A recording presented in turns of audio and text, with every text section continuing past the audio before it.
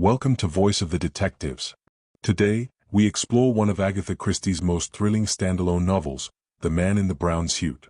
This adventure follows Anne Beddingfeld, a fearless young woman who stumbles upon a mystery after witnessing a tragic accident at a London tube station. Clues lead her to a cryptic note and a mysterious man in the brown suit, pulling her into a web of international intrigue, danger, and romance. With its exotic settings, daring heroine, and Christie's signature twists, The Man in the Brown Suit is a captivating tale of espionage and mystery. Are you ready to unravel the secrets behind The Man in the Brown Suit? Let's dive in. Nadina, the Russian dancer who had taken Paris by storm, swayed to the sound of the applause, bowed and bowed again.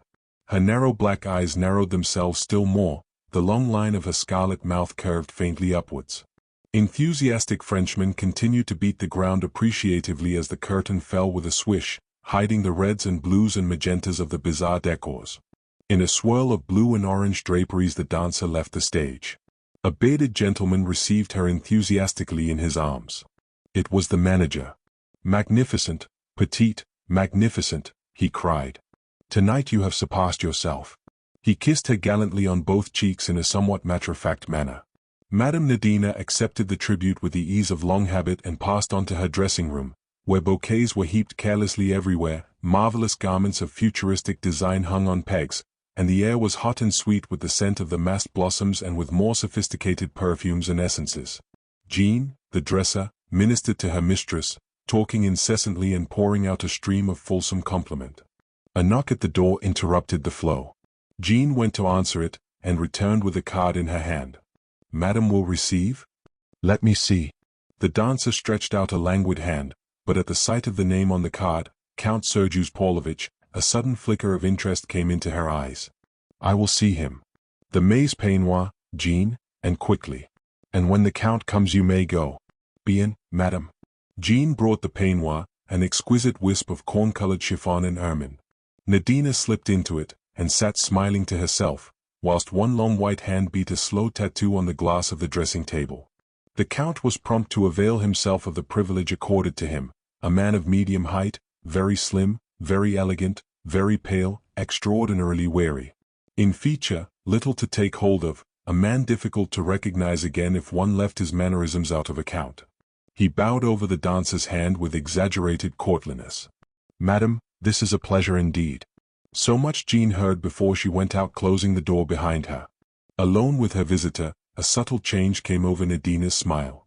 "Compatriots though we are, we will not speak Russian, I think," she observed. "Since we neither of us know a word of the language, it might be as well," agreed her guest. By common consent, they dropped into English, and nobody, now that the Count's mannerisms had dropped from him, could doubt that it was his native language. He had, indeed, started life as a quick-change music hall artiste in London. "You had a great success tonight," he remarked. "I congratulate you." "All the same," said the woman, "I am disturbed. My position is not what it was. The suspicions aroused during the war have never died down. I am continually watched and spied upon. But no charge of espionage was ever brought against you? Our chief lays his plans too carefully for that." "Long life to the Colonel," said the Count, smiling. "Amazing news, is it not, that he means to retire?" "To retire. Just like a doctor, or a butcher, or a plumber, or any other businessman," finished Nadina. "It should not surprise us. That is what the Colonel has always been, an excellent man of business. He has organized crime as another man might organize a boot factory. Without committing himself, he has planned and directed a series of stupendous coups, embracing every branch of what we might call his profession. Jewel robberies, forgery, espionage, the latter very profitable in wartime, sabotage, discreet assassination, there is hardly anything he has not touched. Wisest of all, he knows when to stop. The game begins to be dangerous. He retires gracefully, with an enormous fortune." Said the Count doubtfully. "It is rather upsetting for all of us. We are at a loose end, as it were. But we are being paid off, on a most generous scale." Some undercurrent of mockery in her tone, made the man look at her sharply. She was smiling to herself, and the quality of her smile aroused his curiosity. But he proceeded diplomatically, "Yes, the Colonel has always been a generous paymaster. I attribute much of his success to that, and to his invariable plan of providing a suitable scapegoat. A great brain, undoubtedly a great brain. And an apostle of the maxim, if you want a thing done safely, do not do it yourself. Here are we, every one of us incriminated up to the hilt and absolutely in his power, and not one of us has anything on him. He paused, almost as though he were expecting her to disagree with him, but she remained silent, smiling to herself as before. Not one of us, he mused. Still, you know, he is superstitious, the old man. Years ago, I believe, he went to one of these fortune-telling people. She prophesied a lifetime of success, but declared that his downfall would be brought about through a woman. He had interested her now. She looked up eagerly. That is strange, very strange. Through a woman, you say? He smiled and shrugged his shoulders. Doubtless, now that he has retired, he will marry some young society beauty, who will disperse his millions faster than he acquired them. Nadina shook her head. No, no, that is not the way of it. Listen, my friend, tomorrow I go to London. But your contract here? I shall be away only one night. And I go incognito, like royalty. No one will ever know that I have left France. And why do you think that I go? Hardly for pleasure at this time of year. January, a detestable foggy month. It must be for profit, eh? Exactly. She rose and stood in front of him, every graceful line of her arrogant with pride. You said just now that none of us had anything on the chief. You were wrong. I have. I, a woman, have had the wit and, yes, the courage, for it needs courage, to double-cross him. You remember the De Beers diamonds? Yes, I remember. At Kimberley, just before the war broke out? I had nothing to do with it, and I never heard the details. The case was hushed up for some reason, was it not? A fine haul too. £800,000 worth of stones. 2 of us worked it, under the Colonel's orders, of course. And it was then that I saw my chance. You see, the plan was to substitute some of the De Beers diamonds for some sample diamonds brought from South America by 2 young prospectors who happened to be in Kimberley at the time. Suspicion was then bound to fall on them. Very clever, interpolated the Count approvingly. The Colonel is always clever. Well, I did my part, but I also did one thing which the Colonel had not foreseen. I kept back some of the South American stones. 1 or 2 are unique and could easily be proved never to have passed through De Beers' hands. With these diamonds in my possession, I have the whip hand of my esteemed chief. Once the 2 young men are cleared, his part in the matter is bound to be suspected. I have said nothing all these years. I have been content to know that I had this weapon in reserve, but now matters are different. I want my price, and it will be a big, I might almost say a staggering price. Extraordinary, said the Count. And doubtless you carry these diamonds about with you everywhere? His eyes roamed gently round the disordered room. Nadina laughed softly. You need suppose nothing of the sort. I am not a fool. The diamonds are in a safe place where no one will dream of looking for them. I never thought you a fool, my dear lady, but may I venture to suggest that you are somewhat foolhardy? The Colonel is not the type of man to take kindly to being blackmailed, you know. I am not afraid of him, she laughed. There is only one man I have ever feared, and he is dead.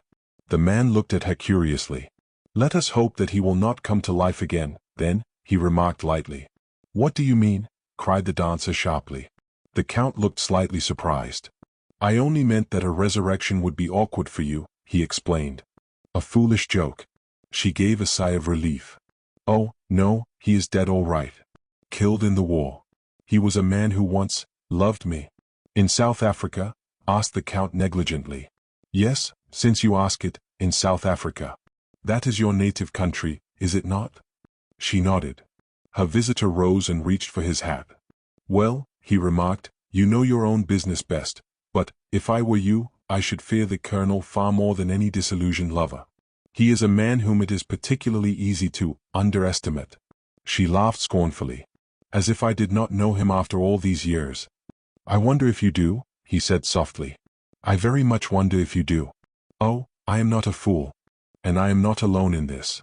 The South African mailboat docks at Southampton tomorrow, and on board her is a man who has come specially from Africa at my request and who has carried out certain orders of mine.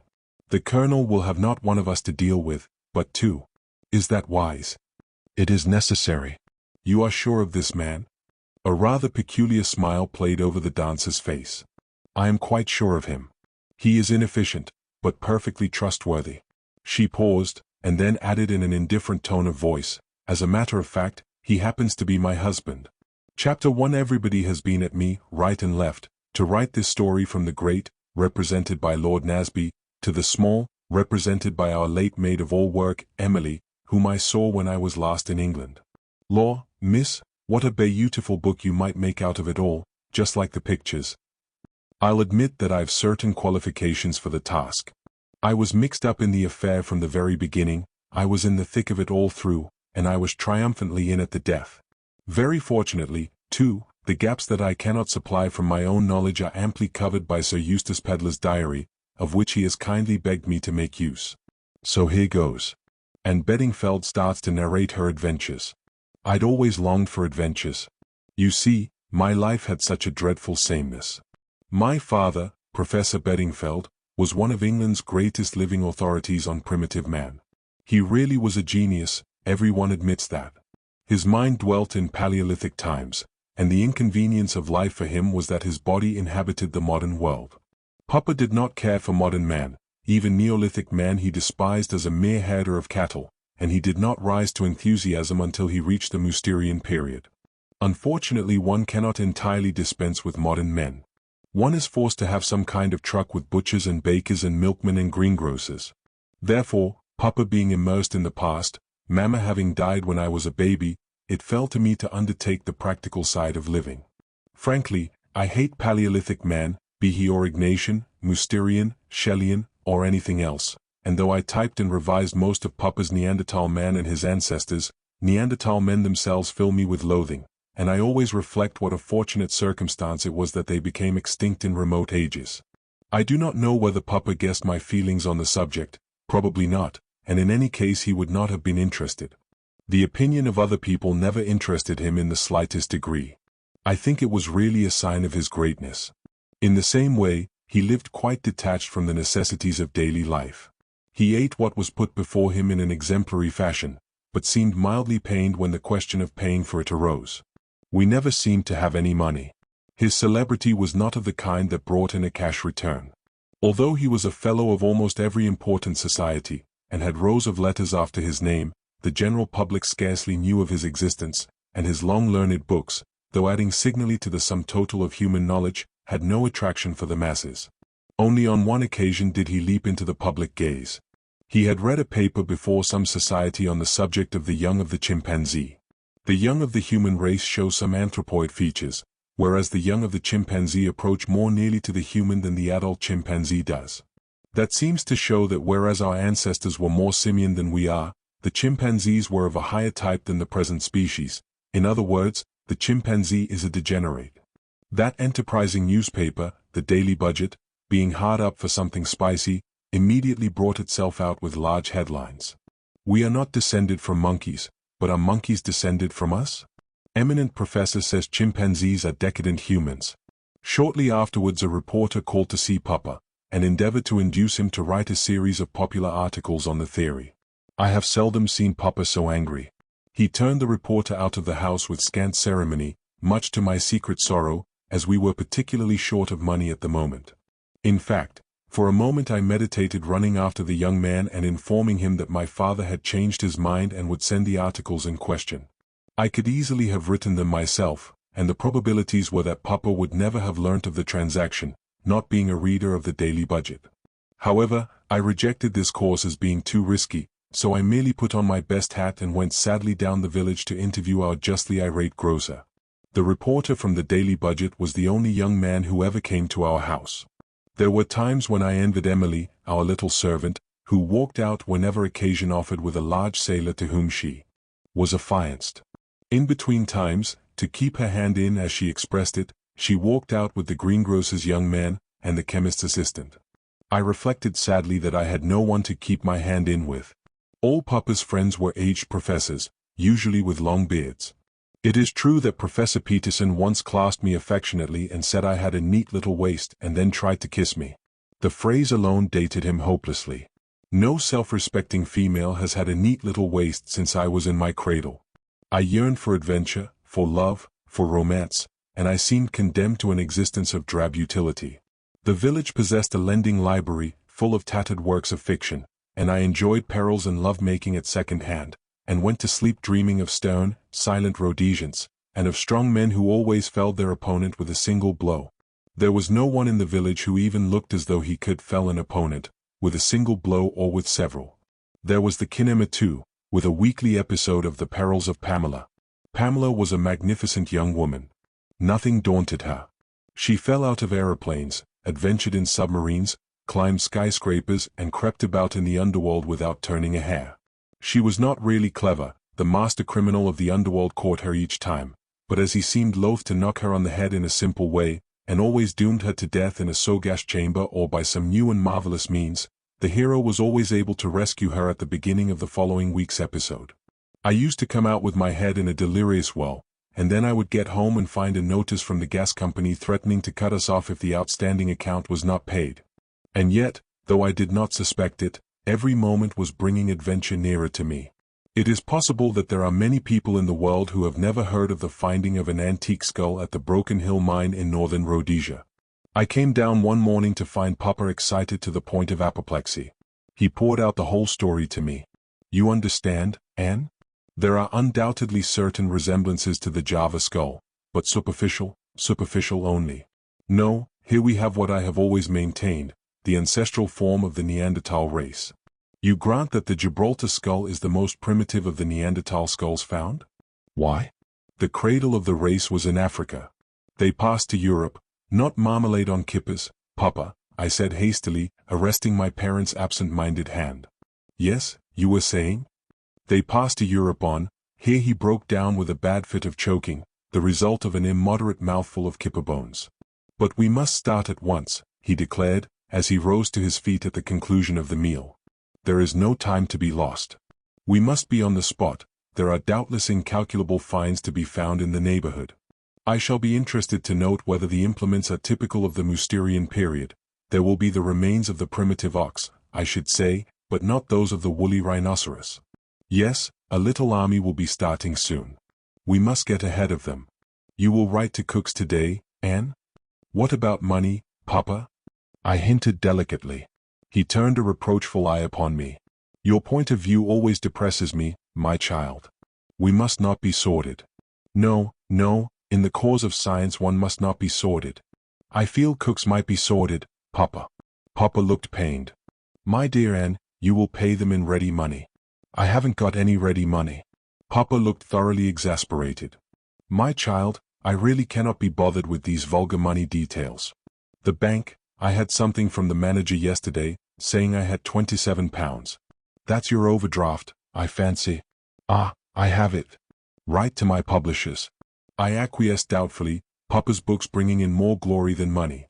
I liked the idea of going to Rhodesia immensely. Stern, silent men, I murmured to myself in an ecstasy. Then something in my parents' appearance struck me as unusual.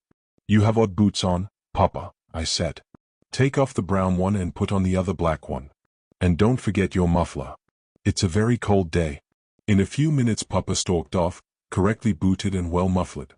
He returned late that evening, and, to my dismay, I saw his muffler and overcoat were missing. Dear me, and you are quite right. I took them off to go into the cavern. One gets so dirty there. I nodded feelingly, remembering an occasion when Papa had returned literally plastered from head to foot with rich Pliocene clay.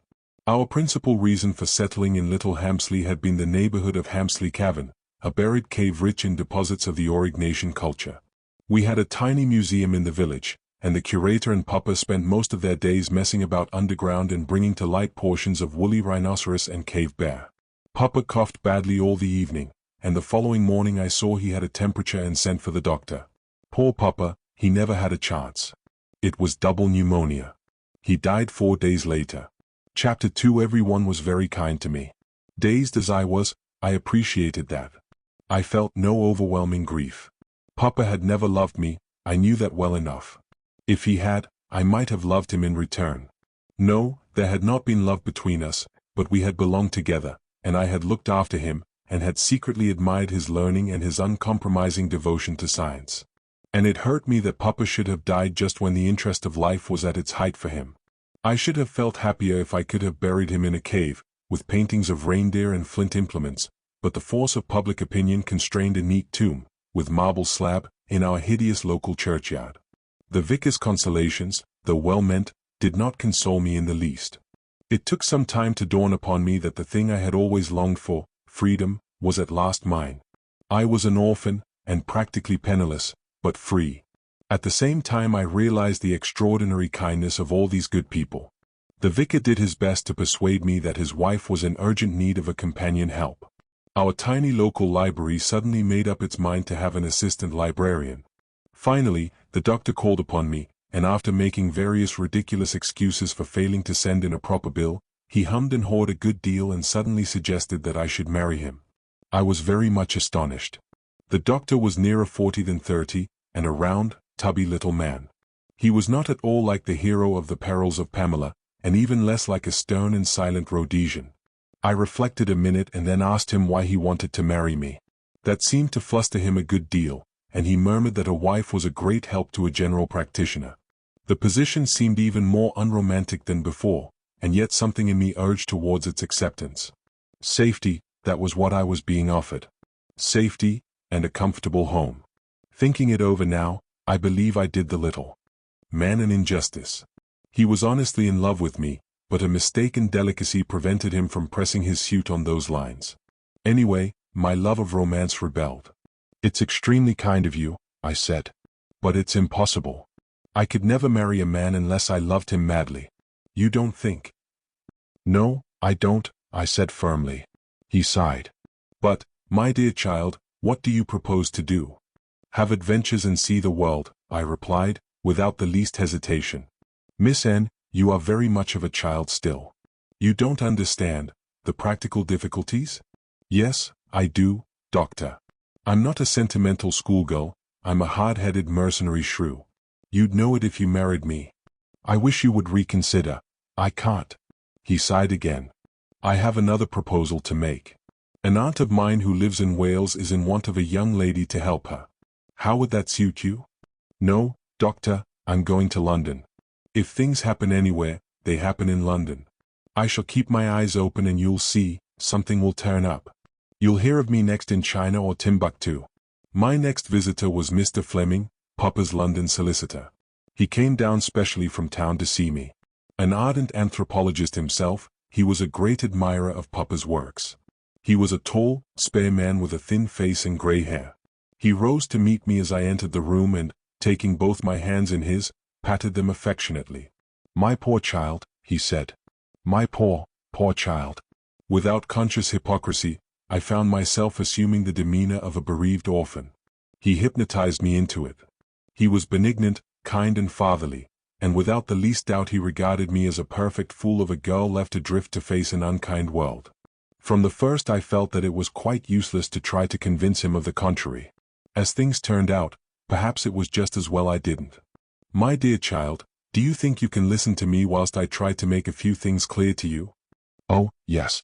Your father, as you know, was a very great man. Posterity will appreciate him. But he was not a good man of business. I knew that quite as well, if not better than Mr. Fleming, but I restrained myself from saying so." He continued, "I do not suppose you understand much of these matters. I will try to explain as clearly as I can." He explained at unnecessary length. The upshot seemed to be that I was left to face life with a sum of £87, 17s. For D it seemed a strangely unsatisfying amount. I waited in some trepidation for what was coming next. I feared that Mr. Fleming would be sure to have an aunt in Scotland who was in want of a bright young companion. Apparently, however, he hadn't. "The question is," he went on, "the future. I understand you have no living relatives." "I'm alone in the world," I said, and was struck anew by my likeness to a film heroine. "You have friends?" "Everyone has been very kind to me," I said gratefully. "Who would not be kind to one so young and charming?" said Mr. Fleming gallantly. Well, my dear, we must see what can be done." He hesitated a minute, and then said, "Supposing, how would it be if you came to us for a time?" I jumped at the chance. "London. The place for things to happen." "It's awfully kind of you," I said. "Might I really?" "Just while I'm looking round. I must start out to earn my living, you know." Yes, my dear child. I quite understand. We will look round for something suitable. I felt instinctively that Mr. Fleming's ideas of something suitable and mine were likely to be widely divergent, but it was certainly not the moment to air my views. That is settled then. Why not return with me today? Oh, thank you, but will Mrs. Fleming, my wife, will be delighted to welcome you. I wonder if husbands know as much about their wives as they think they do. If I had a husband, I should hate him to bring home orphans without consulting me first. We will send her a wire from the station, continued the lawyer. My few personal belongings were soon packed. I contemplated my hat sadly before putting it on. It had originally been what I call a merry hat, meaning by that the kind of hat a housemaid ought to wear on her day out, but doesn't. A limp thing of black straw with a suitably depressed brim. With the inspiration of genius, I had kicked it once, punched it twice, dented in the crown and affixed to it a thing like a cubist's dream of a jazz carrot. The result had been distinctly chic. The carrot I had already removed, of course, and now I proceeded to undo the rest of my handiwork. The merry hat resumed its former status with an additional battered appearance which made it even more depressing than formerly. I might as well look as much like the popular conception of an orphan as possible. I was just a shade nervous of Mrs. Fleming's reception, but hoped my appearance might have a sufficiently disarming effect. Mr. Fleming was nervous too. I realized that as we went up the stairs of the tall house in a quiet Kensington Square. Mrs. Fleming greeted me pleasantly enough. She was a stout, placid woman of the good wife and mother type. She took me up to a spotless chintz-hung bedroom, hoped I had everything I wanted, informed me that tea would be ready in about a quarter of an hour, and left me to my own devices. I heard her voice, slightly raised, as she entered the drawing room below on the first floor. Well, Henry, why on earth? I lost the rest, but the acerbity of the tone was evident. And a few minutes later another phrase floated up to me, in an even more acid voice. I agree with you. She is certainly very good-looking. It is really a very hard life. Men will not be nice to you if you are not good-looking, and women will not be nice to you if you are. With a deep sigh I proceeded to do things to my hair. I have nice hair. It is black, a real black, not dark brown, and it grows well back from my forehead and down over the ears. With a ruthless hand I dragged it upwards. As ears, my ears are quite all right, but there is no doubt about it, ears are démodé nowadays. They are like the Queen of Spain's legs in Professor Peterson's young day. When I had finished I looked almost unbelievably like the kind of orphan that walks out in a queue with a little bonnet and a red cloak. I noticed when I went down that Mrs. Fleming's eyes rested on my exposed ears with quite a kindly glance. Mr. Fleming seemed puzzled. I had no doubt that he was saying to himself, "What has the child done to herself?" On the whole the rest of the day passed off well. It was settled that I was to start at once to look for something to do. When I went to bed, I stared earnestly at my face in the glass. Was I really good-looking? Honestly, I couldn't say I thought so. I hadn't got a straight Grecian nose, or a rosebud mouth, or any of the things you ought to have. It is true that a curate once told me that my eyes were like imprisoned sunshine in a dark, dark wood. But curates always know so many quotations, and fire them off at random. I'd much prefer to have Irish blue eyes than dark green ones with yellow flecks. Still, green is a good color for adventuresses. I wound a black garment tightly round me, leaving my arms and shoulders bare. Then I brushed back my hair and pulled it well down over my ears again. I put a lot of powder on my face, so that the skin seemed even whiter than usual. I fished about until I found some old lip salve, and I put oceans of it on my lips. Then I did under my eyes with burnt cork. Finally, I draped a red ribbon over my bare shoulder, stuck a scarlet feather in my hair, and placed a cigarette in one corner of my mouth. The whole effect pleased me very much. Anna the Adventuress, I said aloud, nodding at my reflection. Anna the Adventuress. Episode 1, The House in Kensington. Girls are foolish things. Chapter 3. In the succeeding weeks I was a good deal bored.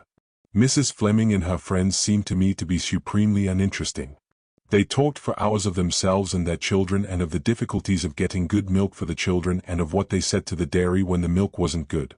Then they would go on to servants, and the difficulties of getting good servants and of what they had said to the woman at the registry office and of what the woman at the registry office had said to them. They never seemed to read the papers or to care about what went on in the world. They disliked traveling, everything was so different to England. The Riviera was all right, of course, because one met all one's friends there. I listened and contained myself with difficulty. Most of these women were rich. The whole wide beautiful world was theirs to wander in, and they deliberately stayed in dirty dull London and talked about milkmen and servants. I think now, looking back, that I was perhaps a shade intolerant. But they were stupid even at their chosen job. Most of them kept the most extraordinarily inadequate and muddled housekeeping accounts. My affairs did not progress very fast. The house and furniture had been sold, and the amount realized had just covered our debts. As yet, I had not been successful in finding a post. Not that I really wanted one. I had the firm conviction that, if I went about looking for adventure, adventure would meet me halfway. It is a theory of mine that one always gets what one wants. My theory was about to be proved in practice. It was early in January, the 8th, to be exact. I was returning from an unsuccessful interview with a lady who said she wanted a secretary companion, but really seemed to require a strong charwoman who would work 12 hours a day for £25 a year. Having parted with mutual veiled impolitenesses, I walked down Edgware Road. The interview had taken place in a house in St. John's Wood, and across Hyde Park to St. George's Hospital. There I entered Hyde Park Corner Tube Station and took a ticket to Gloucester Road. Once on the platform, I walked to the extreme end of it. My inquiring mind wished to satisfy itself as to whether there really were points and an opening between the two tunnels just beyond the station in the direction of Down Street. I was foolishly pleased to find I was right. There were not many people on the platform, and at the extreme end there was only myself and one man. As I passed him, I sniffed dubiously. If there is one smell I cannot bear, it is that of mothballs. This man's heavy overcoat simply reeked of them. And yet most men begin to wear their winter overcoats before January, and consequently by this time the smell ought to have worn off. The man was beyond me, standing close to the edge of the tunnel. He seemed lost in thought, and I was able to stare at him without rudeness. He was a small thin man, very brown of face, with light blue eyes and a small dark beard. Just come from abroad, I deduced. That's why his overcoat smells so. He's come from India. Not an officer, or he wouldn't have a beard. Perhaps a tea planter. At this moment the man turned as though to retrace his steps along the platform. He glanced at me, and then his eyes went on to something behind me, and his face changed. It was distorted by fear, almost panic. He stood a step backwards as though involuntarily recoiling from some danger, forgetting that he was standing on the extreme edge of the platform, and went down and over. There was a vivid flash from the rails and a crackling sound. I shrieked. People came running up. 2 station officials seemed to materialize from nowhere and took command. I remained where I was, rooted to the spot by a sort of horrible fascination. Part of me was appalled at the sudden disaster, and another part of me was coolly and dispassionately interested in the methods employed for lifting the man off the live rail and back onto the platform. Let me pass, please. I am a medical man. A tall man with a brown beard pressed past me and bent over the motionless body. As he examined it, a curious sense of unreality seemed to possess me. The thing wasn't real, couldn't be. Finally, the doctor stood upright and shook his head. Dead as a doornail. Nothing to be done. We had all crowded nearer, and an aggrieved porter raised his voice.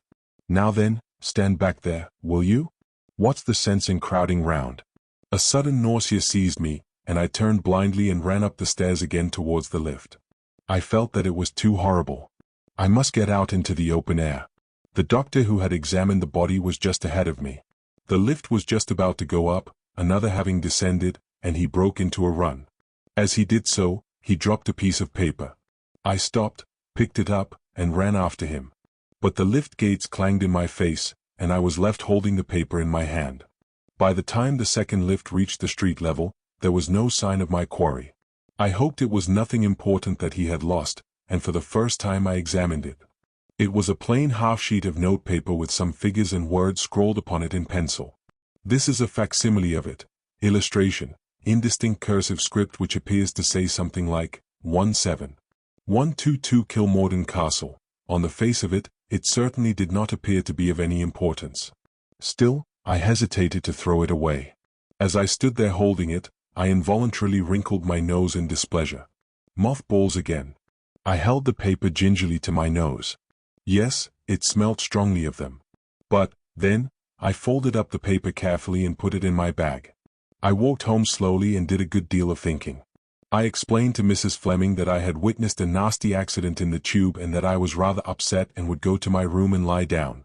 The kind woman insisted on my having a cup of tea. After that I was left to my own devices, and I proceeded to carry out a plan I had formed coming home. I wanted to know what it was that had produced that curious feeling of unreality whilst I was watching the doctor examine the body. First I lay down on the floor in the attitude of the corpse, then I laid a bolster down in my stead, and proceeded to duplicate, so far as I could remember, every motion and gesture of the doctor. When I had finished I had got what I wanted. I sat back on my heels and frowned at the opposite walls. There was a brief notice in the evening papers that a man had been killed in the tube, and a doubt was expressed whether it was suicide or accident. That seemed to me to make my duty clear, and when Mr. Fleming heard my story he quite agreed with me. Undoubtedly you will be wanted at the inquest. You say no one else was near enough to see what happened. I had the feeling someone was coming up behind me, but I can't be sure, and, anyway, they wouldn't be as near as I was. The inquest was held. Mr. Fleming made all the arrangements and took me there with him. He seemed to fear that it would be a great ordeal to me, and I had to conceal from him my complete composure. The deceased had been identified as L.B. Carton. Nothing had been found in his pockets except a house agent's order to view a house on the river near Marlow. It was in the name of L.B. Carton, Russell Hotel. The bureau clerk from the hotel identified the man as having arrived the day before and booked a room under that name. He had registered as L.B. Carton, Kimberley, S. Africa. He had evidently come straight off the steamer. I was the only person who had seen anything of the affair. You think it was an accident? The coroner asked me. I am positive of it. Something alarmed him, and he stepped backwards blindly without thinking what he was doing. But what could have alarmed him? That I don't know. But there was something. He looked panic-stricken. A stolid juryman suggested that some men were terrified of cats. The man might have seen a cat. I didn't think his suggestion a very brilliant one, but it seemed to pass muster with the jury, who were obviously impatient to get home and only too pleased at being able to give a verdict of accident as opposed to suicide. It is extraordinary to me, said the coroner, that the doctor who first examined the body has not come forward. His name and address should have been taken at the time. It was most irregular not to do so. I smiled to myself. I had my own theory in regard to the doctor. In pursuance of it, I determined to make a call upon Scotland Yard at an early date. But the next morning brought a surprise. The Flemings took in the Daily Budget, and the Daily Budget was having a day after its own heart. Extraordinary sequel to tube accident. Woman found stabbed in lonely house. I read eagerly. A sensational discovery was made yesterday at the Mill House, Marlow. The Mill House, which is the property of Sir Eustace Pedlar, MP, is to be let unfurnished, and an order to view this property was found in the pocket of the man who was at first thought to have committed suicide by throwing himself on the live rail at Hyde Park Corner Tube Station. In an upper room of the Mill House the body of a beautiful young woman was discovered yesterday, strangled. She is thought to be a foreigner, but so far has not been identified. The police are reported to have a clue. Sir Eustace Pedlar, the owner of the Mill House, is wintering on the Riviera. Chapter 4 Nobody came forward to identify the dead woman. The inquest elicited the following facts. Shortly after 1 o'clock on January 8, a well-dressed woman with a slight foreign accent had entered the offices of Messrs. Butler and Park, house agents, in Knightsbridge. She explained that she wanted to rent or purchase a house on the Thames within easy reach of London. The particulars of several were given to her, including those of the Mill House. She gave the name of Mrs. de Castina and her address as the Ritz, but there proved to be no one of that name staying there, and the hotel people failed to identify the body.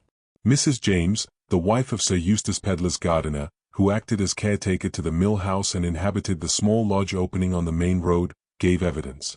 About 3 o'clock that afternoon, a lady came to see over the house. She produced an order from the house agents, and, as was the usual custom, Mrs. James gave her the keys of the house. It was situated at some distance from the lodge, and she was not in the habit of accompanying prospective tenants. A few minutes later a young man arrived. Mrs. James described him as tall and broad-shouldered, with a bronzed face and light gray eyes. He was clean-shaven and was wearing a brown suit. He explained to Mrs. James that he was a friend of the lady who had come to look over the house, but had stopped at the post office to send a telegram. She directed him to the house, and thought no more about the matter. 5 minutes later he reappeared, handed her back the keys and explained that he feared the house would not suit them. Mrs. James did not see the lady, but thought that she had gone on ahead. What she did notice was that the young man seemed very much upset about something. He looked like a man who'd seen a ghost. I thought he was taken ill. On the following day, another lady and gentleman came to see the property and discovered the body lying on the floor in one of the upstairs rooms. Mrs. James identified it as that of the lady who had come the day before. The house agents also recognized it as that of Mrs. de Castina. The police surgeon gave it as his opinion that the woman had been dead about 24 hours. The Daily Budget had jumped to the conclusion that the man in the tube had murdered the woman and afterwards committed suicide. However, as the tube victim was dead at 2 o'clock, and the woman was alive and well at 3 o'clock, the only logical conclusion to come to was that the two occurrences had nothing to do with each other, and that the order to view the house at Marlow found in the dead man's pocket was merely one of those coincidences which so often occur in this life.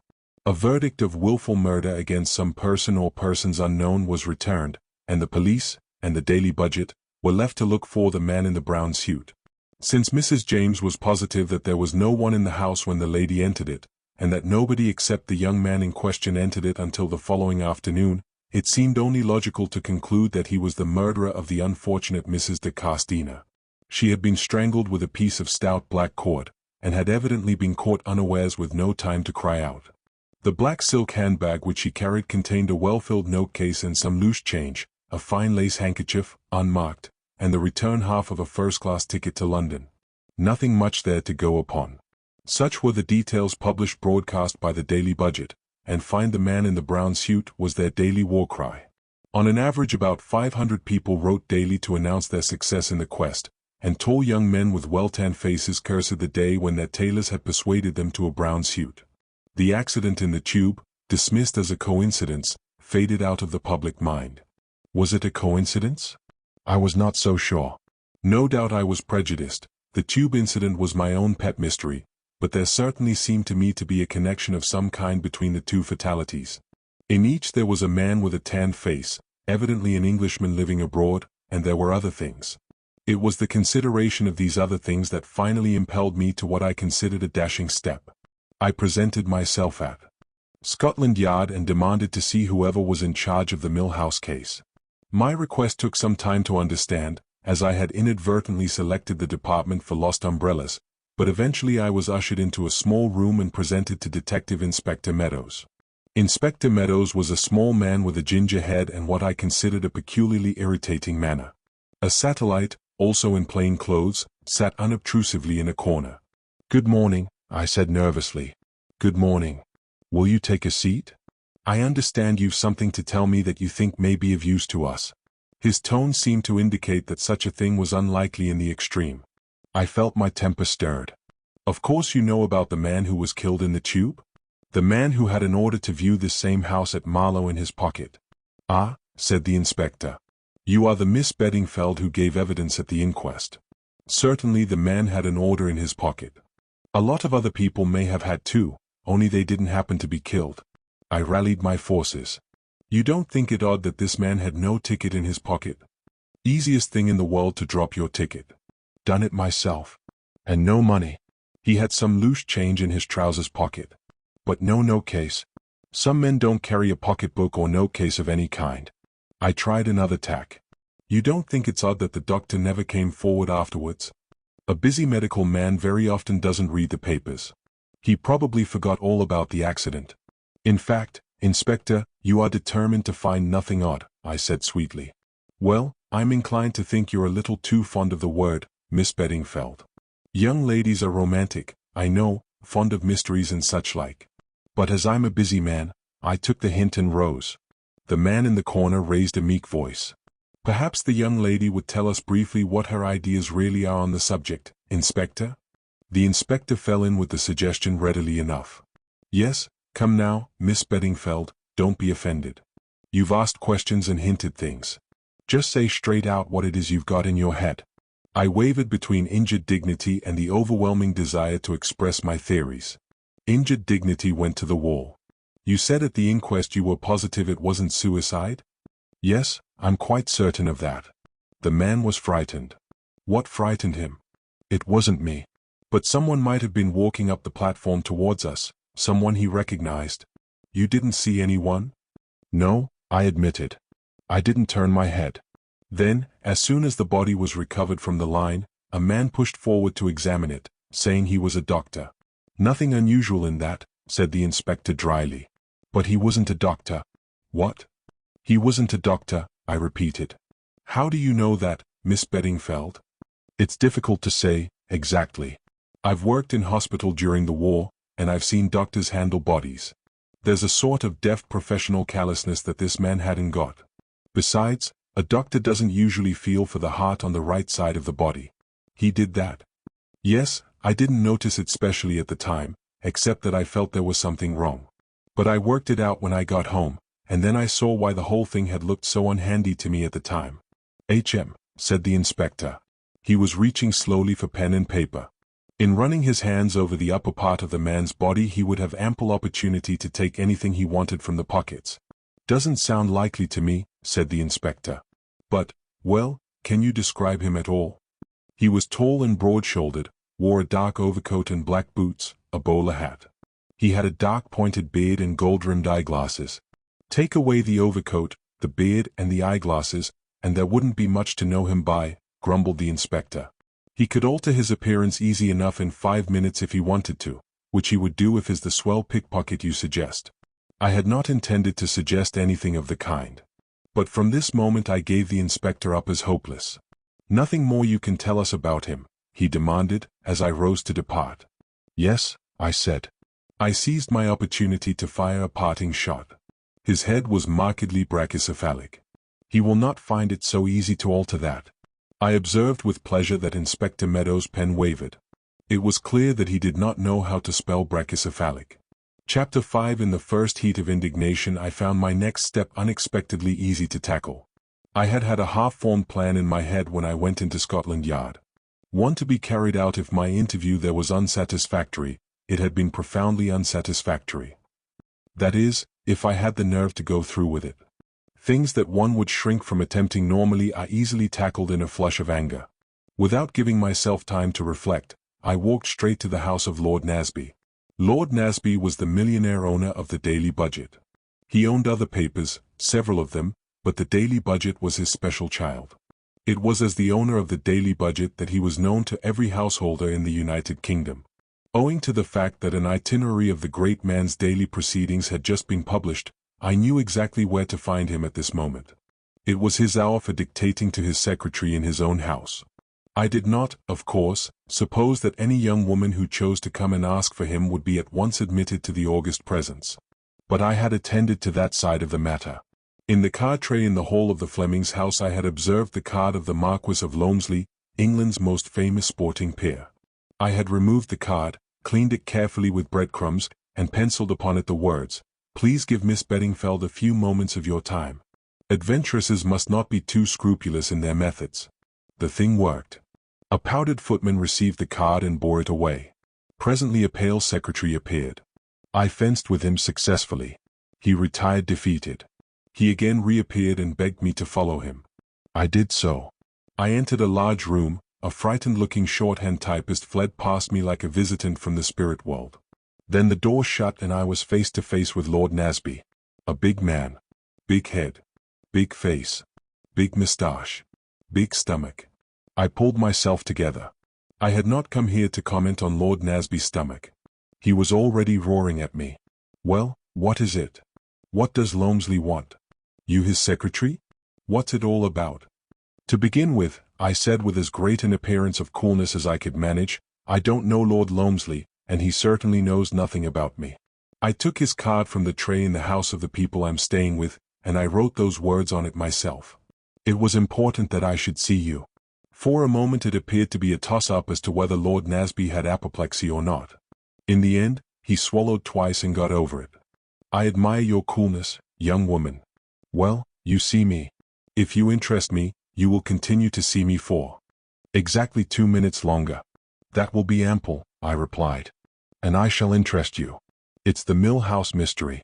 If you've found the man in the brown suit, write to the editor, he interrupted hastily. If you will interrupt, I shall be more than 2 minutes, I said sternly. I haven't found the man in the brown suit, but I'm quite likely to do so. In as few words as possible I put the facts of the tube accident and the conclusions I had drawn from them before him. When I had finished he said unexpectedly, "What do you know of brachycephalic heads?" I mentioned Papa. "The monkey man?" "Eh?" "Well, you seem to have a head of some kind upon your own shoulders, young woman. But it's all pretty thin, you know. Not much to go upon. And no use to us, as it stands. I'm perfectly aware of that. What do you want, then?" "I want a job on your paper to investigate this matter." "Can't do that. We've got our own special man on it. And I've got my own special knowledge." "What you've just told me, eh?" "Oh, no, Lord Nasby. I've still got something up my sleeve." "Oh, you have you? You seem a bright sort of girl." "Well, what is it?" When this so-called doctor got into the lift, he dropped a piece of paper. I picked it up. It smelt of mothballs. So did the dead man. The doctor didn't. So I saw at once that the doctor must have taken it off the body. It had 2 words written on it and some figures. "Let's see it." Lord Nasby stretched out a careless hand. "I think not," I said, smiling. "It's my find, you see. I'm right. You are a bright girl. Quite right to hang on to it. No scruples about not handing it over to the police?" "I went there to do so this morning. They persisted in regarding the whole thing as having nothing to do with the Marlowe affair, so I thought that in the circumstances I was justified in retaining the paper. Besides, the inspector put my back up. Short-sighted man. Well, my dear girl, here's all I can do for you. Go on working on this line of yours. If you get anything that's publishable, send it along and you shall have your chance. There's always room for real talent on the daily budget. But you've got to make good first. See?" I thanked him, and apologized for my methods. "Don't mention it. I rather like cheek, from a pretty girl. By the way, you said 2 minutes and you've been 3, allowing for interruptions. For a woman, that's quite remarkable. Must be your scientific training." I was in the street again, breathing hard as though I had been running. I found Lord Nasby rather wearing as a new acquaintance. Chapter 6. I went home with a feeling of exultation. My scheme had succeeded far better than I could possibly have hoped. Lord Nasby had been positively genial. It only now remained for me to make good, as he expressed it. Once locked in my own room, I took out my precious piece of paper and studied it attentively. Here was the clue to the mystery. To begin with, what did the figures represent?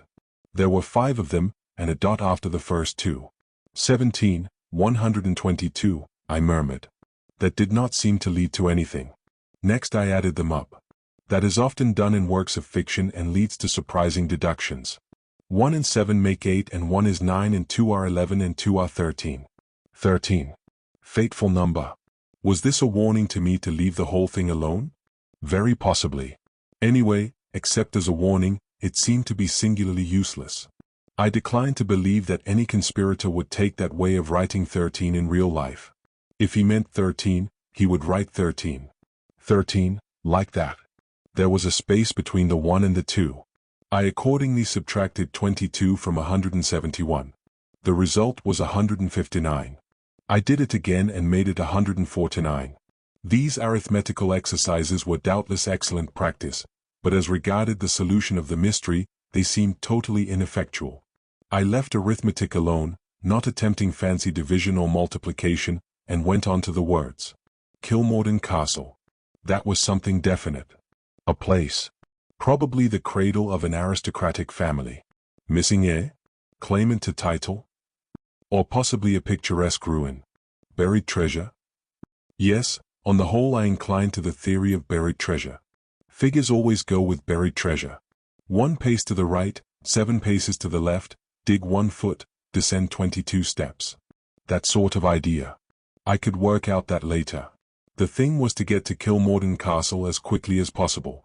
I made a strategic sally from my room and returned laden with books of reference. Who's Who, Whitaker, a gazetteer, a history of Scotch ancestral homes, and somebody or other's British Isles time past. I searched diligently, but with growing annoyance.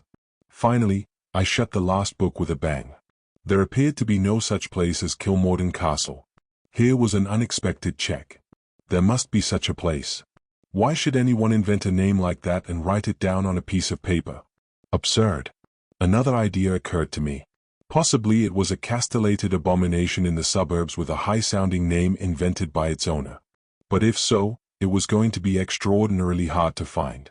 I sat back gloomily on my heels. I always sit on the floor to do anything really important, and wondered how on earth I was to set about it. Was there any other line I could follow? I reflected earnestly and then sprang to my feet delightedly. Of course. I must visit that scene of the crime. Always done by the best sleuths. And no matter how long afterwards it may be, they always find something that the police have overlooked. My course was clear. I must go to Marlow. But how was I to get into the house? I discarded several adventurous methods, and plumped for stern simplicity. The house had been to let, presumably was still to let. I would be a prospective tenant. I also decided on attacking the local house agents, as having fewer houses on their books. Here, however, I reckoned without my host. A pleasant clerk produced particulars of about half a dozen desirable properties. It took all my ingenuity to find objections to them. In the end I feared I had drawn a blank. "And you've really nothing else?" I asked, gazing pathetically into the clerk's eyes. "Something right on the river, and with a fair amount of garden and a small lodge," I added, summing up the main points of the mill house, as I had gathered them from the papers. "Well, of course there's Sir Eustace Pedler's place," said the man doubtfully. "The mill house, you know." Not where," I faltered. Really, faltering is getting to be my strong point. "That's it. Where the murder took place. But perhaps you wouldn't like—" "Oh, I don't think I should mind," I said with an appearance of rallying. I felt my bona fides was now quite established. And perhaps I might get it cheap, in the circumstances. A master touch that, I thought. Well, it's possible. There's no pretending that it will be easy to let now, servants and all that, you know. If you like the place after you've seen it, I should advise you to make an offer. Shall I write you out an order? If you please. A quarter of an hour later I was at the lodge of the mill house. In answer to my knock, the door flew open and a tall middle-aged woman literally bounced out. "Nobody can go into the house, do you hear that? Fairly sick of you reporters, I am. Sir Eustace's orders are—" "I understood the house was to let," I said freezingly, holding out my order. "Of course, if it's already taken—" "Oh, I'm sure I beg your pardon, miss. I've been fairly pestered with these newspaper people. Not a minute's peace. No, the house isn't let, nor likely to be now. Are the drains wrong?" I asked in an anxious whisper. "Oh, Lord, miss, the drains is all right. But surely you've heard about that foreign lady as was done to death here?" "I believe I did read something about it in the papers," I said carelessly. My indifference piqued the good woman. If I had betrayed any interest, she would probably have closed up like an oyster. As it was, she positively bridled. "I should say you did, miss. It's been in all the newspapers. The daily budget's out still to catch the man who did it. It seems, according to them, as our police are no good at all. Well, I hope they'll get him, although a nice-looking young fellow he was and no mistake. A kind of soldierly look about him. Well, I dare say he'd been wounded in the war, and sometimes they go a bit queer afterwards, my sister's boy did. Perhaps she'd used him bad, they're a bad lot, those foreigners. Though she was a fine-looking woman. Stood there where you're standing now. Was she dark or fair?" I ventured. "You can't tell from these newspaper portraits. Dark hair, and a very white face, too white for nature, I thought, and her lips reddened something cruel. I don't like to see it. A little powder now and then is quite another thing." We were conversing like old friends now. I put another question. "Did she seem nervous or upset at all?" "Not a bit. She was smiling to herself, quiet-like, as though she was amused at something. That's why you could have knocked me down with a feather when, the next afternoon, those people came running out calling for the police and saying there'd been murder done. I shall never get over it, and as for setting foot in that house after dark I wouldn't do it, not if it was ever so. Why, I wouldn't even stay here at the lodge, if Sir Eustace hadn't been down on his bended knees to me. I thought Sir Eustace Pedler was at Cannes?" "So he was, miss. He come back to England when he heard the news, and, as to the bended knees, that was a figure of speech, his secretary, Mr. Paget, having offered us double pay to stay on, and, as my John says, money is money nowadays." I concurred heartily with John's by no means original remarks. "The young man now," said Mrs. James, reverting suddenly to a former point in the conversation. He was upset. His eyes, light eyes, they were, I noticed them particular, was all shining. Excited, I thought. But I never dreamt of anything being wrong. Not even when he came out again looking all queer. How long was he in the house? Oh, not long, a matter of 5 minutes maybe. How tall was he, do you think? About 6 foot? I should say so maybe. He was clean shaven, you say? Yes, miss, not even one of these toothbrush moustaches. Was his chin at all shiny? I asked on a sudden impulse. Mrs. James stared at me with awe. Well, now you come to mention it, miss, it was. However did you know? It's a curious thing, but murderers often have shiny chins, I explained wildly. Mrs. James accepted the statement in all good faith. Really, now, miss? I never heard that before. You didn't notice what kind of a head he had, I suppose? Just the ordinary kind, miss. I'll fetch you the keys, shall I? I accepted them, and went on my way to the mill house. My reconstruction so far I considered good. All along I had realized that the differences between the man Mrs. James had described and my tube doctor were those of non-essentials. An overcoat, a beard, gold-rimmed eyeglasses.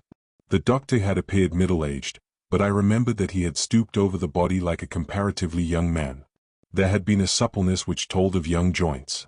The victim of the accident, the mothball man, as I called him to myself, and the foreign woman, Mrs. de Castina, or whatever her real name was, had had an assignation to meet at the mill house. That was how I pieced the thing together. Either because they feared they were being watched or for some other reason, they chose the rather ingenious method of both getting in order to view the same house. Thus their meeting there might have the appearance of pure chance. That the mothball man had suddenly caught sight of the doctor, and that the meeting was totally unexpected and alarming to him, was another fact of which I was fairly sure.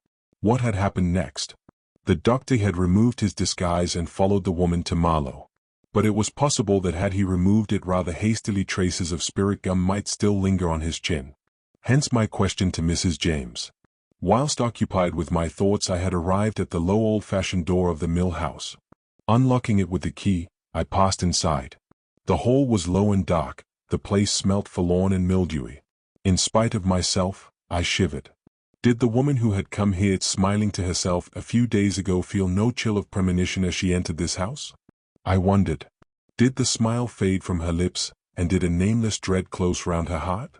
Or had she gone upstairs, smiling still, unconscious of the doom that was so soon to overtake her? My heart beat a little faster. Was the house really empty? Was doom waiting for me in it also? For the first time, I understood the meaning of the much-used word, atmosphere. There was an atmosphere in this house, an atmosphere of cruelty, of menace, of evil. Chapter 7. Shaking off the feelings that oppressed me, I went quickly upstairs. I had no difficulty in finding the room of the tragedy. On the day the body was discovered it had rained heavily, and large muddy boots had trampled the uncarpeted floor in every direction. I wondered if the murderer had left any footmarks the previous day. It was likely that the police would be reticent on the subject if he had, but on consideration I decided it was unlikely. The weather had been fine and dry. There was nothing of interest about the room. It was almost square with 2 big bay windows, plain white walls and a bare floor, the boards being stained round the edges where the carpet had ceased. I searched it carefully, but there was not so much as a pin lying about. The gifted young detective did not seem likely to discover a neglected clue. I had brought with me a pencil and notebook. There did not seem much to note, but I duly dotted down a brief sketch of the room to cover my disappointment at the failure of my quest. As I was in the act of returning the pencil to my bag, it slipped from my fingers and rolled along the floor. The mill house was really old, and the floors were very uneven. The pencil rolled steadily, with increasing momentum, until it came to rest under one of the windows. In the recess of each window there was a broad window seat, underneath which there was a cupboard. My pencil was lying right against the cupboard door. The cupboard was shut, but it suddenly occurred to me that if it had been open my pencil would have rolled inside. I opened the door, and my pencil immediately rolled in and sheltered modestly in the farthest corner. I retrieved it, noting as I did so that owing to the lack of light and the peculiar formation of the cupboard one could not see it, but had to feel for it. Apart from my pencil the cupboard was empty, but being thorough by nature I tried the one under the opposite window. At first sight, it looked as though that also was empty, but I grubbed about perseveringly, and was rewarded by feeling my hand close on a hard paper cylinder which lay in a sort of trough, or depression, in the far corner of the cupboard. As soon as I had it in my hand, I knew what it was. A roll of Kodak films. Here was a find. I realized, of course, that these films might very well be an old roll belonging to Sir Eustace Pedler which had rolled in here and had not been found when the cupboard was emptied. But I did not think so. The red paper was far too fresh-looking. It was just as dusty as it would have been had it laid there for 2 or 3 days, that is to say, since the murder. Had it been there for any length of time, it would have been thickly coated. Who had dropped it? The woman or the man? I remembered that the contents of her handbag had appeared to be intact. If it had been jerked open in the struggle and the roll of films had fallen out, surely some of the loose money would have been scattered about also? No, it was not the woman who had dropped the films. I sniffed suddenly and suspiciously. Was the smell of mothballs becoming an obsession with me? I could swear that the roll of films smelt of it also. I held them under my nose. They had, as usual, a strong smell of their own, but apart from that I could clearly detect the odor I disliked so much. I soon found the cause. A minute shred of cloth had caught on a rough edge of the center wood, and that shred was strongly impregnated with mothballs. At some time or another the films had been carried in the overcoat pocket of the man who was killed in the tube. Was it he who had dropped them here? Hardly. His movements were all accounted for. No, it was the other man, the doctor. He had taken the films when he had taken the paper. It was he who had dropped them here during his struggle with the woman. I had got my clue. I would have the roll developed, and then I would have further developments to work upon. Very elated, I left the house, returned the keys to Mrs. James and made my way as quickly as possible to the station. On the way back to town, I took out my paper and studied it afresh. Suddenly the figures took on a new significance. Suppose they were a date? 17/1/22. The 17th of January, 1922. Surely that must be it. Idiot that I was not to have thought of it before. But in that case I must find out the whereabouts of Kilmorden Castle, for today was actually the 14th. 3 days. Little enough, almost hopeless when one had no idea of where to look. It was too late to hand in my roll today. I had to hurry home to Kensington so as not to be late for dinner. It occurred to me that there was an easy way of verifying whether some of my conclusions were correct. I asked Mr. Fleming whether there had been a camera amongst the dead man's belongings. I knew that he had taken an interest in the case and was conversant with all the details. To my surprise and annoyance he replied that there had been no camera. All Carton's effects had been gone over very carefully in the hopes of finding something that might throw light upon his state of mind. He was positive that there had been no photographic apparatus of any kind. That was rather a setback to my theory. If he had no camera, why should he be carrying a roll of films? I set out early next morning to take my precious roll to be developed. I was so fussy that I went all the way to Regent Street to the big Kodak place. I handed it in and asked for a print of each film. The man finished stacking together a heap of films packed in yellow tin cylinders for the tropics, and picked up my roll. He looked at me. "You've made a mistake, I think," he said, smiling. "Oh, no," I said. "I'm sure I haven't. You've given me the wrong roll. This is an unexposed one." I walked out with what dignity I could muster. I dare say it is good for one now and again to realize what an idiot one can be. But nobody relishes the process. And then, just as I was passing one of the big shipping offices, I came to a sudden halt. In the window was a beautiful model of one of the company's boats, and it was labeled Kenilworth Castle. A wild idea shot through my brain. I pushed the door open and went in. I went up to the counter and in faltering voice, genuine this time, I murmured, "Kilmorden Castle? On the 17th from Southampton. Cape Town? First or second class? How much is it?" "First class, £87, I interrupted him. The coincidence was too much for me. Exactly the amount of my legacy. I would put all my eggs in one basket. "First class," I said. I was now definitely committed to the adventure. Chapter 8, Extracts from the Diary of Sir Eustace Pedler, MP. It is an extraordinary thing that I never seem to get any peace. I am a man who likes a quiet life. I like my club, my rubber of bridge, a well-cooked meal, a sound wine.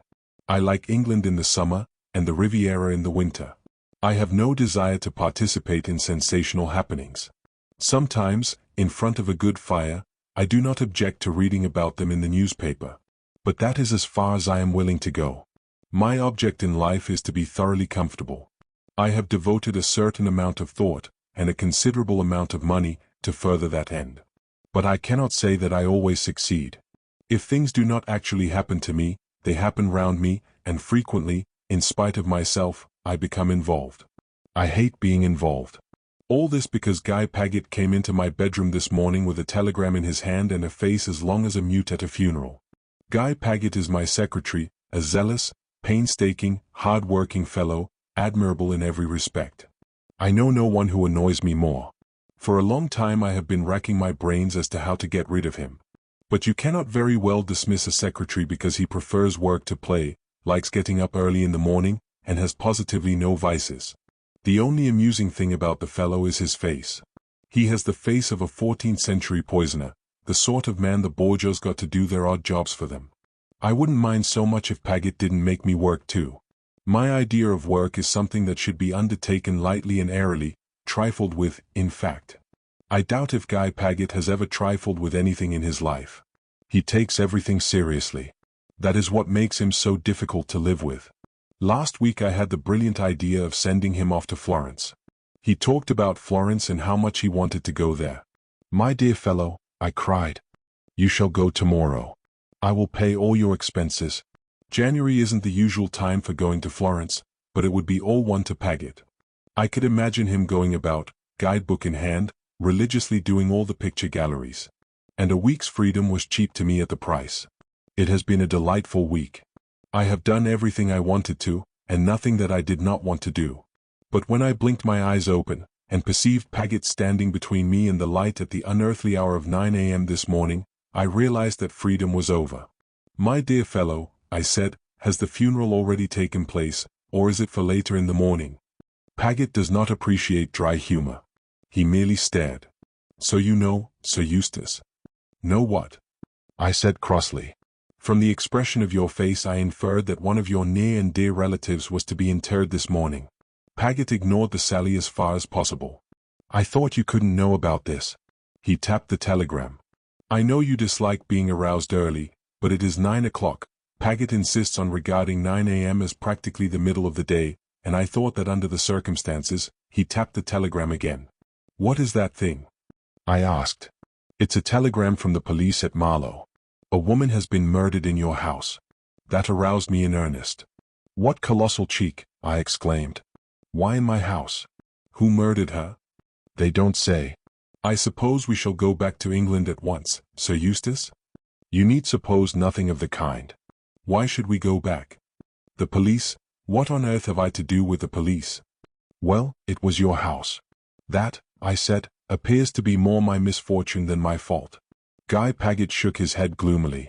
It will have a very unfortunate effect upon the constituency, he remarked lugubriously. I don't see why it should have, and yet I have a feeling that in such matters Paget's instincts are always right.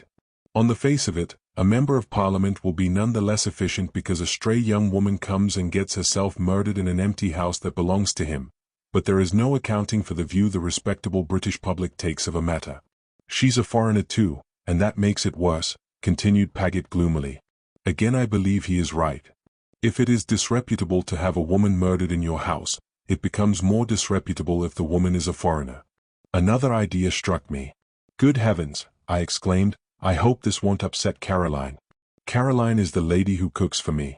Incidentally, she is the wife of my gardener. What kind of a wife she makes I do not know, but she is an excellent cook.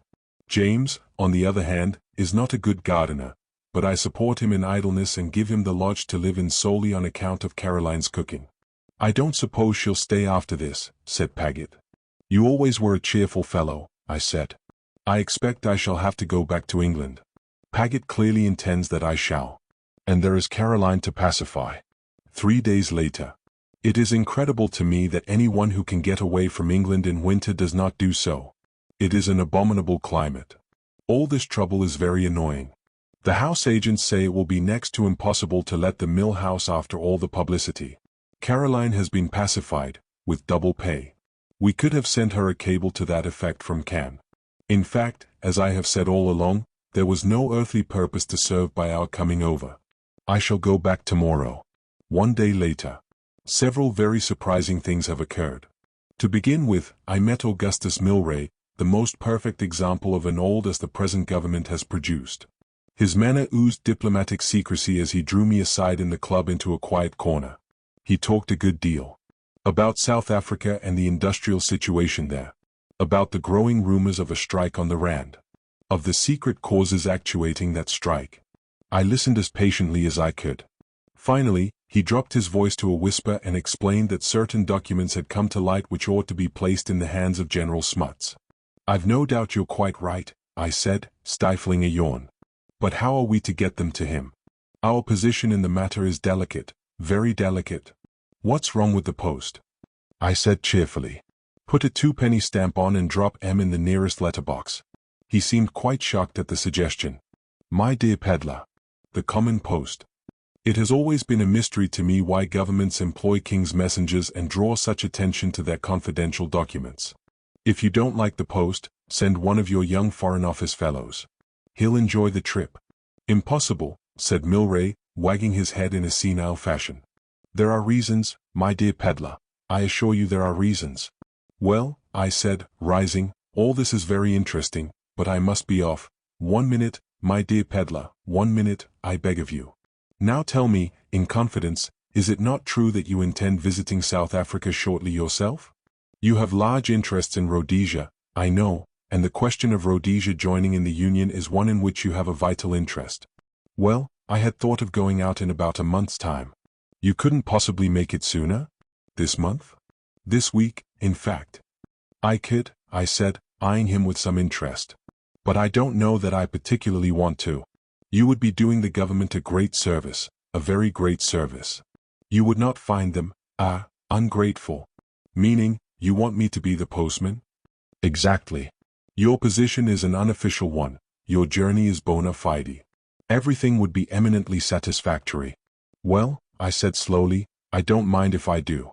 The one thing I am anxious to do is to get out of England again as soon as possible. You will find the climate of South Africa delightful, quite delightful." "My dear fellow, I know all about the climate. I was out there shortly before the war. I am really much obliged to you, peddler. I will send you round the package by messenger. To be placed in General Smuts's own hands, you understand? The Kilmorden Castle sails on Saturday, quite a good boat." I accompanied him a short way along Pall Mall before we parted. He shook me warmly by the hand, and thanked me again effusively. I walked home reflecting on the curious byways of governmental policy. It was the following evening that Jarvis, my butler, informed me that a gentleman wished to see me on private business, but declined to give his name. I have always a lively apprehension of insurance touts, so told Jarvis to say I could not see him. Guy Paget, unfortunately, when he might for once have been of real use, was laid up with a bilious attack. These earnest, hard-working young men with weak stomachs are always liable to bilious attacks. Jarvis returned. "The gentleman asked me to tell you, Sir Eustace, that he comes to you from Mr. Milray." That altered the complexion of things. A few minutes later I was confronting my visitor in the library. He was a well-built young fellow with a deeply tanned face. A scar ran diagonally from the corner of his eye to the jaw, disfiguring what would otherwise have been a handsome though somewhat reckless countenance. "Well," I said, "what's the matter?" "Mr. Milray sent me to you, Sir Eustace. I am to accompany you to South Africa as your secretary." "My dear fellow," I said, "I've got a secretary already. I don't want another." "I think you do, Sir Eustace. Where is your secretary now?" "He's down with a bilious attack," I explained. "You are sure it's only a bilious attack?" "Of course it is. He's subject to them." My visitor smiled. "It may or may not be a bilious attack. Time will show. But I can tell you this, Sir Eustace, Mr. Milray would not be surprised if an attempt were made to get your secretary out of the way." "Oh, you need have no fear for yourself. I suppose a momentary alarm had flickered across my face. You are not threatened. Your secretary out of the way, access to you would be easier. In any case, Mr. Milray wishes me to accompany you. The passage money will be our affair, of course, but you will take the necessary steps about the passport, as though you had decided that you needed the services of a second secretary." He seemed a determined young man. We stared at each other and he stared me down. "Very well," I said feebly. You will say nothing to anyone as to my accompanying you. Very well, I said again. After all, perhaps it was better to have this fellow with me, but I had a premonition that I was getting into deep waters. Just when I thought I had attained peace, I stopped my visitor as he was turning to depart. It might be just as well if I knew my new secretary's name, I observed sarcastically. He considered for a minute. Harry Rayburn seems quite a suitable name, he observed. It was a curious way of putting it. Very well, I said for the third time. Chapter 9, Anne's narrative resumed. It is most undignified for a heroine to be seasick. In books the more it rolls and tosses, the better she likes it. When everybody else is ill, she alone staggers along the deck, braving the elements and positively rejoicing in the storm. I regret to say that at the first roll the Kilmorden gave, I turned pale and hastened below. A sympathetic stewardess received me. She suggested dry toast and ginger ale. I remained groaning in my cabin for 3 days. Forgotten was my quest. I had no longer any interest in solving mysteries. I was a totally different and to the one who had rushed back to the South Kensington Square so jubilantly from the shipping office. I smile now as I remember my abrupt entry into the drawing-room. Mrs. Fleming was alone there. She turned her head as I entered. "Is that you, Anne, my dear? There is something I want to talk over with you." "Yes?" I said, curbing my impatience. "Miss Emery is leaving me." Miss Emery was the governess. "As you have not yet succeeded in finding anything, I wondered if you would care. It would be so nice if you remained with us altogether." I was touched. She didn't want me, I knew. It was sheer Christian charity that prompted the offer. I felt remorseful for my secret criticism of her. Getting up, I ran impulsively across the room and flung my arms round her neck. "You're a dear," I said. "A dear, a dear, a dear. And thank you ever so much. But it's all right, I'm off to South Africa on Saturday." My abrupt onslaught had startled the good lady. She was not used to sudden demonstrations of affection. My words startled her still more. "To South Africa? My dear Anne, we would have to look into anything of that kind very carefully. That was the last thing I wanted." I explained that I had already taken my passage, and that upon arrival I proposed to take up the duties of a parlourmaid. It was the only thing I could think of on the spur of the moment. There was, I said, a great demand for parlourmaids in South Africa. I assured her that I was equal to taking care of myself, and in the end, with a sigh of relief at getting me off her hands, she accepted the project without further query. At parting, she slipped an envelope into my hand. Inside it I found 5 new crisp £5 notes and the words, "I hope you will not be offended and will accept this with my love." She was a very good, kind woman. I could not have continued to live in the same house with her, but I did recognize her intrinsic worth. So here I was, with £25 in my pocket, facing the world and pursuing my adventure. It was on the 4th day that the stewardess finally urged me up on deck. Under the impression that I should die quicker below, I had steadfastly refused to leave my bunk. She now tempted me with the advent of Madeira. Hope rose in my breast. I could leave the boat and go ashore and be a parlourmaid there. Anything for dry land. Muffled in coats and rugs, and weak as a kitten on my legs, I was hauled up and deposited, an inert mass, on a deck chair. I lay there with my eyes closed, hating life. The purser, a fair-haired young man, with a round boyish face, came and sat down beside me. "Hello. Feeling rather sorry for yourself, eh?" "Yes," I replied, hating him. "Ah, you won't know yourself in another day or 2. We've had rather a nasty dusting in the bay, but there's smooth weather ahead. I'll be taking you on at quoits tomorrow." I did not reply. "Think you'll never recover, eh? But I've seen people much worse than you, and 2 days later they were the life and soul of the ship. You'll be the same." I did not feel sufficiently pugnacious to tell him outright that he was a liar. I endeavored to convey it by a glance. He chatted pleasantly for a few minutes more, then he mercifully departed. People passed and repassed, brisk couples exercising, coveting children, laughing young people. A few other pallid sufferers lay, like myself, in deck chairs. The air was pleasant, crisp, not too cold, and the sun was shining brightly. Insensibly, I felt a little cheered. I began to watch the people. One woman in particular attracted me. She was about 30, of medium height and very fair with a round dimpled face and very blue eyes. Her clothes, though perfectly plain, had that indefinable air of cut about them which spoke of Paris. Also, in a pleasant but self-possessed way, she seemed to own the ship. Deck stewards ran to and fro obeying her commands. She had a special deck chair, and an apparently inexhaustible supply of cushions. She changed her mind 3 times as to where she would like it placed.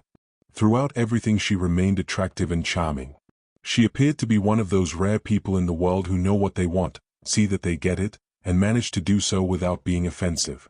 I decided that if I ever recovered, but of course I shouldn't, it would amuse me to talk to her. We reached Madeira about midday. I was still too inert to move, but I enjoyed the picturesque-looking merchants who came on board and spread their merchandise about the decks. There were flowers too. I buried my nose in an enormous bunch of sweet wet violets and felt distinctly better. In fact, I thought I might just possibly last out the end of the voyage. When my stewardess spoke of the attractions of a little chicken broth, I only protested feebly. When it came I enjoyed it. My attractive woman had been ashore. She came back escorted by a tall, soldierly-looking man with dark hair and a bronzed face whom I had noticed striding up and down the deck earlier in the day. I put him down at once as one of the strong, silent men of Rhodesia. He was about 40, with a touch of graying hair at either temple, and was easily the best-looking man on board. When the stewardess brought me up an extra rug I asked her if she knew who my attractive woman was. "That's a well-known society lady, the Honorable Mrs. Clarence Blair. You must have read about her in the papers." I nodded, looking at her with renewed interest. Mrs. Blair was very well known indeed as one of the smartest women of the day. I observed, with some amusement, that she was the center of a good deal of attention. Several people essayed to scrape acquaintance with the pleasant informality that a boat allows. I admired the polite way that Mrs. Blair snubbed them. She appeared to have adopted the strong, silent man as her special cavalier, and he seemed duly sensible of the privilege accorded him. The following morning, to my surprise, after taking a few turns round the deck with her attentive companion, Mrs. Blair came to a halt by my chair. "Feeling better this morning?" I thanked her, and said I felt slightly more like a human being. "You did look ill yesterday. Colonel Race and I decided that we should have the excitement of a funeral at sea, but you've disappointed us." I laughed. "Being up in the air has done me good." "Nothing like fresh air," said Colonel Race, smiling. "Being shut up in those stuffy cabins would kill anyone," declared Mrs. Blair, dropping into a seat by my side and dismissing her companion with a little nod. "You've got an outside one, I hope?" I shook my head. "My dear girl, why don't you change? There's plenty of room. A lot of people got off at Madeira, and the boat's very empty. Talk to the purser about it. He's a nice little boy. He changed me into a beautiful cabin because I didn't care for the one I'd got. You talk to him at lunchtime when you go down." I shuddered. I couldn't move. "Don't be silly. Come and take a walk now with me." She dimpled at me encouragingly. I felt very weak on my legs at first, but as we walked briskly up and down I began to feel a brighter and better being. After a turn or two, Colonel Race joined us again. "You can see the grand peak of Tenerife from the other side. Can we? Can I get a photograph of it, do you think?" "No, but that won't deter you from snapping off at it." Mrs. Blair laughed. "You are unkind. Some of my photographs are very good. About 3% effective, I should say." We all went round to the other side of the deck.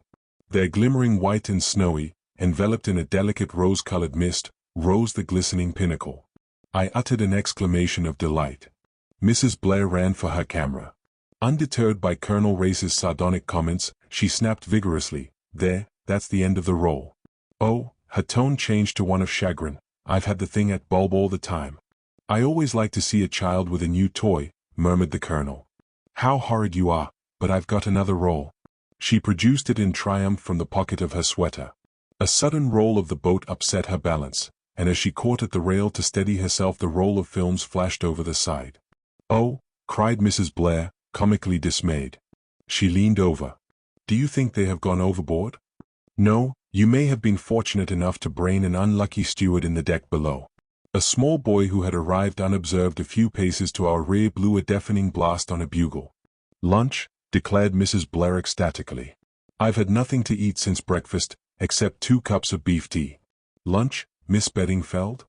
"Well," I said waveringly. "Yes, I do feel rather hungry."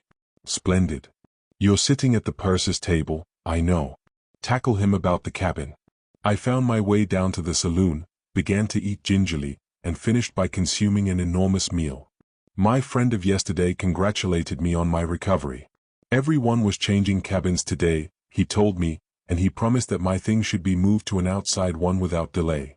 There were only 4 at our table, myself, a couple of elderly ladies, and a missionary who talked a lot about our poor black brothers. I looked round at the other tables. Mrs. Blair was sitting at the captain's table, Colonel Race next to her. On the other side of the captain was a distinguished-looking, gray-haired man. A good many people I had already noticed on deck, but there was one man who had not previously appeared. Had he done so, he could hardly have escaped my notice. He was tall and dark, and had such a peculiarly sinister type of countenance that I was quite startled.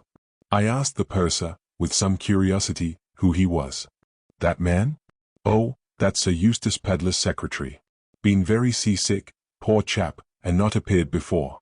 Sir Eustace has got 2 secretaries with him, and the sea's been too much for both of them. The other fellow hasn't turned up yet. This man's name is Paget. So Sir Eustace Pedlar, the owner of the mill house, was on board. Probably only a coincidence, and yet, that's Sir Eustace, my informant continued, sitting next to the captain. Pompous old ass. The more I studied the secretary's face, the less I liked it. Its even pallor, the secretive, heavy-lidded eyes, the curiously flattened head, it all gave me a feeling of distaste, of apprehension. Leaving the saloon at the same time as he did, I was close behind him as he went up on deck. He was speaking to Sir Eustace, and I overheard a fragment or two. I'll see about the cabin at once then, shall I? It's impossible to work in yours, with all your trunks. My dear fellow, Sir Eustace replied. My cabin is intended, A, for me to sleep in, and, B, to attempt to dress in. I never had any intentions of allowing you to sprawl about the place making an infernal clicking with that typewriter of yours. That's just what I say, Sir Eustace, we must have somewhere to work. Here I parted company from them, and went below to see if my removal was in progress. I found my steward busy at the task. Very nice cabin, miss. On D deck. Number 13. Oh, no. I cried. Not 13. 13 is the one thing I am superstitious about. It was a nice cabin too. I inspected it, wavered, but a foolish superstition prevailed. I appealed almost tearfully to the steward. Isn't there any other cabin I can have? The steward reflected. Well, there's 17, just along on the starboard side. That was empty this morning, but I rather fancy it's been allotted to someone. Still, as the gentlemen's things aren't in yet, and as gentlemen aren't anything like so superstitious as ladies, I dare say he wouldn't mind changing. I hailed the proposition gratefully, and the steward departed to obtain permission from the purser. He returned grinning. That's all right, miss. We can go along. He led the way to 17. It was not quite as large as number 13, but I found it eminently satisfactory. I'll fetch your things right away, miss, said the steward. But, at that moment, the man with the sinister face, as I had nicknamed him, appeared in the doorway. Excuse me, he said, but this cabin is reserved for the use of Sir Eustace Pedlar. That's all right, sir, explained the steward. We're fitting up number 13 instead. No, it was number 17 I was to have. Number 13 is a better cabin, sir, larger. I specially selected number 17, and the purser said I could have it. I'm sorry, I said coldly. But number 17 has been allotted to me. I can't agree to that. The steward put in his oar. The other cabin's just the same, only better. I want number 17. What's all this? Demanded a new voice. Steward, put my things in here. This is my cabin. It was my neighbor at lunch, the Reverend Edward Chichester. I beg your pardon, I said. It's my cabin. It is allotted to Sir Eustace Pedlar, said Mr. Paget. We were all getting rather heated. I'm sorry to have to dispute the matter, said Chichester with a meek smile which failed to mask his determination to get his own way. Meek men are always obstinate, I have noticed. He edged himself sideways into the doorway. You're to have number 28 on the port side, said the steward. A very good cabin, sir. I am afraid that I must insist. Number 17 was the cabin promised to me. We had come to an impasse. Each one of us was determined not to give way. Strictly speaking, I, at any rate, might have retired from the contest and eased matters by offering to accept cabin 28. So long as I did not have 13, it was immaterial to me what other cabin I had. but my blood was up. I had not the least intention of being the first to give way. And I disliked Chichester. He had false teeth which clicked when he ate. Many men have been hated for less. We all said the same things over again. The steward assured us, even more strongly, that both the other cabins were better cabins. None of us paid any attention to him. Paget began to lose his temper. Chichester kept his serenely. With an effort I also kept mine. And still none of us would give way an inch. A wink and a whispered word from the steward gave me my cue. I faded unobtrusively from the scene. I was lucky enough to encounter the purser almost immediately. "Oh, please," I said, "you did say I could have cabin 17? And the others won't go away. Mr. Chichester and Mr. Paget. You will let me have it, won't you? I always say that there are no people like sailors for being nice to women." My little purser came to the scratch splendidly. He strode to the scene, informed the disputants that number 17 was my cabin. They could have numbers 13 and 28 respectively or stay where they were, whichever they chose. I permitted my eyes to tell him what a hero he was and then installed myself in my new domain. The encounter had done me worlds of good.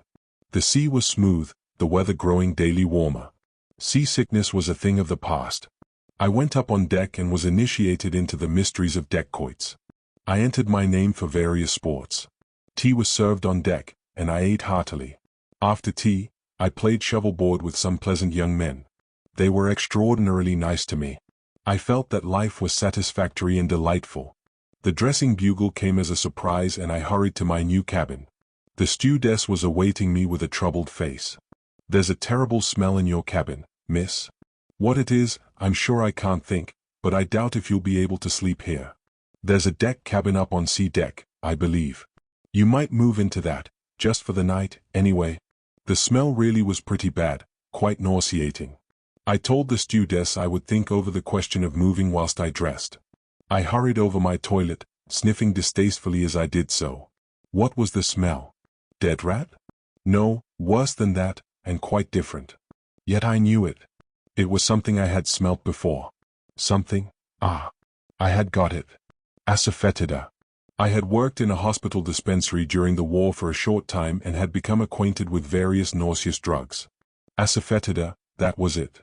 But how? I sank down on the sofa, suddenly realizing the thing. Somebody had put a pinch of asafoetida in my cabin. Why? So that I should vacate it? Why were they so anxious to get me out? I thought of the scene this afternoon from a rather different point of view. What was there about cabin 17 that made so many people anxious to get hold of it? The other two cabins were better cabins. Why had both men insisted on sticking to 17? 17, how the number persisted. It was on the 17th I had sailed from Southampton. It was a 17, I stopped with a sudden gasp. Quickly I unlocked my suitcase, and took my precious paper from its place of concealment in some rolled stockings. 17/1/22, I had taken that for a date, the date of departure of the Kilmorden Castle. Supposing I was wrong. When I came to think of it, would anyone, writing down a date, think it necessary to put the year as well as the month? Supposing 17 meant cabin 17? And 1? The time, 1 o'clock. Then 22 must be the date. I looked up at my little almanac. Tomorrow was the 22nd. Chapter 10. I was violently excited. I was sure that I had hit on the right trail at last. One thing was clear, I must not move out of the cabin.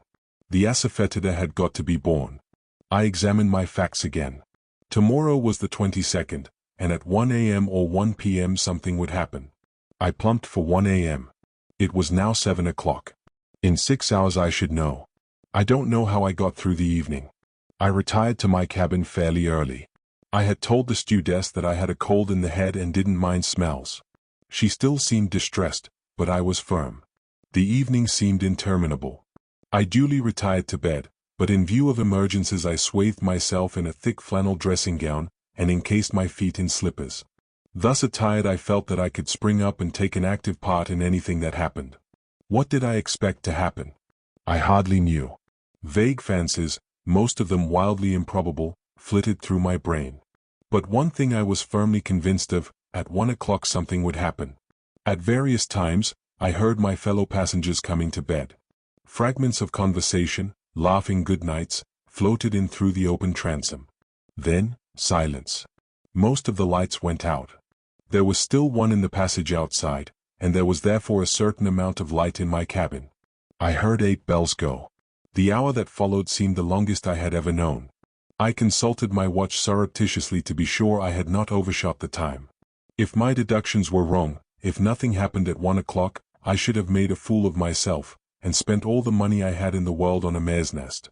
My heart beat painfully. 2 bells went overhead. 1 o'clock. And nothing. Wait, what was that? I heard the quick light patter of feet running along the passage. Then with the suddenness of a bombshell my cabin door burst open and a man almost fell inside. "Save me," he said hoarsely. "They're after me." It was not a moment for argument or explanation. I could hear footsteps outside. I had about 40 seconds in which to act. I had sprung to my feet and was standing facing the stranger in the middle of the cabin. A cabin does not abound in hiding places for a 6-foot man. With one arm I pulled out my cabin trunk. He slipped down behind it under the bunk. I raised the lid. At the same time, with the other hand I pulled down the wash basin. A deft movement and my hair was screwed into a tiny knot on the top of my head. From the point of view of appearance it was inartistic, from another standpoint it was supremely artistic.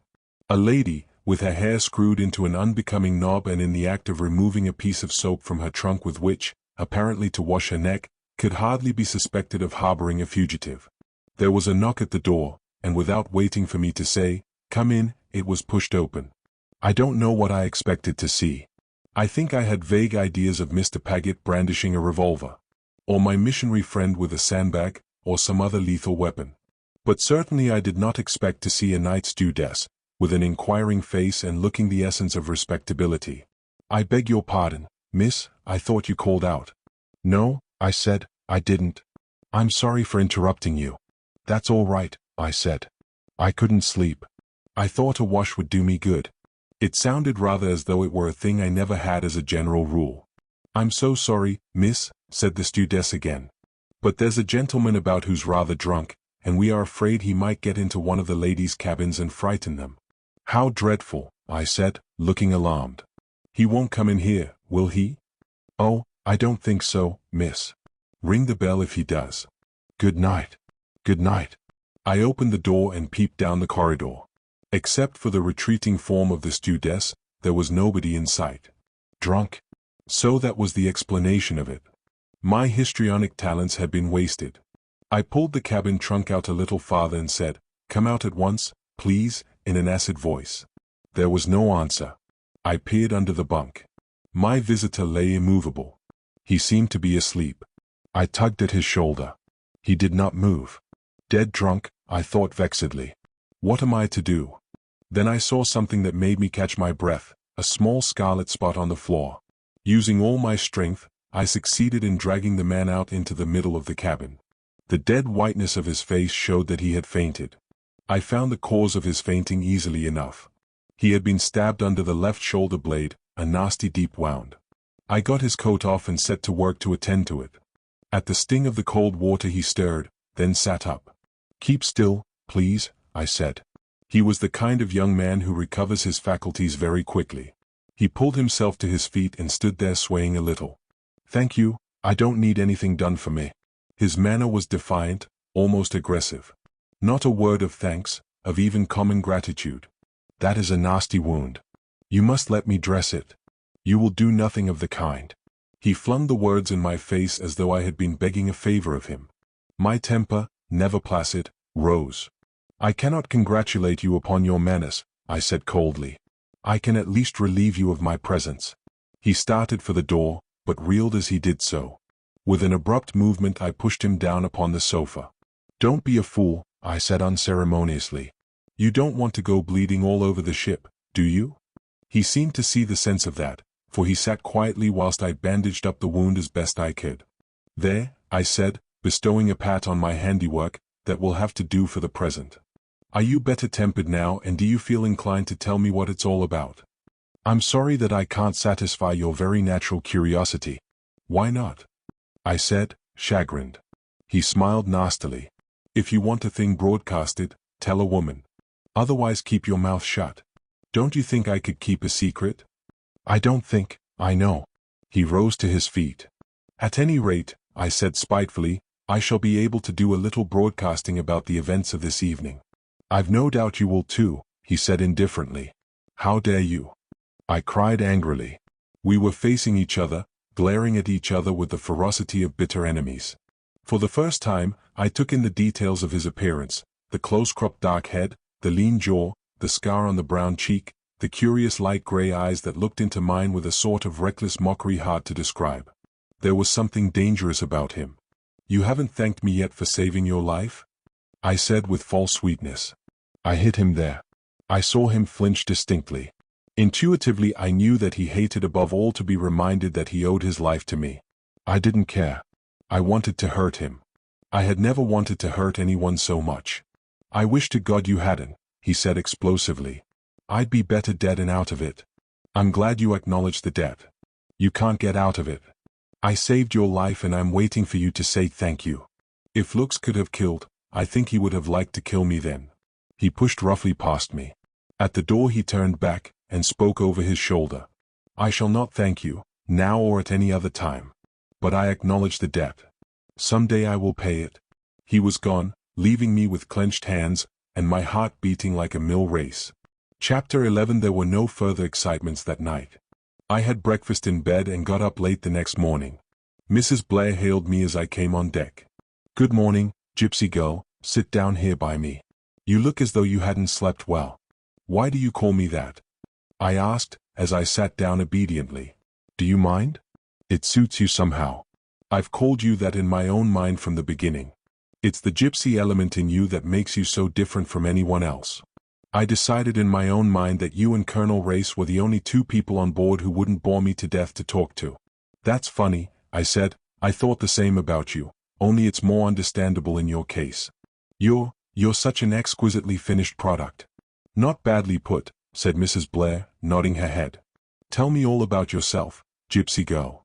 Why are you going to South Africa? I told her something about Papa's life work. So you're Charles Beddingfeld's daughter? I thought you weren't a mere provincial miss. Are you going to Broken Hill to grub up more skulls? I may, I said cautiously. I've got other plans as well. What a mysterious minx you are. But you do look tired this morning. Didn't you sleep well? I can't keep awake on board a boat. 10 hours sleep for a fool, they say. I could do with 20. She yawned, looking like a sleepy kitten. An idiot of a steward woke me up in the middle of the night to return me that roll of films I dropped yesterday. He did it in the most melodramatic manner, stuck his arm through the ventilator and dropped them nearly in the middle of my tummy. I thought it was a bomb for a moment. Here's your colonel, I said, as the tall soldierly figure of Colonel Race appeared on the deck. He's not my colonel particularly. In fact, he admires you very much, gypsy girl. So don't run away. I want to tie something round my head. It will be more comfortable than a hat. I slipped quickly away.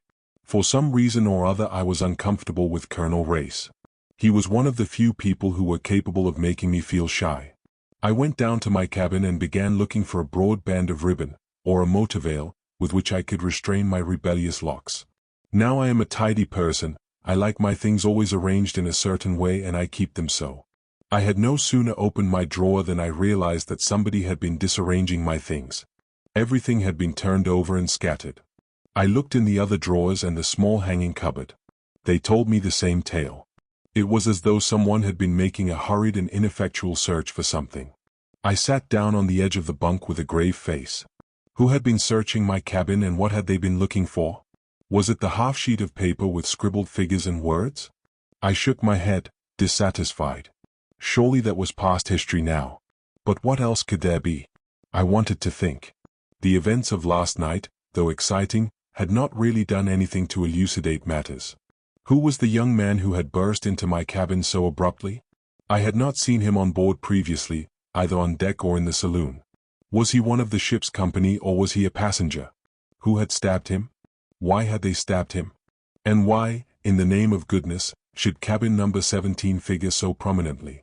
It was all a mystery, but there was no doubt that some very peculiar occurrences were taking place on the Kilmorden Castle. I counted off on my fingers the people on whom it behoved me to keep a watch. Setting aside my visitor of the night before, but promising myself that I would discover him on board before another day had passed, I selected the following persons as worthy of my notice. 1. Sir Eustace Pedlar.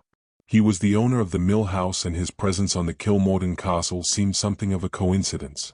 2. Mr. Paget, the sinister-looking secretary, whose eagerness to obtain cabin 17 had been so very marked. N.B. Find out whether he had accompanied Sir Eustace to Cannes. 3. The Reverend Edward Chichester. All I had against him was his obstinacy over cabin 17, and that might be entirely due to his own peculiar temperament. Obstinacy can be an amazing thing. But a little conversation with Mr. Chichester would not come amiss, I decided. Hastily tying a handkerchief round my rebellious locks, I went up on deck again, full of purpose. I was in luck. My quarry was leaning against the rail, drinking beef tea. I went up to him. "I hope you've forgiven me over cabin 17, I said, with my best smile. "I consider it unchristian to bear a grudge," said Mr. Chichester coldly. "But the purser had distinctly promised me that cabin." "Pursers are such busy men, aren't they?" I said vaguely. "I suppose they are bound to forget sometimes." Mr. Chichester did not reply. "Is this your first visit to Africa?" I inquired conversationally. "To South Africa, yes. But I have worked for the last 2 years amongst the cannibal tribes in the interior of East Africa." "How thrilling. Have you had many narrow escapes?" "Escapes? Of being eaten, I mean?" "You should not treat sacred subjects with levity, Miss Beddingfeld." "I didn't know that cannibalism was a sacred subject," I retorted, stung. As the words left my lips, another idea struck me. If Mr. Chichester had indeed spent the last 2 years in the interior of Africa, how was it that he was not more sunburnt? His skin was as pink and white as a baby's. Surely there was something fishy there? Yet his manner and voice were so absolutely it. Too much so, perhaps. Was he, or was he not, just a little like a stage clergyman? I cast my mind back to the curates I had known at Little Hampsley. Some of them I had liked, some of them I had not, but certainly none of them had been quite like Mr. Chichester. They had been human, he was a glorified type. I was debating all this when Sir Eustace Pedlar passed down the deck. Just as he was abreast of Mr. Chichester, he stooped and picked up a piece of paper which he handed to him, remarking, "You've dropped something." He passed on without stopping, and so probably did not notice Mr. Chichester's agitation. I did. Whatever it was he had dropped, its recovery agitated him considerably. He turned a sickly green, and crumpled up the sheet of paper into a ball. My suspicions were accentuated 100-fold. He caught my eye, and hurried into explanations. A fragment of a sermon I was composing," he said with a sickly smile. "Indeed?" I rejoined politely. "A fragment of a sermon, indeed. No, Mr. Chichester, too weak for words." He soon left me with a muttered excuse. I wished, oh, how I wished, that I had been the one to pick up that paper and not Sir Eustace Pedlar. One thing was clear, Mr. Chichester could not be exempted from my list of suspects. I was inclined to put him top of the 3. After lunch, when I came up to the lounge for coffee, I noticed Sir Eustace and Paget sitting with Mrs. Blair and Colonel Race. Mrs. Blair welcomed me with a smile, so I went over and joined them. They were talking about Italy. "But it is misleading," Mrs. Blair insisted. "Aqua calda certainly ought to be cold water, not hot."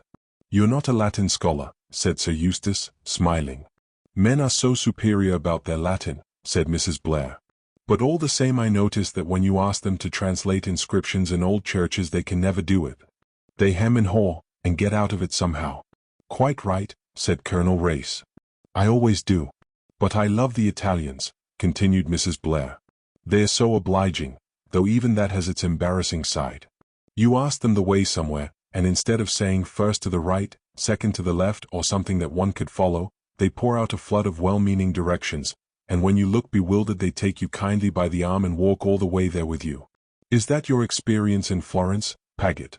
asked Sir Eustace, turning with a smile to his secretary. For some reason the question seemed to disconcert Mr. Paget. He stammered and flushed. "Oh, quite so, yes, quite so." Then with a murmured excuse, he rose and left the table. "I am beginning to suspect Guy Paget of having committed some dark deed in Florence," remarked Sir Eustace, gazing after his secretary's retreating figure. "Whenever Florence or Italy is mentioned, he changes the subject, or bolts precipitately." "Perhaps he murdered someone there," said Mrs. Blair hopefully. "He looks, I hope I'm not hurting your feelings, Sir Eustace, but he does look as though he might murder someone. Yes, pure cinquecento. It amuses me sometimes, especially when one knows as well as I do how essentially law-abiding and respectable the poor fellow really is. He's been with you some time, hasn't he, Sir Eustace? Asked Colonel Race. 6 years, said Sir Eustace, with a deep sigh. He must be quite invaluable to you, said Mrs. Blair. Oh, invaluable. Yes, quite invaluable. The poor man sounded even more depressed, as though the invaluableness of Mr. Paget was a secret grief to him. Then he added more briskly, but his face should really inspire you with confidence, my dear lady. No self-respecting murderer would ever consent to look like one. Crippen, now, I believe, was one of the pleasantest fellows imaginable. He was caught on a liner, wasn't he? Murmured Mrs. Blair. There was a slight rattle behind us. I turned quickly. Mr. Chichester had dropped his coffee cup. Our party soon broke up. Mrs. Blair went below to sleep and I went out on deck. Colonel Race followed me.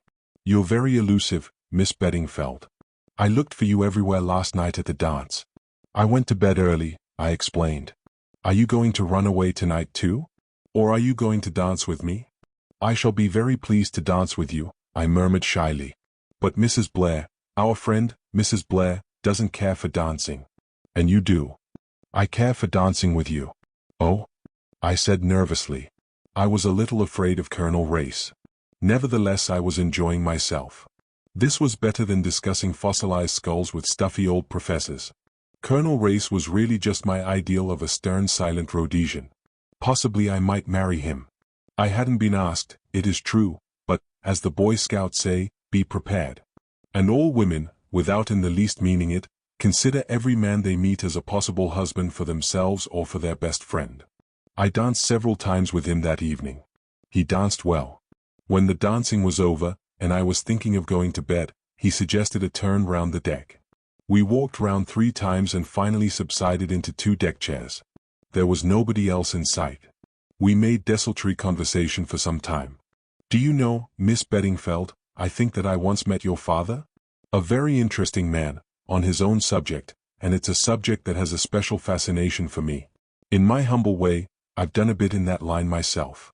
Why, when I was in the Dordogne region, our talk became technical. Colonel Race's boast was not an idle one. He knew a great deal. At the same time, he made 1 or 2 curious mistakes, slips of the tongue, I might almost have thought them. But he was quick to take his cue from me and to cover them up. Once he spoke of the Mousterian period as succeeding the Aurignacian, an absurd mistake for one who knew anything of the subject. It was 12 o'clock when I went to my cabin. I was still puzzling over those queer discrepancies. Was it possible that he had got the whole subject up for the occasion, that really he knew nothing of archaeology? I shook my head, vaguely dissatisfied with that solution. Just as I was dropping off to sleep, I sat up with a sudden start as another idea flashed into my head. Had he been pumping me? Were those slight inaccuracies just tests, to see whether I really knew what I was talking about? In other words, he suspected me of not being genuinely Anne Beddingfeld. Why? Chapter 12, Extract from the Diary of Sir Eustace Pedlar.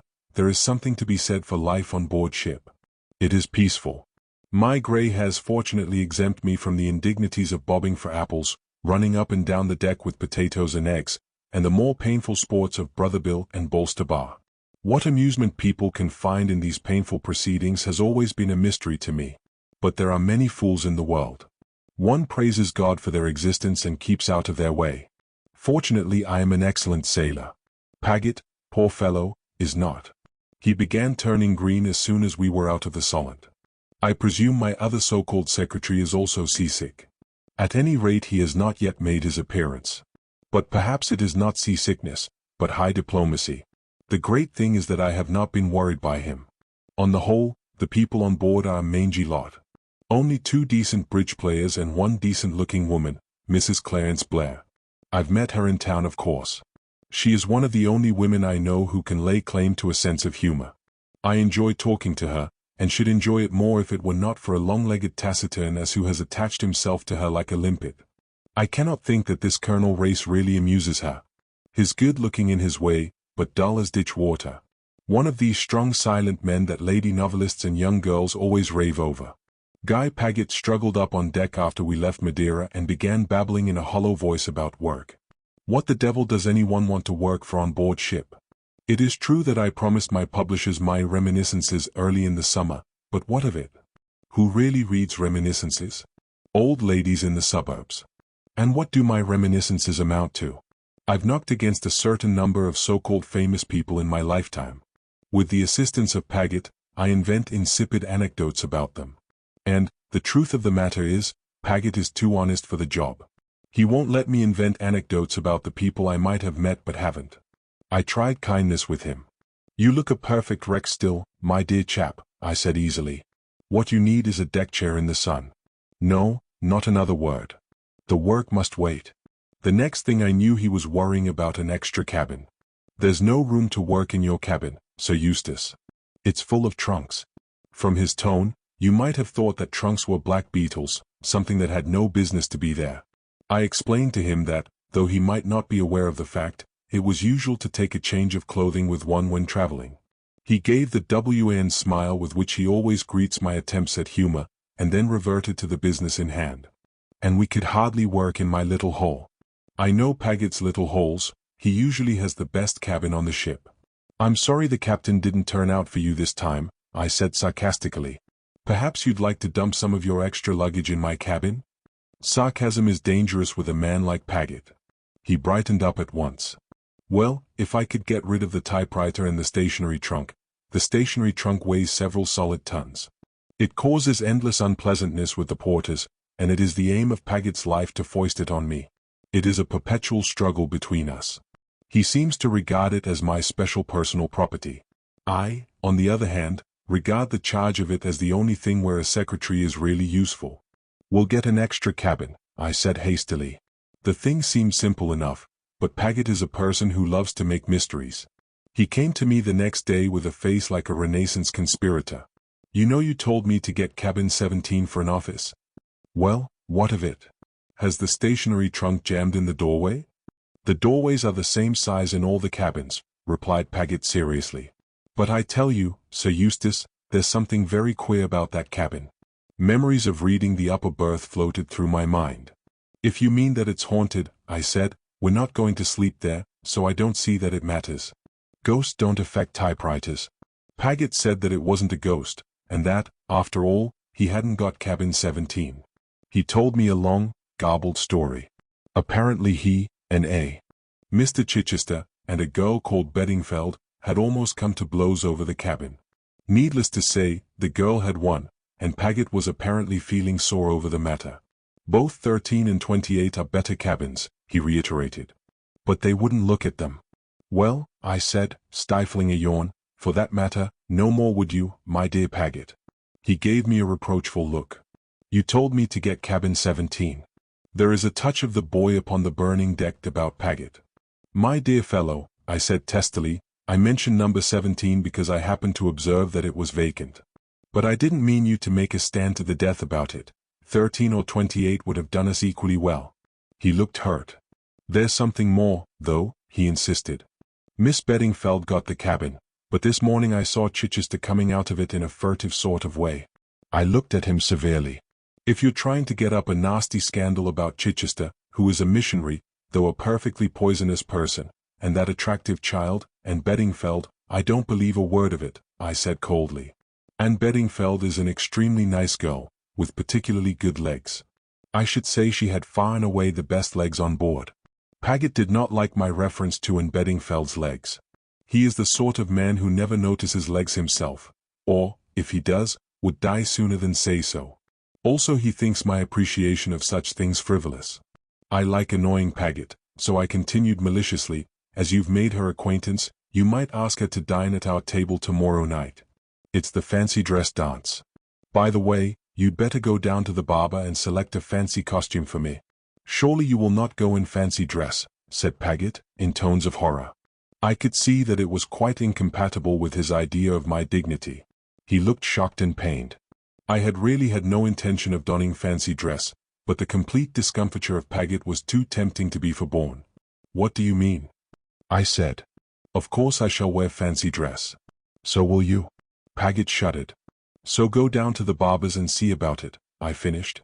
I don't think he'll have any outsizes, murmured Paget, measuring my figure with his eye. Without meaning it, Paget can occasionally be extremely offensive. And order a table for 6 in the saloon, I said. We'll have the captain, the girl with the nice legs, Mrs. Blair. You won't get Mrs. Blair without Colonel Race, Paget interposed. His aunt had to dine with him, I know. Paget always knows everything. I was justifiably annoyed. Who is Race? I demanded, exasperated. As I said before, Paget always knows everything, or thinks he does. He looked mysterious again.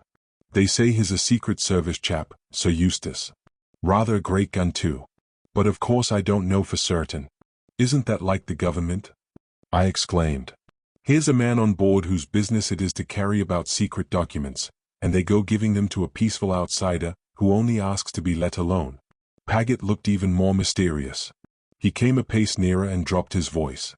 If you ask me, the whole thing is very queer, Sir Eustace.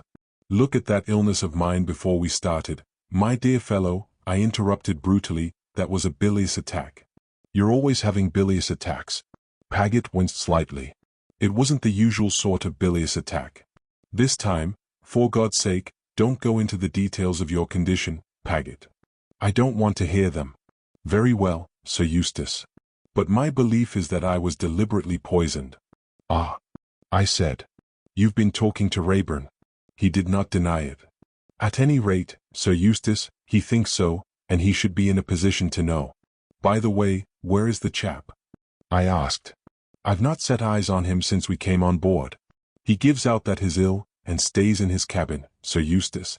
Paget's voice dropped again. But that's camouflage, I'm sure. So that he can watch better. Watch? Over your safety, Sir Eustace. In case an attack should be made upon you. You're such a cheerful fellow, Paget, I said. I trust that your imagination runs away with you. If I were you I should go to the dance as a death's head or an executioner. It will suit your mournful style of beauty. That shut him up for the time being. I went on deck. The Beddingfeld girl was deep in conversation with the missionary parson, Chichester. Women always flutter round parsons. A man of my figure hates stooping, but I had the courtesy to pick up a bit of paper that was fluttering round the parson's feet. I got no word of thanks for my pains. As a matter of fact, I couldn't help seeing what was written on the sheet of paper. There was just one sentence: don't try to play a lone hand or it will be the worse for you. That's a nice thing for a parson to have. Who is this fellow Chichester, I wonder? He looks mild as milk. But looks are deceptive. I shall ask Paget about him. Paget always knows everything. I sank gracefully into my deck chair by the side of Mrs. Blair, thereby interrupting her tete-a-tete with Race, and remarked that I didn't know what the clergy were coming to nowadays. Then I asked her to dine with me on the night of the fancy dress dance. Somehow or other Race managed to get included in the invitation. After lunch the Beddingfeld girl came and sat with us for coffee. I was right about her legs. They are the best on the ship. I shall certainly ask her to dinner as well. I would very much like to know what mischief Paget was up to in Florence. Whenever Italy is mentioned, he goes to pieces. If I did not know how intensely respectable he is, I should suspect him of some disreputable amour. I wonder now. Even the most respectable men, it would cheer me up enormously if it was so. Paget, with a guilty secret. Splendid. Chapter 13. It has been a curious evening. The only costume that fitted me in the barber's emporium was that of a teddy bear. I don't mind playing bears with some nice young girls on a winter's evening in England, but it's hardly an ideal costume for the equator. However, I created a good deal of merriment, and won first prize for brought on board, an absurd term for a costume hired for the evening. Still, as nobody seemed to have the least idea whether they were made or brought, it didn't matter. Mrs. Blair refused to dress up. Apparently she is at one with Paget on the matter. Colonel Race followed her example. Anne Beddingfeld had concocted a gypsy costume for herself, and looked extraordinarily well. Paget said he had a headache and didn't appear. To replace him I asked a quaint little fellow called Reeves. He's a prominent member of the South African Labour Party. Horrible little man, but I want to keep in with him, as he gives me information that I need. I want to understand this Rand business from both sides. Dancing was a hot affair. I danced twice with Anne Beddingfeld and she had to pretend she liked it. I danced once with Mrs. Blair, who didn't trouble to pretend, and I victimized various other damsels whose appearance struck me favorably. Then we went down to supper. I had ordered champagne. The steward suggested Clicquot 1911 as being the best they had on the boat, and I fell in with his suggestion. I seemed to have hit on the one thing that would loosen Colonel Race's tongue. Far from being taciturn, the man became actually talkative. For a while this amused me, then it occurred to me that Colonel Race, and not myself, was becoming the life and soul of the party. He chaffed me at length about keeping a diary. "It will reveal all your indiscretions one of these days, peddler." "My dear Race," I said, "I venture to suggest that I am not quite the fool you think me. I may commit indiscretions, but I don't write them down in black and white. After my death, my executors will know my opinion of a great many people, but I doubt if they will find anything to add or detract from their opinion of me. A diary is useful for recording the idiosyncrasies of other people, but not one's own. There is such a thing as unconscious self-revelation, though. In the eyes of the psychoanalyst, all things are vile," I replied sententiously. "You must have had a very interesting life, Colonel Race," said Miss Beddingfeld, gazing at him with wide, starry eyes. "That's how they do it, these girls. Othello charmed Desdemona by telling her stories, but, oh, didn't Desdemona charm Othello by the way she listened? Anyway, the girl set Race off all right. He began to tell lion stories.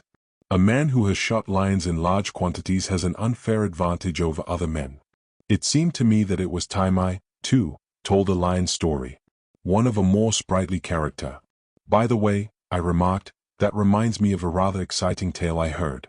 A friend of mine was out on a shooting trip somewhere in East Africa. One night he came out of his tent for some reason, and was startled by a low growl. He turned sharply and saw a lion crouching to spring. He had left his rifle in the tent. Quick as thought, he ducked, and the lion sprang right over his head. Annoyed at having missed him, the animal growled and prepared to spring again. Again he ducked, and again the lion sprang right over him.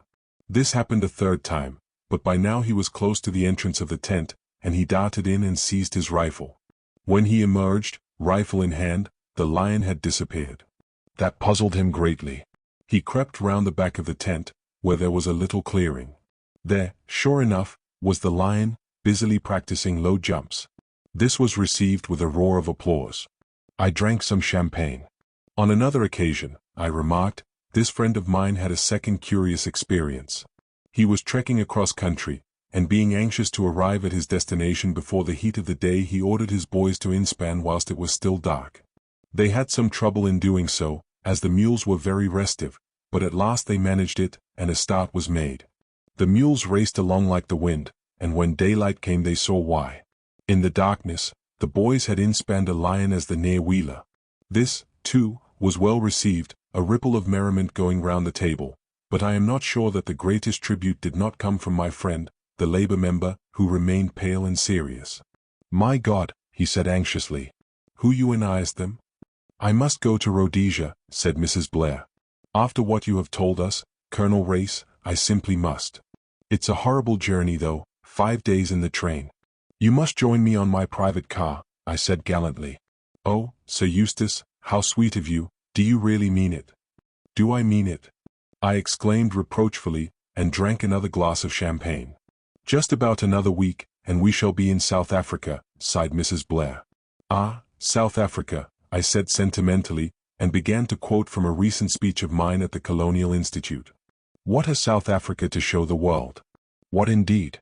Her fruit and her farms, her wool and her wattles, her herds and her hides, her gold and her diamonds." I was hurrying on, because I knew that as soon as I paused Reeves would butt in and inform me that the hides were worthless because the animals hung themselves up on barbed wire or something of that sort, would crab everything else, and end up with the hardships of the miners on the Rand. And I was not in the mood to be abused as a capitalist. However, the interruption came from another source at the magic word diamonds. "Diamonds," said Mrs. Blair ecstatically. "Diamonds," breathed Miss Beddingfeld. They both addressed Colonel Race. "I suppose you've been to Kimberley?" I had been to Kimberley too, but I didn't manage to say so in time. Race was being inundated with questions. What were mines like? Was it true that the natives were kept shut up in compounds? And so on. Race answered their questions and showed a good knowledge of his subject. He described the methods of housing the natives, the searches instituted, and the various precautions that De Beers took. "Then it's practically impossible to steal any diamonds?" asked Mrs. Blair with as keen an air of disappointment as though she had been journeying there for the express purpose. "Nothing's impossible, Mrs. Blair. Thefts do occur, like the case I told you of where the Kaffir hid the stone in his wound. Yes, but on a large scale. Once, in recent years. Just before the war, in fact. You must remember the case, peddler. You were in South Africa at the time?" I nodded. "Tell us," cried Miss Beddingfeld. "Oh, do tell us." Race smiled. "Very well, you shall have the story. I suppose most of you have heard of Sir Lawrence Ardsley, the great South African mining magnate? His mines were gold mines, but he comes into the story through his son. You may remember that just before the war rumors were afield of a new potential Kimberley hidden somewhere in the rocky floor of the British Guiana jungles. 2 young explorers, so it was reported, had returned from that part of South America bringing with them a remarkable collection of rough diamonds, some of them of considerable size. Diamonds of small size had been found before in the neighborhood of the Essequibo and Mazaruni rivers, but these 2 young men, John Ardsley and his friend Lucas, claimed to have discovered beds of great carbon deposits at the common head of 2 streams. The diamonds were of every color: pink, blue, yellow, green, black, and the purest white. Ardsley and Lucas came to Kimberley where they were to submit their gems to inspection. At the same time, a sensational robbery was found to have taken place at De Beers. When sending diamonds to England, they are made up into a packet. This remains in the big safe, of which the 2 keys are held by 2 different men whilst a 3rd man knows the combination. They are handed to the bank, and the bank send them to England. Each package is worth, roughly, about £100,000. On this occasion, the bank was struck by something a little unusual about the sealing of the packet. It was opened, and found to contain knobs of sugar. Exactly how suspicion came to fasten on John Ardsley I do not know. It was remembered that he had been very wild at Cambridge and that his father had paid his debts more than once. Anyhow, it soon got about that this story of South American diamond fields was all a fantasy. John Ardsley was arrested. In his possession was found a portion of the De Beers diamonds. But the case never came to court. Sir Lawrence Ardsley paid over a sum equal to the missing diamonds and De Beers did not prosecute. Exactly how the robbery was committed has never been known. But the knowledge that his son was a thief broke the old man's heart. He had a stroke shortly afterwards. As for John, his fate was in a way merciful. He enlisted, went to the war, fought there bravely, and was killed, thus wiping out the stain on his name. Sir Lawrence himself had a 3rd stroke and died about a month ago. He died intestate and his vast fortune passed to his next of kin, a man whom he hardly knew. The colonel paused. A babel of ejaculations and questions broke out. Something seemed to attract Miss Beddingfeld's attention, and she turned in her chair. At the little gasp she gave, I, too, turned. My new secretary, Rayburn, was standing in the doorway. Under his tan, his face had the pallor of one who has seen a ghost. Evidently Race's story had moved him profoundly. Suddenly conscious of our scrutiny, he turned abruptly and disappeared. "Do you know who that is?" asked Anne Beddingfeld abruptly. "That's my other secretary," I explained. "Mr. Rayburn. He's been seedy up to now." She toyed with the bread by her plate. "Has he been your secretary long?" "Not very long," I said cautiously. But caution is useless with a woman. The more you hold back, the more she presses forward. And Beddingfeld made no bones about it. "How long?" she asked bluntly. "Well, I engaged him just before I sailed. Old friend of mine recommended him." She said nothing more, but relapsed into a thoughtful silence.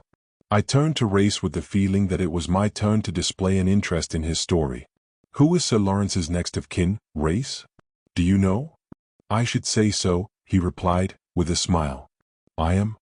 Chapter 14, Anne's narrative resumed. It was on the night of the fancy dress dance that I decided that the time had come for me to confide in someone. So far I had played a lone hand and rather enjoyed it. Now suddenly everything was changed. I distrusted my own judgment and for the first time a feeling of loneliness and desolation crept over me. I sat on the edge of my bunk, still in my gypsy dress, and considered the situation. I thought first of Colonel Race. He had seemed to like me. He would be kind, I was sure. And he was no fool. Yet, as I thought it over, I wavered. He was a man of commanding personality. He would take the whole matter out of my hands. And it was my mystery. There were other reasons, too, which I would hardly acknowledge to myself, but which made it inadvisable to confide in Colonel Race. Then I thought of Mrs. Blair. She, too, had been kind to me. I did not delude myself into the belief that that really meant anything. It was probably a mere whim of the moment. All the same, I had it in my power to interest her. She was a woman who had experienced most of the ordinary sensations of life. I proposed to supply her with an extraordinary one. And I liked her ease of manner, her lack of sentimentality, her freedom from any form of affectation. My mind was made up. I decided to seek her out then and there. She would hardly be in bed yet. Then I remembered that I did not know the number of her cabin. My friend, the night stewardess, would probably know. I rang the bell. After some delay it was answered by a man. He gave me the information I wanted. Mrs. Blair's cabin was number 71. He apologized for the delay in answering the bell, but explained that he had all the cabins to attend to. Where is the stewardess, then? I asked. They all go off duty at 10 o'clock. No, I mean the night stewardess. No stewardess on at night, miss. But a stewardess came the other night, about 1 o'clock. You must have been dreaming, miss. There's no stewardess on duty after 10. He withdrew and I was left to digest this morsel of information. Who was the woman who had come to my cabin on the night of the 22nd? My face grew graver as I realized the cunning and audacity of my unknown antagonists. Then, pulling myself together, I left my own cabin and sought that of Mrs. Blair. I knocked at the door. Who's that? Called her voice from within. It's me, Anne Beddingfeld. Oh, come in, gypsy girl. I entered. A good deal of scattered clothing lay about, and Mrs. Blair herself was draped in one of the loveliest kimonos I had ever seen. It was all orange and gold and black and made my mouth water to look at it.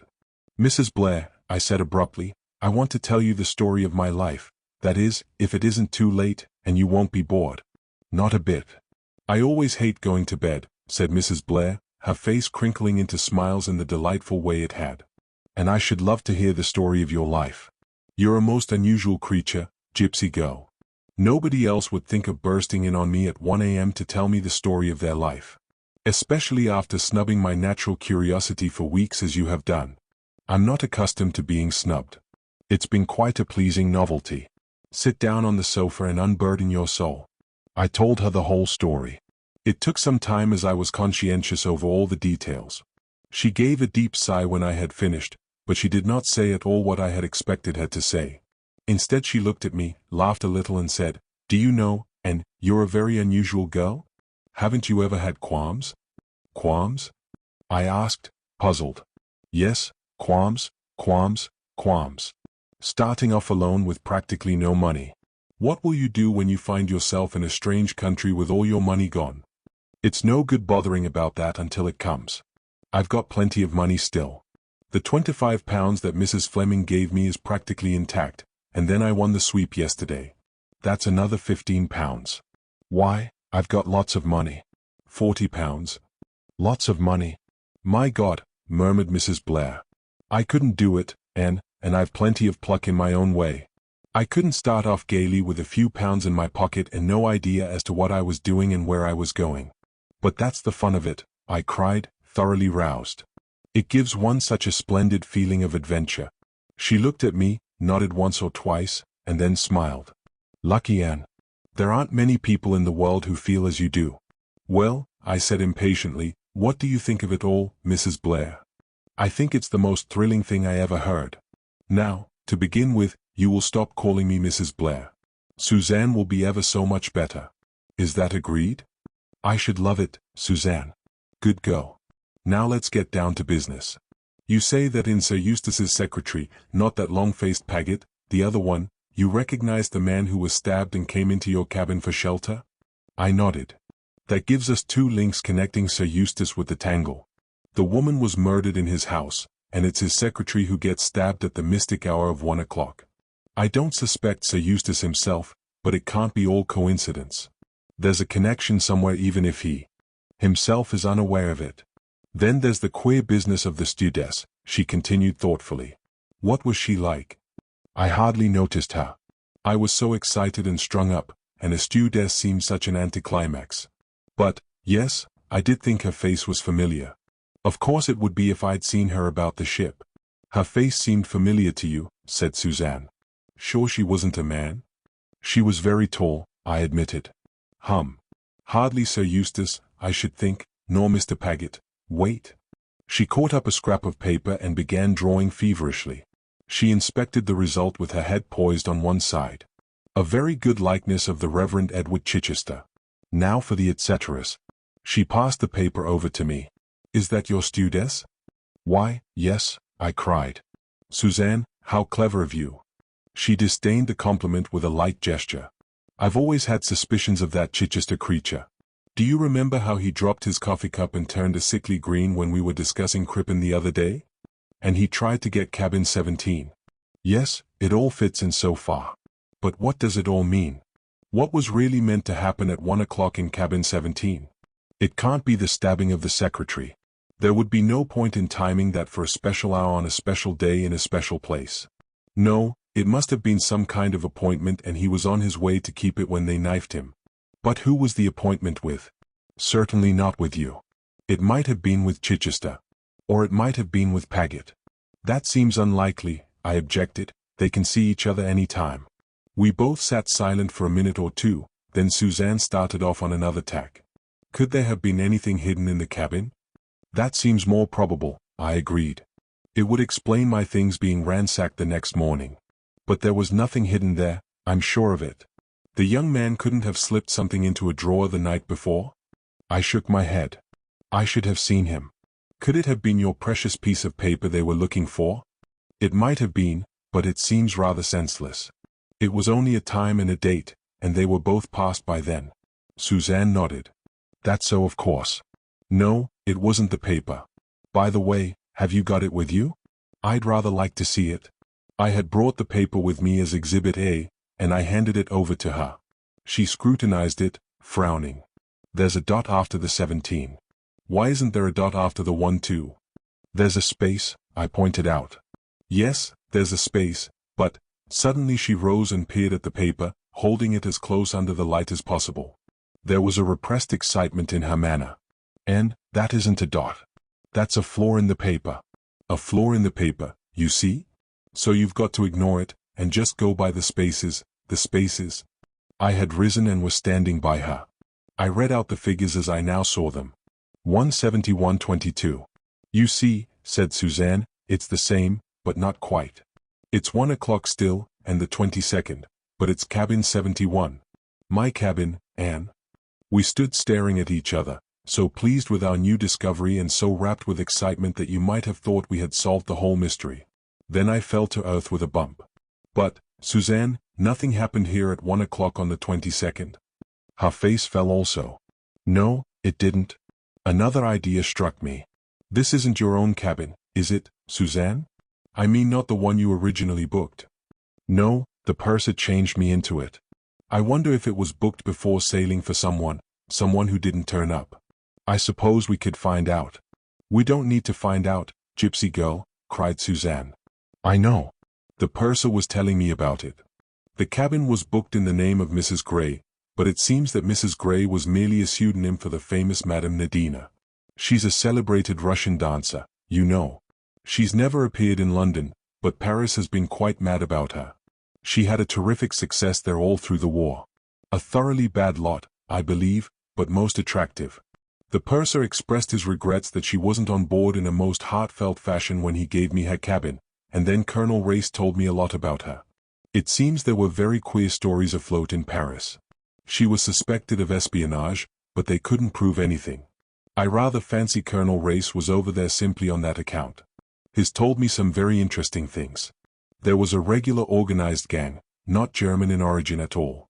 In fact, the head of it, a man always referred to as the Colonel, was thought to be an Englishman, but they never got any clue as to his identity. But there is no doubt that he controlled a considerable organization of international crooks. Robberies, espionage, assaults, he undertook them all, and usually provided an innocent scapegoat to pay the penalty. Diabolically clever, he must have been. This woman was supposed to be one of his agents, but they couldn't get hold of anything to go upon. Yes, and we're on the right tack. Nadina is just the woman to be mixed up in this business. The appointment on the morning of the 22nd was with her in this cabin. But where is she? Why didn't she sail? A light flashed upon me. She meant to sail, I said slowly. Then why didn't she? Because she was dead. Suzanne, Nadina was the woman murdered at Marlow. My mind went back to the bare room in the empty house, and there swept over me again that indefinable sensation of menace and evil. With it came the memory of the falling pencil and the discovery of the roll of films. A roll of films, that struck a more recent note. Where had I heard of a roll of films? And why did I connect that thought with Mrs. Blair? Suddenly I flew at her and almost shook her in my excitement. Your films? The ones that were passed to you through the ventilator? Wasn't that on the 22nd? The ones I lost. How do you know they were the same? Why would anyone return them to you that way, in the middle of the night? It's a mad idea. No, they were a message. The films had been taken out of the yellow tin case, and something else put inside. Have you got it still? I may have used it. No, here it is. I remember I tossed it into the rack at the side of the bunk. She held it out to me. It was an ordinary round tin cylinder, such as films are packed in for the tropics. I took it with trembling hand, but even as I did so my heart leapt. It was noticeably heavier than it should have been. With shaking fingers I peeled off the strip of adhesive plaster that kept it airtight. I pulled off the lid, and a stream of dull glassy pebbles rolled onto the bed. Pebbles, I said, keenly disappointed. Pebbles? Cried Suzanne. The ring in her voice excited me. Pebbles? No, and not pebbles. Diamonds? Chapter 15 Diamonds. I stared, fascinated, at the glassy heap on the bunk. I picked up one which, but for the weight, might have been a fragment of broken bottle. Are you sure, Suzanne? Oh, yes, my dear. I've seen rough diamonds too often to have any doubts. They're beauties too, and some of them are unique, I should say. There's a history behind these. The history we heard. Tonight, I cried. You mean? Colonel Race's story. It can't be a coincidence. He told it for a purpose. To see its effect, you mean? I nodded. Its effect on Sir Eustace? Yes. But, even as I said it, a doubt assailed me. Was it Sir Eustace who had been subjected to a test, or had the story been told for my benefit? I remembered the impression I had received on that former night of having been deliberately pumped. For some reason or other, Colonel Race was suspicious. But where did he come in? What possible connection could he have with the affair? Who is Colonel Race? I asked.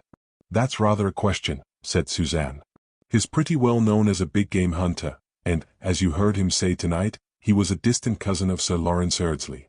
I've never actually met him until this trip. He journeys to and from Africa a good deal. There's a general idea that he does Secret Service work. I don't know whether it's true or not. He's certainly rather a mysterious creature. I suppose he came into a lot of money as Sir Lawrence Eardsley's heir? My dear Anne, he must be rolling. You know, he'd be a splendid match for you. I can't have a good go at him with you aboard the ship, I said, laughing. Oh, these married women. We do have a pull, murmured Suzanne complacently. And everybody knows that I am absolutely devoted to Clarence, my husband, you know.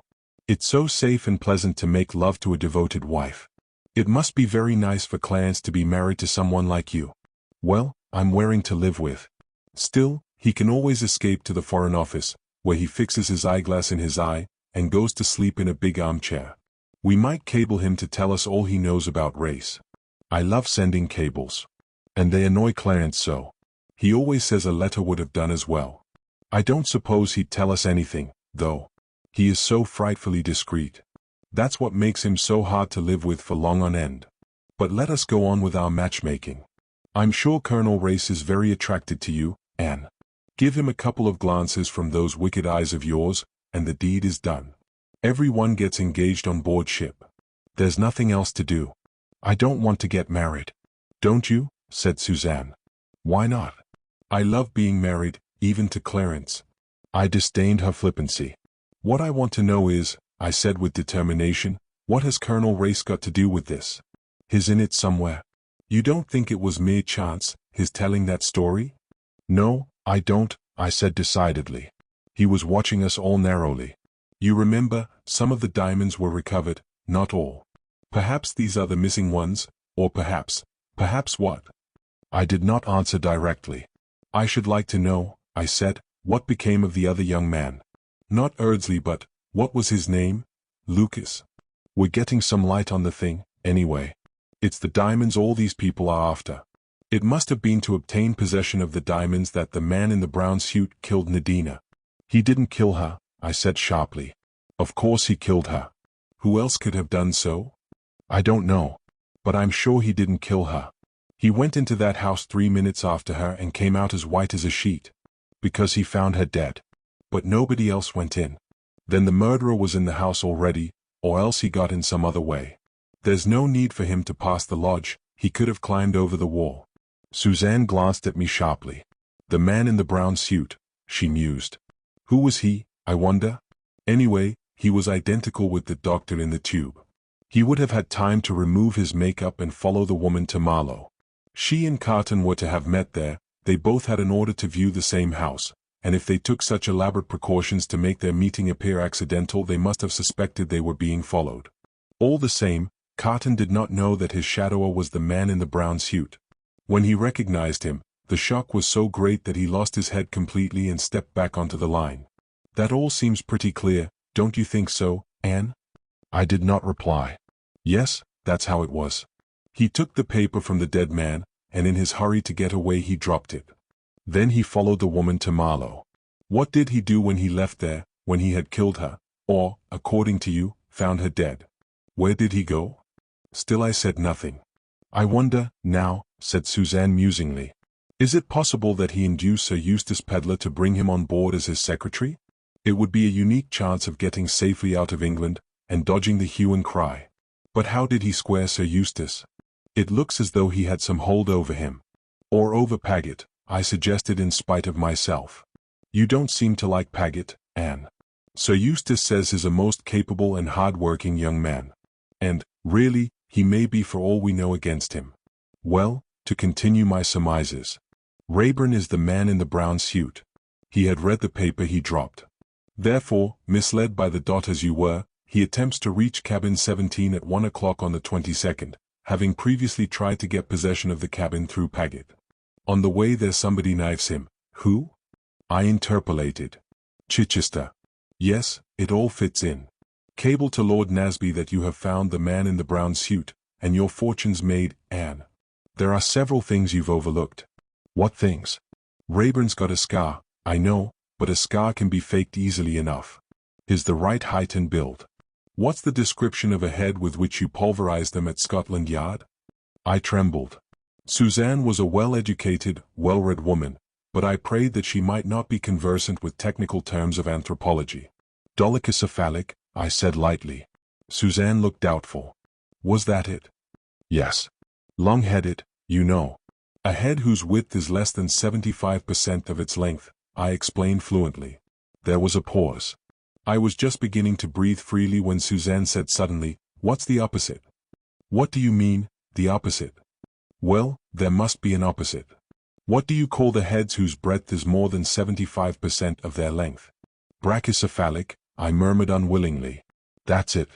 I thought that was what you said." "Did I?" It was a slip of the tongue. "I meant dolichocephalic," I said with all the assurance I could muster. Suzanne looked at me searchingly.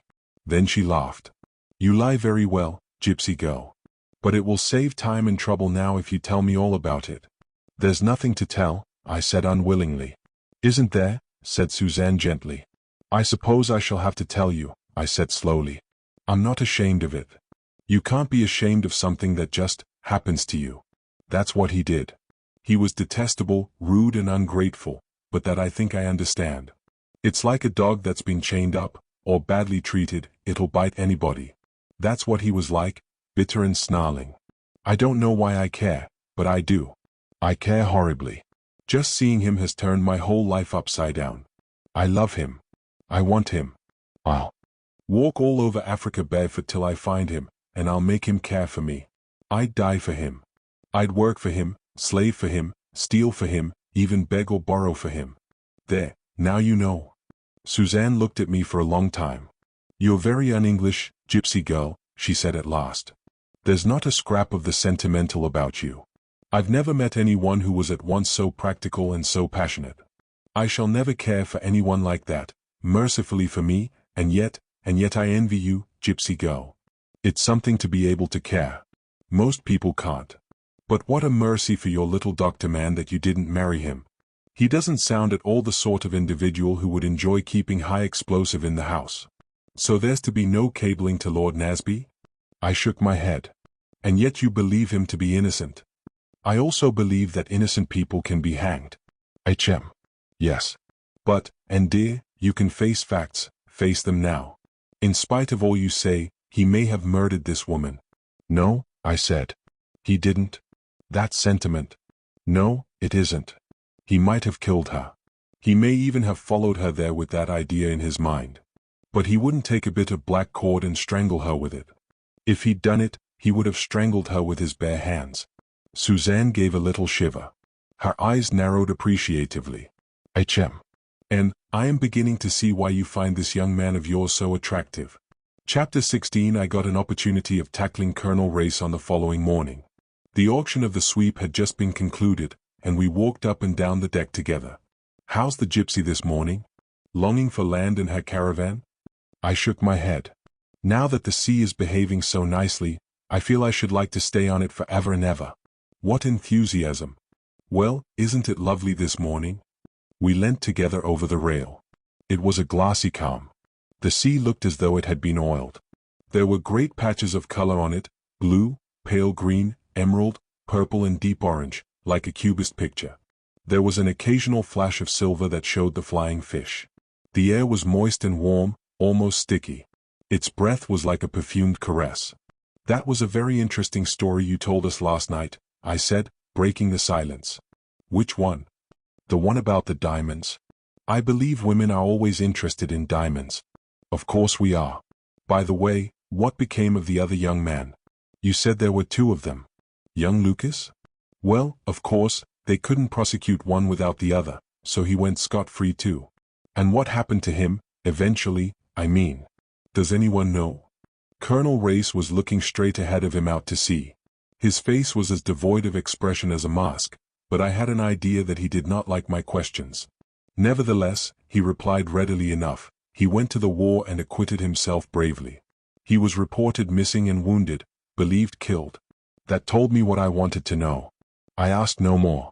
But more than ever I wondered how much Colonel Race knew. The part he was playing in all this puzzled me. One other thing I did. That was to interview the night steward. With a little financial encouragement, I soon got him to talk. The lady wasn't frightened, was she, miss? It seemed a harmless sort of joke. A bet, or so I understood. I got it all out of him, little by little. On the voyage from Cape Town to England, one of the passengers had handed him a roll of films with instructions that they were to be dropped onto the bunk in cabin 71 at 1 a.m. on January 22nd on the outward journey. A lady would be occupying the cabin, and the affair was described as a bet. I gathered that the steward had been liberally paid for his part in the transaction. The lady's name had not been mentioned. Of course, as Mrs. Blair went straight into cabin 71, interviewing the purser as soon as she got on board, it never occurred to the steward that she was not the lady in question. The name of the passenger who had arranged the transaction was Carton, and his description tallied exactly with that of the man killed on the tube. So one mystery, at all events, was cleared up, and the diamonds were obviously the key to the whole situation. Those last days on the Kilmorden seemed to pass very quickly. As we drew nearer and nearer to Cape Town, I was forced to consider carefully my future plans. There were so many people I wanted to keep an eye on. Mr. Chichester, Sir Eustace and his secretary, and, yes, Colonel Race. What was I to do about it? Naturally it was Chichester who had first claim on my attention.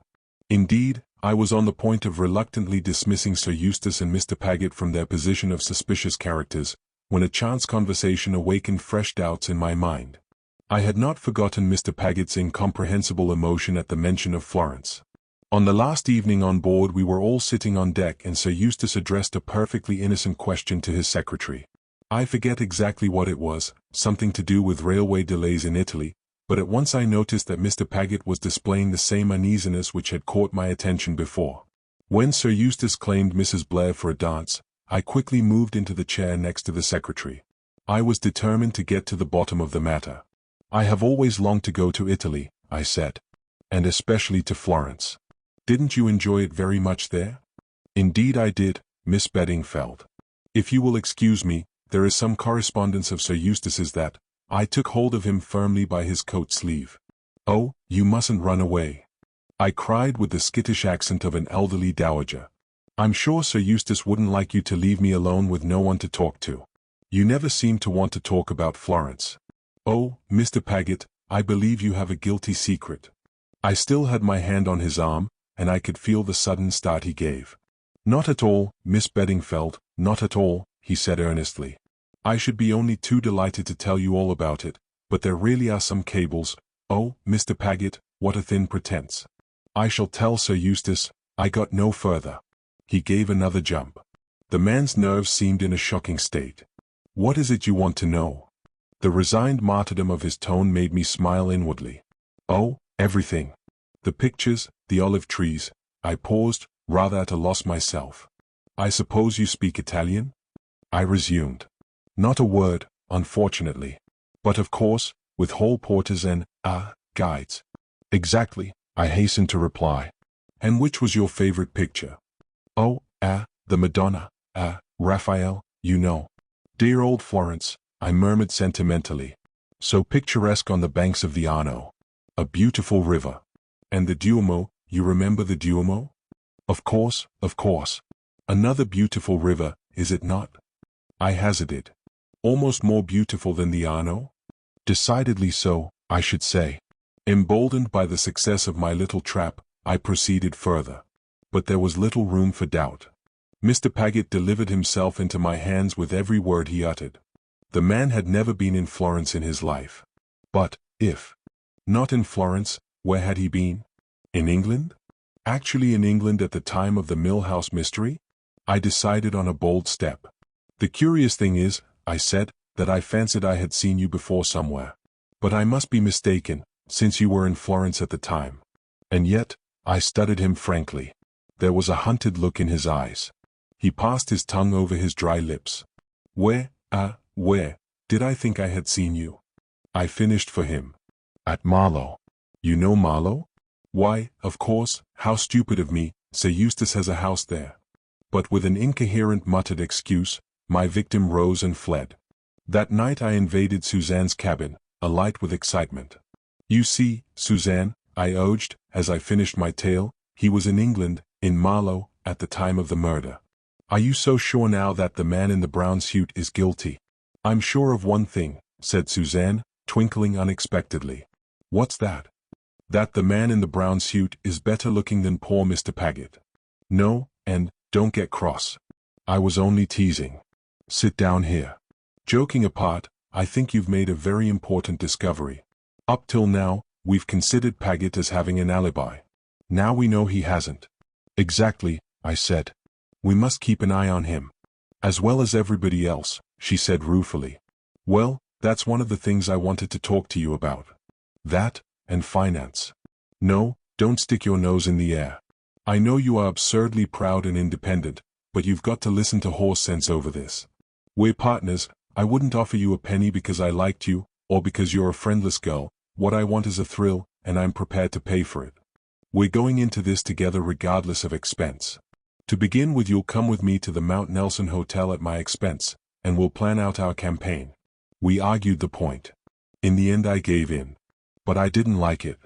I wanted to do the thing on my own. That's settled, said Suzanne at last, getting up and stretching herself with a big yawn. I'm exhausted with my own eloquence. Now then, let us discuss our victims. Mr. Chichester is going on to Durban. Sir Eustace is going to the Mount Nelson Hotel in Cape Town and then up to Rhodesia. He's going to have a private car on the railway, and in a moment of expansion, after his fourth glass of champagne the other night, he offered me a place in it. I dare say he didn't really mean it, but, all the same, he can't very well back out if I hold him to it. Good, I approved. You keep an eye on Sir Eustace and Paget, and I take on Chichester. But what about Colonel Race? Suzanne looked at me queerly. And, you can't possibly suspect. I do. I suspect everybody. I'm in the mood when one looks round for the most unlikely person. Colonel Race is going to Rhodesia too, said Suzanne thoughtfully. If we could arrange for Sir Eustace to invite him also, You can manage it. You can manage anything. I love butter, purred Suzanne. We parted on the understanding that Suzanne should employ her talents to the best advantage. I felt too excited to go to bed immediately. It was my last night on board. Early tomorrow morning we should be in Table Bay. I slipped up on deck. The breeze was fresh and cool. The boat was rolling a little in the choppy sea. The decks were dark and deserted. It was after midnight. I leaned over the rail, watching the phosphorescent trail of foam. Ahead of us lay Africa. We were rushing towards it through the dark water. I felt alone in a wonderful world. Wrapped in a strange peace, I stood there, taking no heed of time, lost in a dream. And suddenly I had a curious intimate premonition of danger. I had heard nothing, but I swung round instinctively. A shadowy form had crept up behind me. As I turned, it sprang. One hand gripped my throat, stifling any cry I might have uttered. I fought desperately, but I had no chance. I was half choking from the grip on my throat, but I bit and clung and scratched in the most approved feminine fashion. The man was handicapped by having to keep me from crying out. If he had succeeded in reaching me unawares, it would have been easy enough for him to sling me overboard with a sudden heave. The sharks would have taken care of the rest. Struggle as I would, I felt myself weakening. My assailant felt it too. He put out all his strength. And then, running on swift noiseless feet, another shadow joined in. With one blow of his fist, he sent my opponent crashing headlong to the deck. Released, I fell back against the rail, sick and trembling. My rescuer turned to me with a quick movement. "You're hurt." There was something savage in his tone, a menace against the person who had dared to hurt me. Even before he spoke I had recognized him. It was my man, the man with the scar. But that one moment in which his attention had been diverted to me had been enough for the fallen enemy. Quick as a flash he had risen to his feet and taken to his heels down the deck. With an oath Rayburn sprang after him. I always hate being out of things. I joined the chase, a bad third. Round the deck we went to the starboard side of the ship. There by the saloon door lay the man in a crumpled heap. Rayburn was bending over him. "Did you hit him again?" I called breathlessly. "There was no need," he replied grimly. "I found him collapsed by the door. Or else he couldn't get it open and is shamming. We'll soon see about that. And we'll see who he is too." With a beating heart I drew near. I had realized at once that my assailant was a bigger man than Chichester. Anyway, Chichester was a flabby creature who might use a knife at a pinch, but who would have little strength in his bare hands. Rayburn struck a match. We both uttered an ejaculation. The man was Guy Paget. Rayburn appeared absolutely stupefied by the discovery. "Paget," he muttered. "My God, Paget." I felt a slight sense of superiority. "You seem surprised." "I am," he said heavily. "I never suspected." He wheeled suddenly round on me. "And you? You're not? You recognized him, I suppose, when he attacked you?" "No, I didn't." "All the same, I'm not so very surprised." He stared at me suspiciously. "Where do you come in, I wonder? And how much do you know?" I smiled. "A good deal, Mr. Lucas." He caught my arm. The unconscious strength of his grip made me wince. "Where did you get that name?" he asked hoarsely. "Isn't it yours?" I demanded sweetly. "Or do you prefer to be called the man in the brown suit?" That did stagger him. He released my arm and fell back a pace or two. "Are you a girl or a witch?" he breathed. "I'm a friend." I advanced a step towards him. "I offered you my help once, I offer it again. Will you have it?" The fierceness of his answer took me aback. "No. I'll have no truck with you or with any woman. Do your damnedest." As before, my own temper began to rise. "Perhaps," I said, "you don't realize how much in my power you are? A word from me to the captain." "Say it," he sneered. Then advancing with a quick step, "And whilst we're realizing things, my girl, do you realize that you're in my power this minute? I could take you by the throat like this."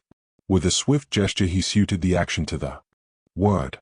I felt his two hands clasp my throat and press, ever so little. "Like this, and squeeze the life out of you. And then, like our unconscious friend here, but with more success, fling your dead body to the sharks.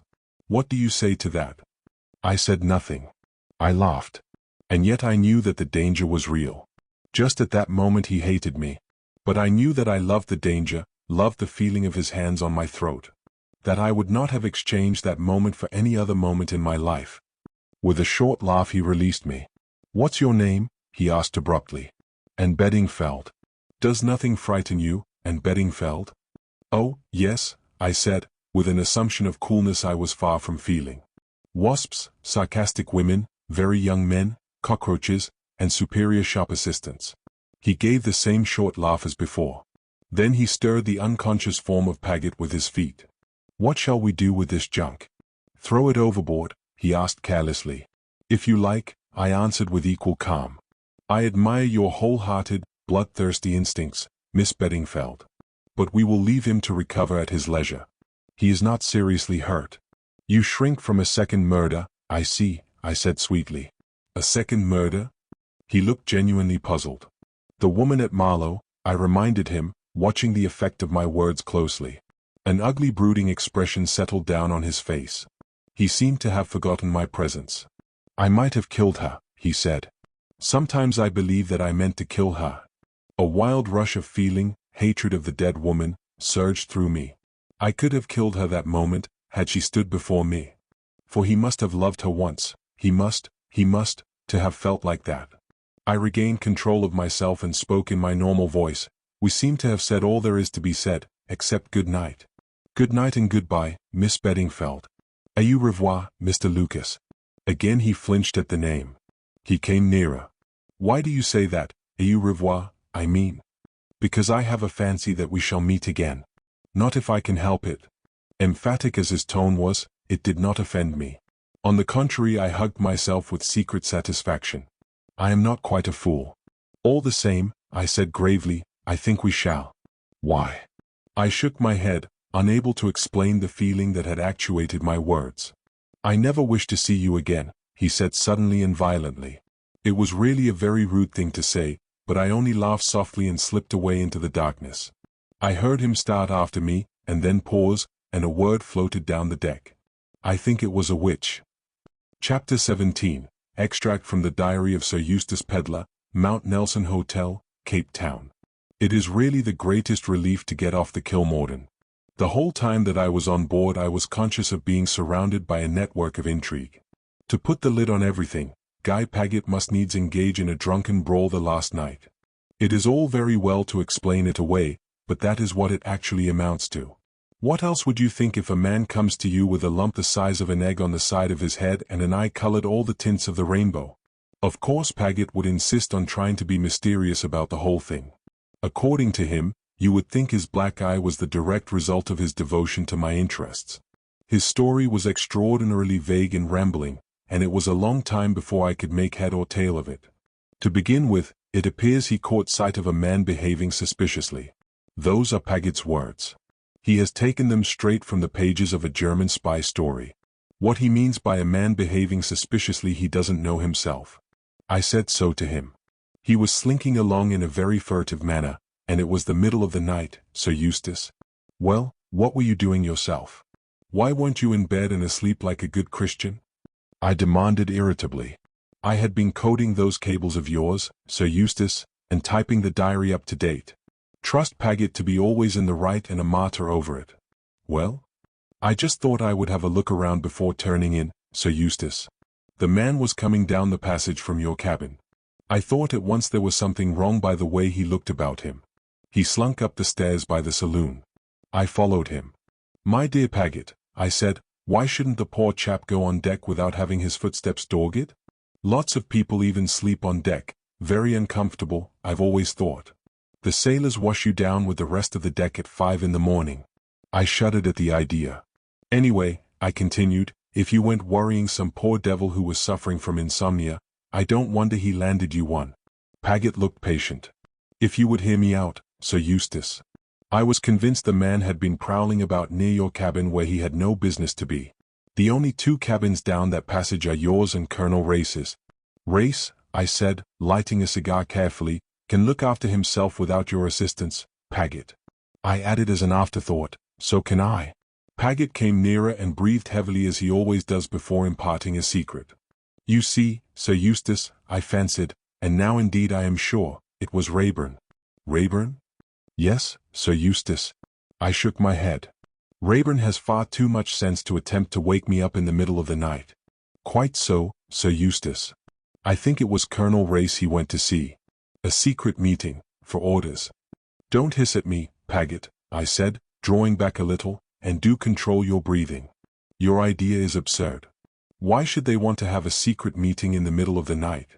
If they'd anything to say to each other, they could hobnob over beef tea in a perfectly casual and natural manner. I could see that Paget was not in the least convinced. Something was going on last night, Sir Eustace, he urged, or why should Rayburn assault me so brutally? You're quite sure it was Rayburn? Paget appeared to be perfectly convinced of that. It was the only part of the story that he wasn't vague about. There's something very queer about all this, he said. To begin with, where's Rayburn? It's perfectly true that we haven't seen the fellow since we came on shore. He did not come up to the hotel with us. I decline to believe that he is afraid of Paget, however. Altogether the whole thing is very annoying. One of my secretaries has vanished into the blue, and the other looks like a disreputable prizefighter. I can't take him about with me in his present condition. I shall be the laughingstock of Cape Town.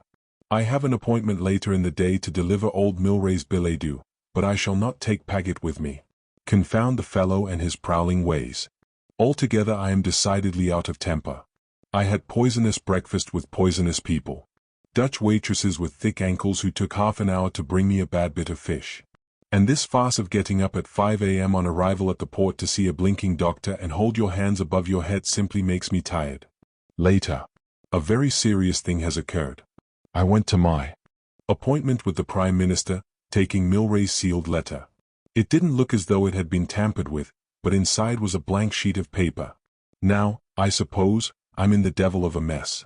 Why I ever let that bleating old fool Milray embroil me in the matter I can't think. Paget is a famous jobs comforter. He displays a certain gloomy satisfaction that maddens me. Also, he has taken advantage of my perturbation to saddle me with the stationery trunk. Unless he is careful, the next funeral he attends will be his own. However, in the end I had to listen to him. Supposing, Sir Eustace, that Rayburn had overheard a word or two of your conversation with Mr. Milray in the street. Remember, you had no written authority from Mr. Milray. You accepted Rayburn on his own valuation. You think Rayburn is a crook, then? I said slowly. Paget did. How far his views were influenced by resentment over his black eye I don't know. He made out a pretty fair case against Rayburn, and the appearance of the latter told against him. My idea was to do nothing in the matter. A man who has permitted himself to be made a thorough fool of is not anxious to broadcast the fact. But Paget, his energy unimpaired by his recent misfortunes, was all for vigorous measures. He had his way, of course. He bustled out to the police station, sent innumerable cables, and brought a herd of English and Dutch officials to drink whiskies and sodas at my expense. We got Milray's answer that evening.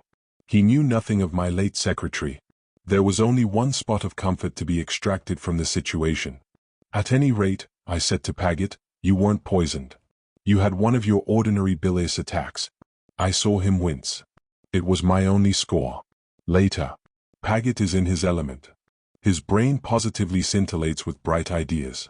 He will have it now that Rayburn is none other than the famous man in the brown suit. I dare say he is right. He usually is. But all this is getting unpleasant. The sooner I get off to Rhodesia the better. I have explained to Paget that he is not to accompany me. You see, my dear fellow, I said, you must remain here on the spot. You might be required to identify Rayburn any minute. And, besides, I have my dignity as an English member of Parliament to think of. I can't go about with a secretary who has apparently recently been indulging in a vulgar street brawl. Paget winced. He is such a respectable fellow that his appearance is pain and tribulation to him. But what will you do about your correspondence and the notes for your speeches, Sir Eustace? I shall manage, I said airily. Your private car is to be attached to the 11 o'clock train tomorrow, Wednesday, morning, Paget continued. I have made all arrangements. Is Mrs. Blair taking a maid with her? Mrs. Blair? I gasped. She tells me you offered her a place. So I did, now I come to think of it. On the night of the fancy dress ball. I even urged her to come. But I never thought she would. Delightful as she is, I do not know that I want Mrs. Blair's society all the way to Rhodesia and back. Women require such a lot of attention. And they are confoundedly in the way sometimes. Have I asked anyone else? I said nervously. One does these things in moments of expansion. Mrs. Blair seemed to think you had asked Colonel Race as well. I groaned. I must have been very drunk if I asked Race. Very drunk indeed. Take my advice, Paget, and let your black eye be a warning to you, don't go on the bust again. As you know, I am a teetotaler, Sir Eustace. Much wiser to take the pledge if you have a weakness that way. I haven't asked anyone else, have I, Paget? Not that I know of, Sir Eustace. I heaved a sigh of relief. There's Miss Beddingfeld, I said thoughtfully. She wants to get to Rhodesia to dig up bones, I believe. I've a good mind to offer her a temporary job as a secretary. She can typewrite, I know, for she told me so. To my surprise, Paget opposed the idea vehemently. He does not like Anne Beddingfeld. Ever since the night of the black eye, he has displayed uncontrollable emotion whenever she is mentioned. Paget is full of mysteries nowadays. Just to annoy him, I shall ask the girl. As I said before, she has extremely nice legs. Chapter 18, Anne's narrative resumed. I don't suppose that as long as I live I shall forget my first sight of Table Mountain. I got up frightfully early and went out on deck. I went right up to the boat deck, which I believe is a heinous offense, but I decided to dare something in the cause of solitude. We were just steaming into Table Bay. There were fleecy white clouds hovering above Table Mountain, and nestling on the slopes below, right down to the sea, was the sleeping town, gilded and bewitched by the morning sunlight. It made me catch my breath and have that curious hungry pain inside that seizes one sometimes when one comes across something that's extra beautiful. I'm not very good at expressing these things, but I knew well enough that I had found, if only for a fleeting moment, the thing that I had been looking for ever since I left Little Hampsley. Something new, something hitherto undreamed of, something that satisfied my aching hunger for romance. Perfectly silently, or so it seemed to me, the Kilmorden glided nearer and nearer. It was still very like a dream. Like all dreamers, however, I could not let my dream alone. We poor humans are so anxious not to miss anything. This is South Africa, I kept saying to myself industriously, South Africa, South Africa. You are seeing the world. This is the world. You are seeing it. Think of it, Anne Beddingfeld, you pudding head. You're seeing the world. I had thought that I had the boat deck to myself, but now I observed another figure leaning over the rail, absorbed as I had been in the rapidly approaching city. Even before he turned his head I knew who it was. The scene of last night seemed unreal and melodramatic in the peaceful morning sunlight. What must he have thought of me? It made me hot to realize the things that I had said. And I hadn't meant them, or had I? I turned my head resolutely away and stared hard at Table Mountain. If Rayburn had come up here to be alone, I, at least, need not disturb him by advertising my presence.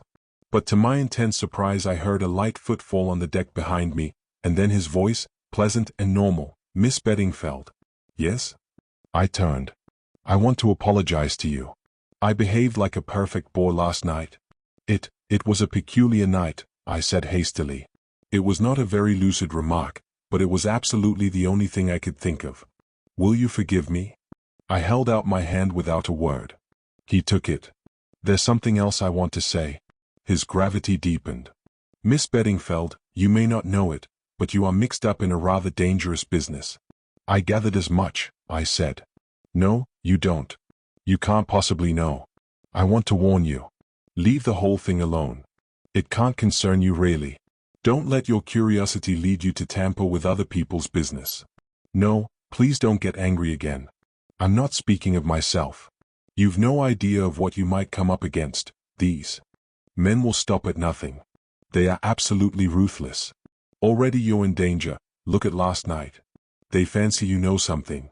Your only chance is to persuade them that they are mistaken. But be careful, always be on the lookout for danger, and, look here, if at any time you should fall into their hands, don't try and be clever, tell the whole truth, it will be your only chance.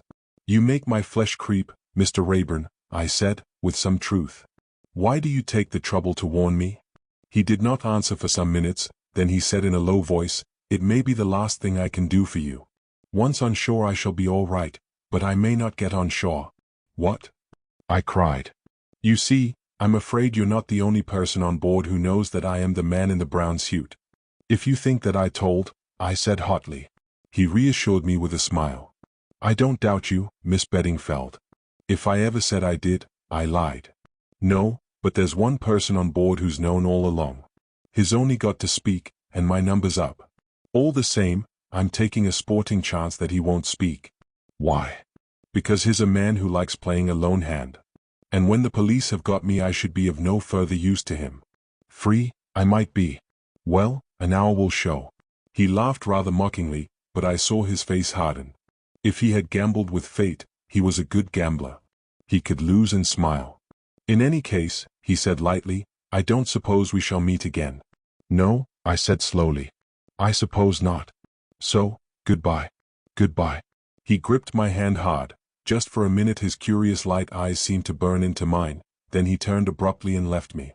I heard his footsteps ringing along the deck. They echoed and re-echoed. I felt that I should hear them always.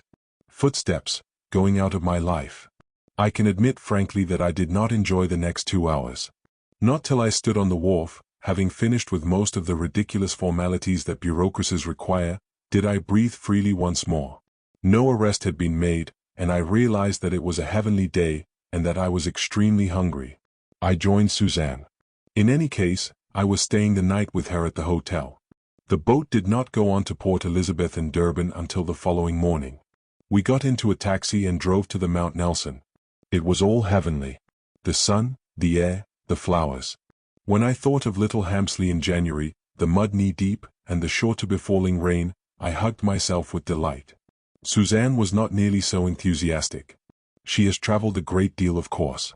Besides, she is not the type that gets excited before breakfast. She snubbed me severely when I let out an enthusiastic yelp at the sight of a giant blue convolvulus. By the way, I should like to make it clear here and now that this story will not be a story of South Africa. I guarantee no genuine local color, you know the sort of thing, half a dozen words in italics on every page. I admire it very much, but I can't do it. In South Sea Islands, of course, you make an immediate reference to bêche de mer. I don't know what bêche de mer is, I never have known, I probably never shall know. I've guessed once or twice and guessed wrong. In South Africa I know you at once begin to talk about a stoop. I do know what a stoop is, it's the thing round a house and you sit on it. In various other parts of the world you call it a veranda, a piazza, and a ha-ha. Then again, there are pawpaws. I had often read of pawpaws. I discovered at once what they were, because I had one plumped down in front of me for breakfast. I thought at first that it was a melon gone bad. The Dutch waitress enlightened me, and persuaded me to use lemon juice and sugar and try again. I was very pleased to meet a pawpaw. I had always vaguely associated it with a hula-hula, which, I believe, though I may be wrong, is a kind of straw skirt that Hawaiian girls dance in. No, I think I am wrong, that is a lava-lava. At any rate, all these things are very cheering after England. I can't help thinking that it would brighten our cold island life if one could have a breakfast of bacon, and then go out clad in a jumper to pay the books. Suzanne was a little tamer after breakfast. They had given me a room next to hers with a lovely view right out over Table Bay. I looked at the view while Suzanne hunted for some special face cream. When she had found it and started an immediate application, she became capable of listening to me. "Did you see Sir Eustace?" I asked. He was marching out of the breakfast room as we went in. He'd had some bad fish or something and was just telling the head waiter what he thought about it, and he bounced a peach on the floor to show how hard it was, only it wasn't quite as hard as he thought and it squashed. Suzanne smiled. "Sir Eustace doesn't like getting up early any more than I do. But, Anne, did you see Mr. Paget? I ran against him in the passage. He's got a black eye. What can he have been doing?" "Only trying to push me overboard," I replied nonchalantly. It was a distinct score for me. Suzanne left her face half anointed and pressed for details. I gave them to her. "It all gets more and more mysterious," she cried. "I thought I was going to have the soft job sticking to Sir Eustace, and that you would have all the fun with the Reverend Edward Chichester, but now I'm not so sure. I hope Paget won't push me off the train some dark night. I think you're still above suspicion, Suzanne. But, if the worst happens, I'll wire to Clarence. That reminds me, give me a cable form. Let me see now, what shall I say? Implicated in the most thrilling mystery, please send me £1,000 at once, Suzanne." I took the form from her, and pointed out that she could eliminate an A, and possibly, if she didn't care about being polite, a please. Suzanne, however, appears to be perfectly reckless in money matters. Instead of attending to my economical suggestions, she added 3 words more, enjoying myself hugely. Suzanne was engaged to lunch with friends of hers, who came to the hotel about 11 o'clock to fetch her. I was left to my own devices. I went down through the grounds of the hotel, crossed the tram lines and followed a cool shady avenue right down till I came to the main street. I strolled about, seeing the sights, enjoying the sunlight and the black-faced sellers of flowers and fruits. I also discovered a place where they had the most delicious ice cream sodas. Finally, I bought a 6-penny basket of peaches and retraced my steps to the hotel. To my surprise and pleasure, I found a note awaiting me. It was from the curator of the museum. He had read of my arrival on the Kilmorden, in which I was described as the daughter of the late Professor Beddingfeld. He had known my father slightly and had had a great admiration for him. He went on to say that his wife would be delighted if I would come out and have tea with them that afternoon at their villa at Musenberg. He gave me instructions for getting there. It was pleasant to think that poor Papa was still remembered and highly thought of. I foresaw that I would have to be personally escorted round the museum before I left Cape Town, but I risked that. To most people it would have been a treat, but one can have too much of a good thing if one is brought up on it, morning, noon and night. I put on my best hat, one of Suzanne's cast-offs, and my least crumpled white linen and started off after lunch. I caught a fast train to Musenberg and got there in about half an hour. It was a nice trip. We wound slowly round the base of Table Mountain, and some of the flowers were lovely. My geography being weak, I had never fully realized that Cape Town is on a peninsula, consequently I was rather surprised on getting out of the train to find myself facing the sea once more. There was some perfectly entrancing bathing going on. The people had short curved boards and came floating in on the waves. It was far too early to go to tea. I made for the bathing pavilion, and when they said would I have a surfboard, I said yes, please. Surfing looks perfectly easy. It isn't. I say no more. I got very angry and fairly hurled my plank from me. Nevertheless, I determined to return on the first possible opportunity and have another go. I would not be beaten. Quite by mistake I then got a good run on my board, and came out delirious with happiness. Surfing is like that. You are either vigorously cursing or else you are idiotically pleased with yourself. I found the Villa Medji after some little difficulty. It was right up on the side of the mountain, isolated from the other cottages and villas. I rang the bell, and a smiling Kafir boy answered it. Mrs. Raffini? I inquired. He ushered me in, preceded me down the passage and flung open a door. Just as I was about to pass in, I hesitated.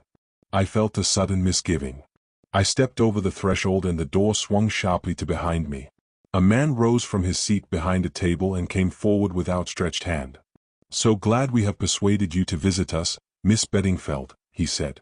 He was a tall man, obviously a Dutchman, with a flaming orange beard. He did not look in the least like the curator of a museum. In fact, I realized in a flash that I had made a fool of myself. I was in the hands of the enemy. Chapter 19. It reminded me forcibly of Episode 3 in The Perils of Pamela.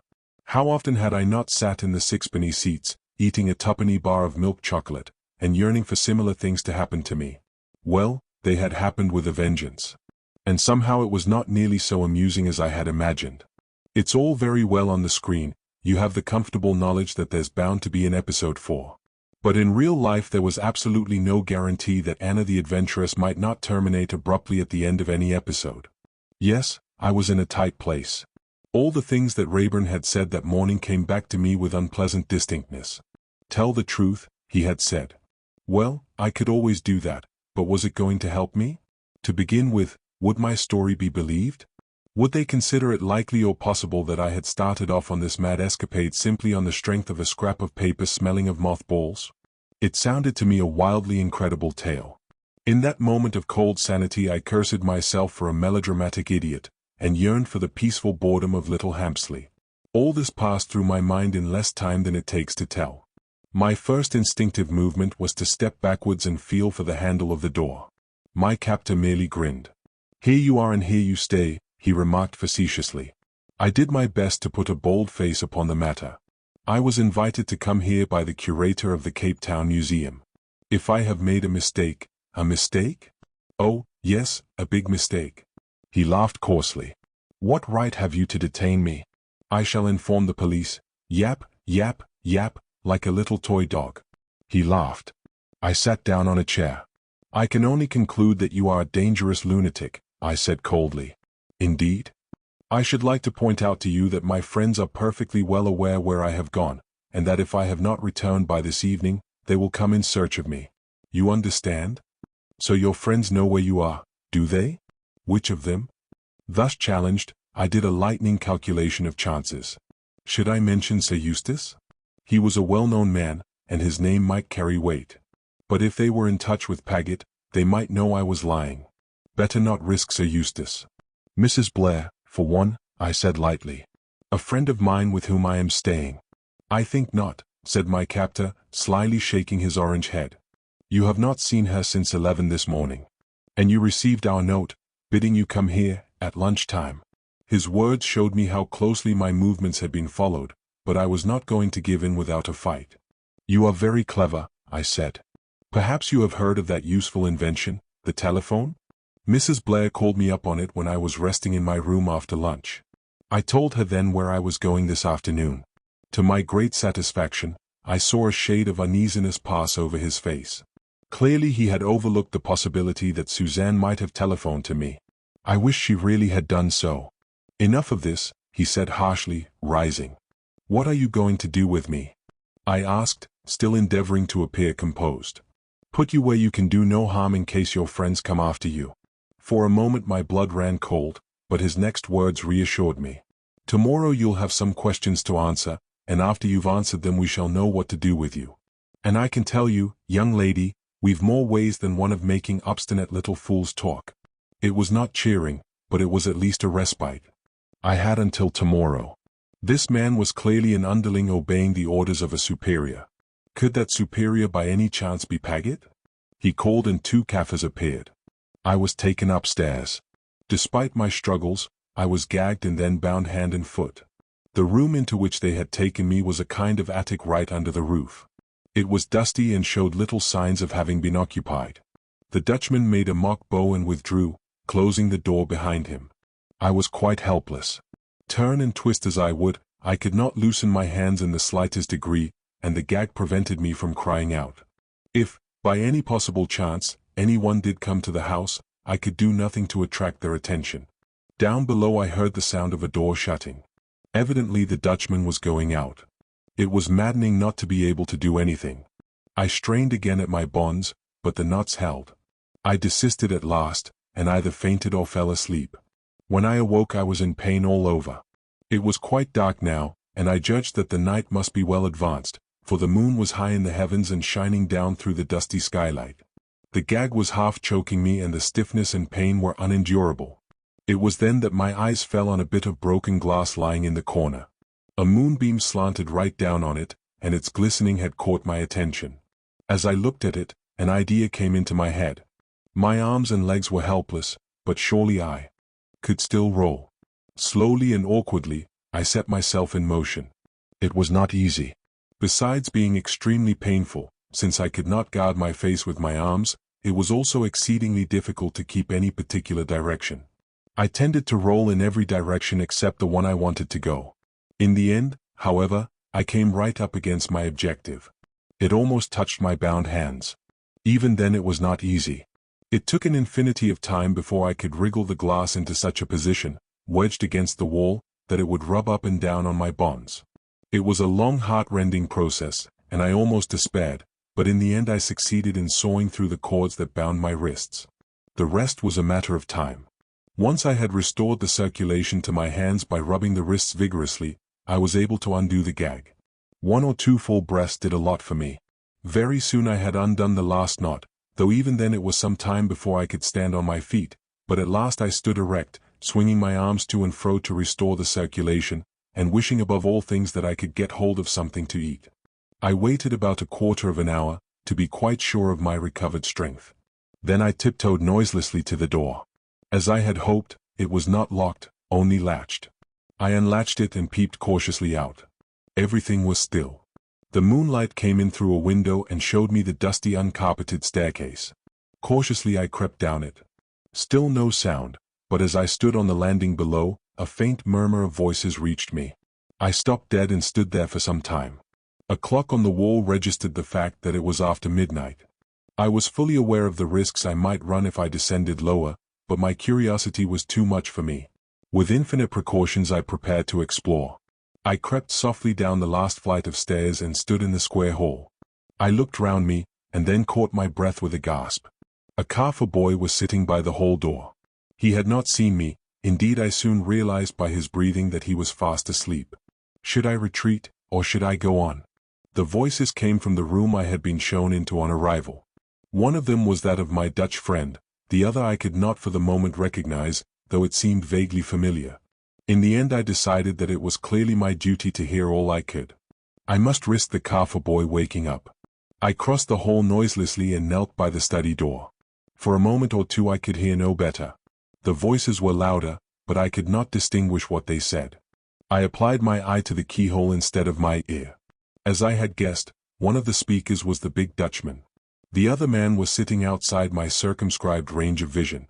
Suddenly he rose to get himself a drink. His back, black-clad and decorous, came into view. Even before he turned round I knew who he was. Mr. Chichester. Now I began to make out the words. All the same, it is dangerous. Suppose her friends come after her? It was the big man speaking. Chichester answered him. He had dropped his clerical voice entirely. No wonder I had not recognized it. All bluff. They haven't an idea where she is. She spoke very positively.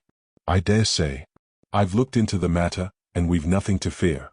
Anyway, it's the Colonel's orders. You don't want to go against them, I suppose? The Dutchman ejaculated something in his own language. I judged it to be a hasty disclaimer. But why not knock her on the head, he growled. It would be simple. The boat is all ready. She could be taken out to sea? Yes, said Chichester meditatively. That is what I should do. She knows too much, that is certain. But the Colonel is a man who likes to play a lone hand, though no one else must do so. Something in his own words seemed to awaken a memory that annoyed him. He wants information of some kind from this girl. He had paused before the information, and the Dutchman was quick to catch him up. Information? Something of the kind? Diamonds, I said to myself. And now, continued Chichester, give me the lists. For a long time their conversation was quite incomprehensible to me. It seemed to deal with large quantities of vegetables. Dates were mentioned, prices, and various names of places which I did not know. It was quite half an hour before they had finished their checking and counting. Good, said Chichester, and there was a sound as though he pushed back his chair. I will take these with me for the Colonel to see. When do you leave? 10 o'clock tomorrow morning will do. Do you want to see the girl before you go? No. There are strict orders that no one is to see her until the Colonel comes. Is she all right? I looked in on her when I came in for dinner. She was asleep, I think. What about food? A little starvation will do no harm. The Colonel will be here some time tomorrow. She will answer questions better if she is hungry. No one had better go near her till then. Is she securely tied up? The Dutchman laughed. What do you think? They both laughed. So did I, under my breath. Then, as the sound seemed to betoken that they were about to come out of the room, I beat a hasty retreat. I was just in time. As I reached the head of the stairs, I heard the door of the room open, and at the same time the Kafir stirred and moved. My retreat by the way of the hall door was not to be thought of. I retired prudently to the attic, gathered my bonds round me and lay down again on the floor, in case they should take it into their heads to come and look at me. They did not do so, however.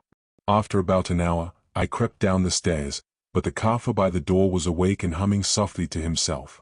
I was anxious to get out of the house, but I did not quite see how to manage it. In the end I was forced to retreat to the attic again. The Kafir was clearly on guard for the night. I remained there patiently all through the sounds of early morning preparation. The men breakfasted in the hall, I could hear their voices distinctly floating up the stairs. I was getting thoroughly unnerved. How on earth was I to get out of the house? I counseled myself to be patient. A rash move might spoil everything. After breakfast came the sounds of Chichester departing. To my intense relief, the Dutchman accompanied him. I waited breathlessly. Breakfast was being cleared away, the work of the house was being done. At last, the various activities seemed to die down. I slipped out from my lair once more. Very carefully I crept down the stairs. The hall was empty. Like a flash I was across it, had unlatched the door, and was outside in the sunshine. I ran down the drive like one possessed. Once outside, I resumed a normal walk. People stared at me curiously, and I do not wonder. My face and clothes must have been covered in dust from rolling about in the attic. At last I came to a garage. I went in. I have met with an accident, I explained. I want a car to take me to Cape Town at once. I must catch the boat to Durban. I had not long to wait. 10 minutes later I was speeding along in the direction of Cape Town. I must know if Chichester was on the boat. Whether to sail on her myself or not, I could not determine, but in the end I decided to do so. Chichester would not know that I had seen him in the villa at Musenberg. He would doubtless lay further traps for me, but I was forewarned.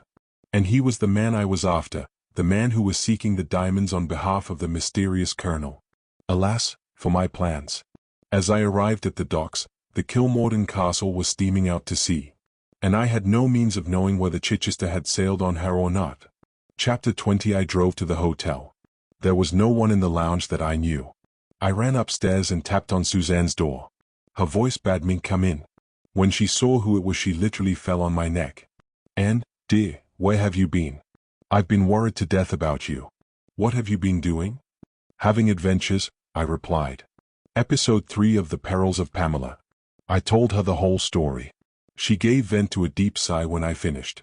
"Why do these things always happen to you?" she demanded plaintively. "Why does no one gag me and bind me hand and foot?" "You wouldn't like it if they did," I assured her.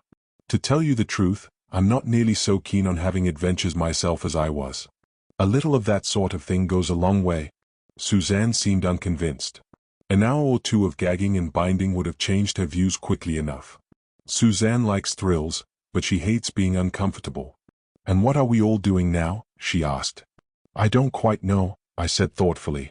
"You still go to Rhodesia, of course, to keep an eye on Paget. And you?" That was just my difficulty. Had Chichester gone on the Kilmorden, or had he not? Did he mean to carry out his original plan of going to Durban? The hour of his leaving Musenberg seemed to point to an affirmative answer to both questions. In that case, I might go to Durban by train. I fancied that I should get there before the boat. On the other hand, if the news of my escape were wired to Chichester, and also the information that I had left Cape Town for Durban, nothing was simpler for him than to leave the boat at either Port Elizabeth or East London and so give me the slip completely. It was rather a knotty problem. "We'll inquire about trains to Durban anyway," I said. "And it's not too late for morning tea," said Suzanne. "We'll have it in the lounge." The Durban train left at 8:15 that evening, so they told me at the office. For the moment I postponed decision and joined Suzanne for somewhat belated 11 o'clock tea. "Do you feel that you would really recognize Chichester again, in any other disguise, I mean?" asked Suzanne. I shook my head ruefully. "I certainly didn't recognize him as the stewardess, and never should have but for your drawing. The man's a professional actor, I'm sure of it," said Suzanne thoughtfully. "His makeup is perfectly marvelous. He might come off the boat as a navvy or something, and you'd never spot him." "You're very cheering," I said. At that minute, Colonel Race stepped in through the window and came and joined us. "What is Sir Eustace doing?" asked Suzanne. "I haven't seen him about today." Rather an odd expression passed over the Colonel's face. "He's got a little trouble of his own to attend to which is keeping him busy." "Tell us about it." "I mustn't tell tales out of school." "Tell us something, even if you have to invent it for our special benefit." "Well, what would you say to the famous man in the brown suit having made the voyage with us?" "What?"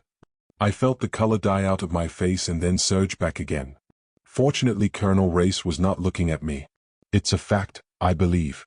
Every port watched for him and he bamboozled Pedler into bringing him out as his secretary." "Not Mr. Paget?" "Oh, not Paget, the other fellow. Rayburn, he called himself." "Have they arrested him?" asked Suzanne. Under the table she gave my hand a reassuring squeeze. I waited breathlessly for an answer. "He seems to have disappeared into thin air." "How does Sir Eustace take it?"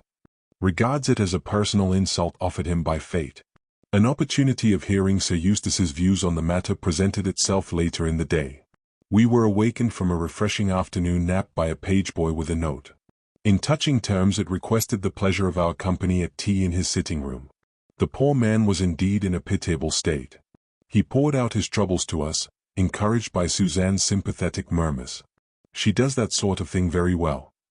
First, a perfectly strange woman has the impertinence to get herself murdered in my house, on purpose to annoy me, I do believe. Why my house? Why, of all the houses in Great Britain, choose the Mill House? What harm had I ever done the woman that she must needs get herself murdered there? Suzanne made one of her sympathetic noises again, and Sir Eustace proceeded in a still more aggrieved tone. And, if that's not enough, the fellow who murdered her has the impudence, the colossal impudence, to attach himself to me as my secretary. My secretary, if you please. I'm tired of secretaries, I won't have any more secretaries. Either they're concealed murderers or else they're drunken brawlers. Have you seen Paggett's black eye? But of course you have. How can I go about with a secretary like that? And his face is such a nasty shade of yellow too, just the color that doesn't go with a black eye. I've done with secretaries, unless I have a girl. A nice girl, with liquid eyes, who'll hold my hand when I'm feeling cross. What about you, Miss Anne? Will you take on the job? How often shall I have to hold your hand? I asked, laughing. All day long, replied Sir Eustace gallantly. I shan't get much typing done at that rate, I reminded him. That doesn't matter. All this work is Paggett's idea. He works me to death. I'm looking forward to leaving him behind in Cape Town. He is staying behind? Yes, he'll enjoy himself thoroughly sleuthing about after Rayburn. That's the sort of thing suits Paggett down to the ground. He adores intrigue. But I'm quite serious in my offer. Will you come? Mrs. Blair here is a competent chaperone, and you can have a half-holiday every now and again to dig for bones. Thank you very much, Sir Eustace, I said cautiously, but I think I'm leaving for Durban tonight. Now don't be an obstinate girl. Remember, there are lots of lions in Rhodesia. You'll like lions. All girls do. Will they be practicing low jumps? I asked, laughing. No, thank you very much, but I must go to Durban. Sir Eustace looked at me, sighed deeply, then opened the door of the adjoining room and called to Paggett. If you've quite finished your afternoon sleep, my dear fellow, perhaps you'd do a little work for change. Guy Paggett appeared in the doorway. He bowed to us both, starting slightly at the sight of me, and replied in a melancholy voice, I have been typing that memorandum all this afternoon, Sir Eustace. Well, stop typing it then. Go down to the Trade Commissioner's office, or the Board of Agriculture, or the Chamber of Mines, or one of these places, and ask them to lend me some kind of a woman to take to Rhodesia. She must have liquid eyes and not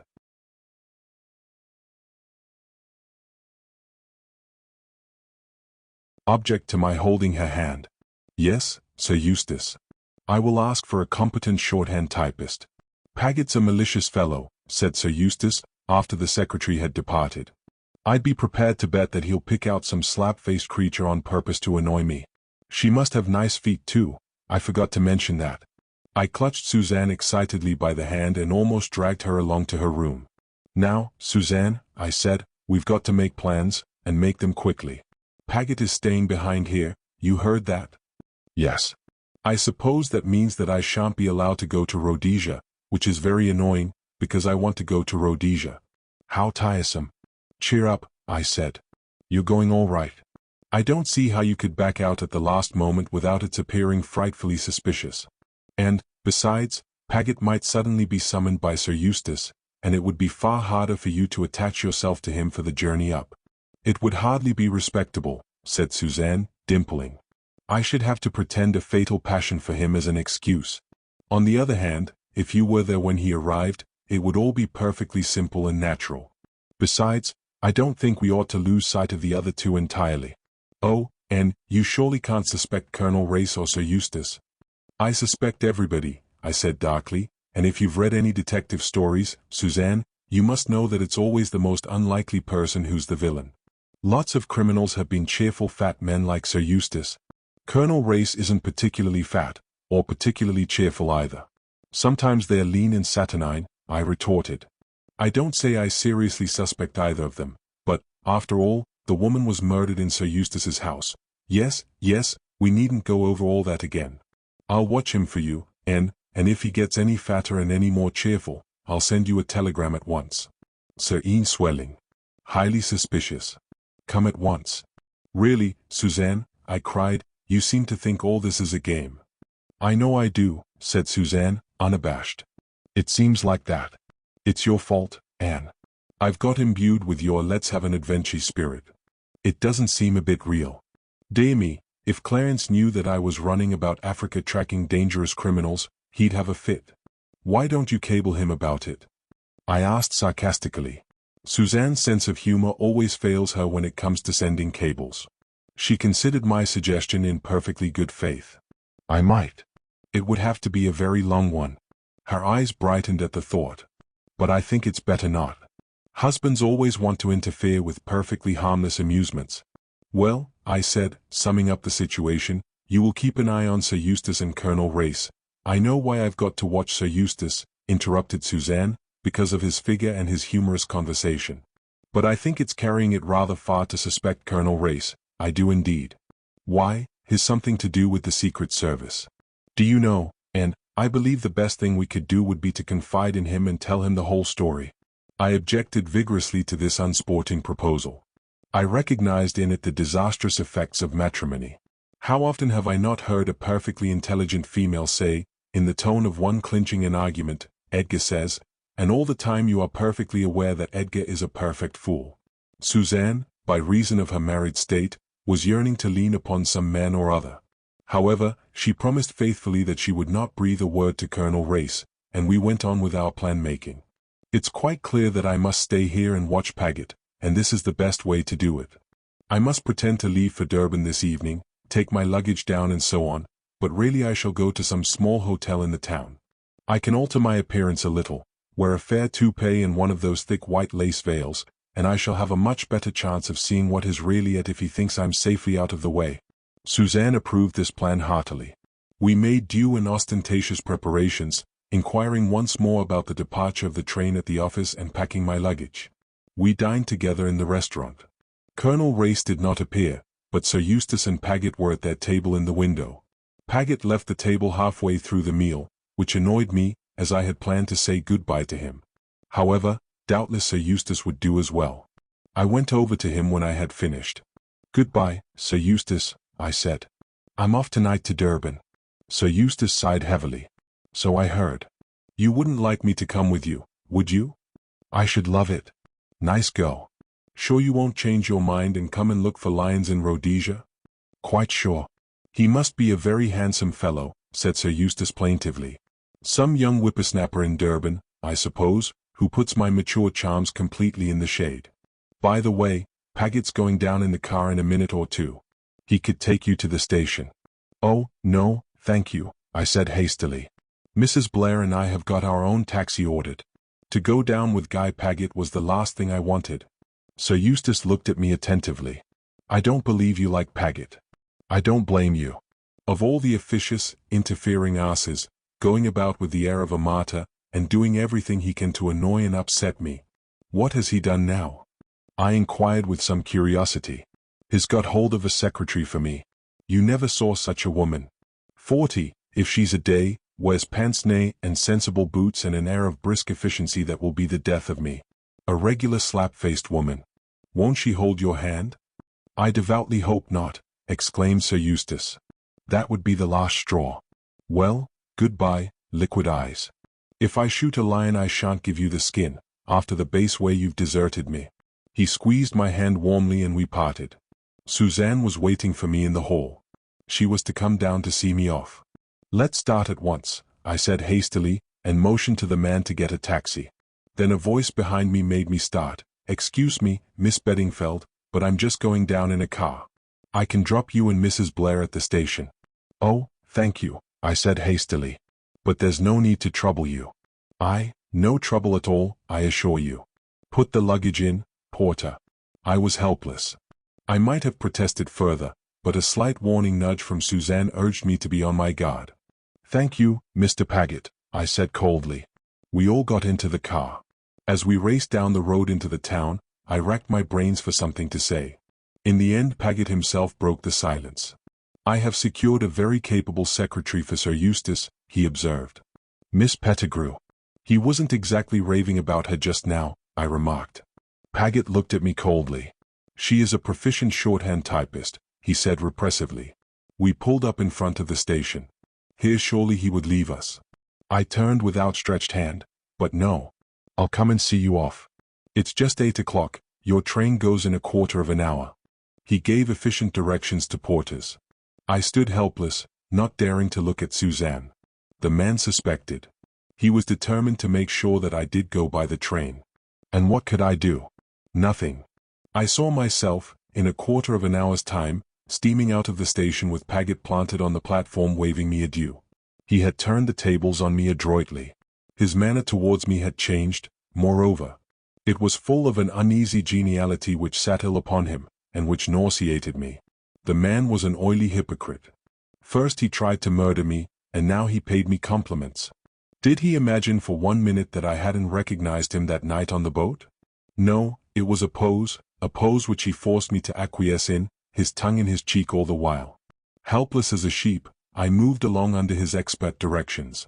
My luggage was piled in my sleeping compartment. I had a 2-berth one to myself. It was 12 minutes past 8. In 3 minutes the train would start. But Paget had reckoned without Suzanne. It will be a terribly hot journey, Anne, she said suddenly. Especially going through the Karoo tomorrow. You've got some eau de cologne or lavender water with you, haven't you?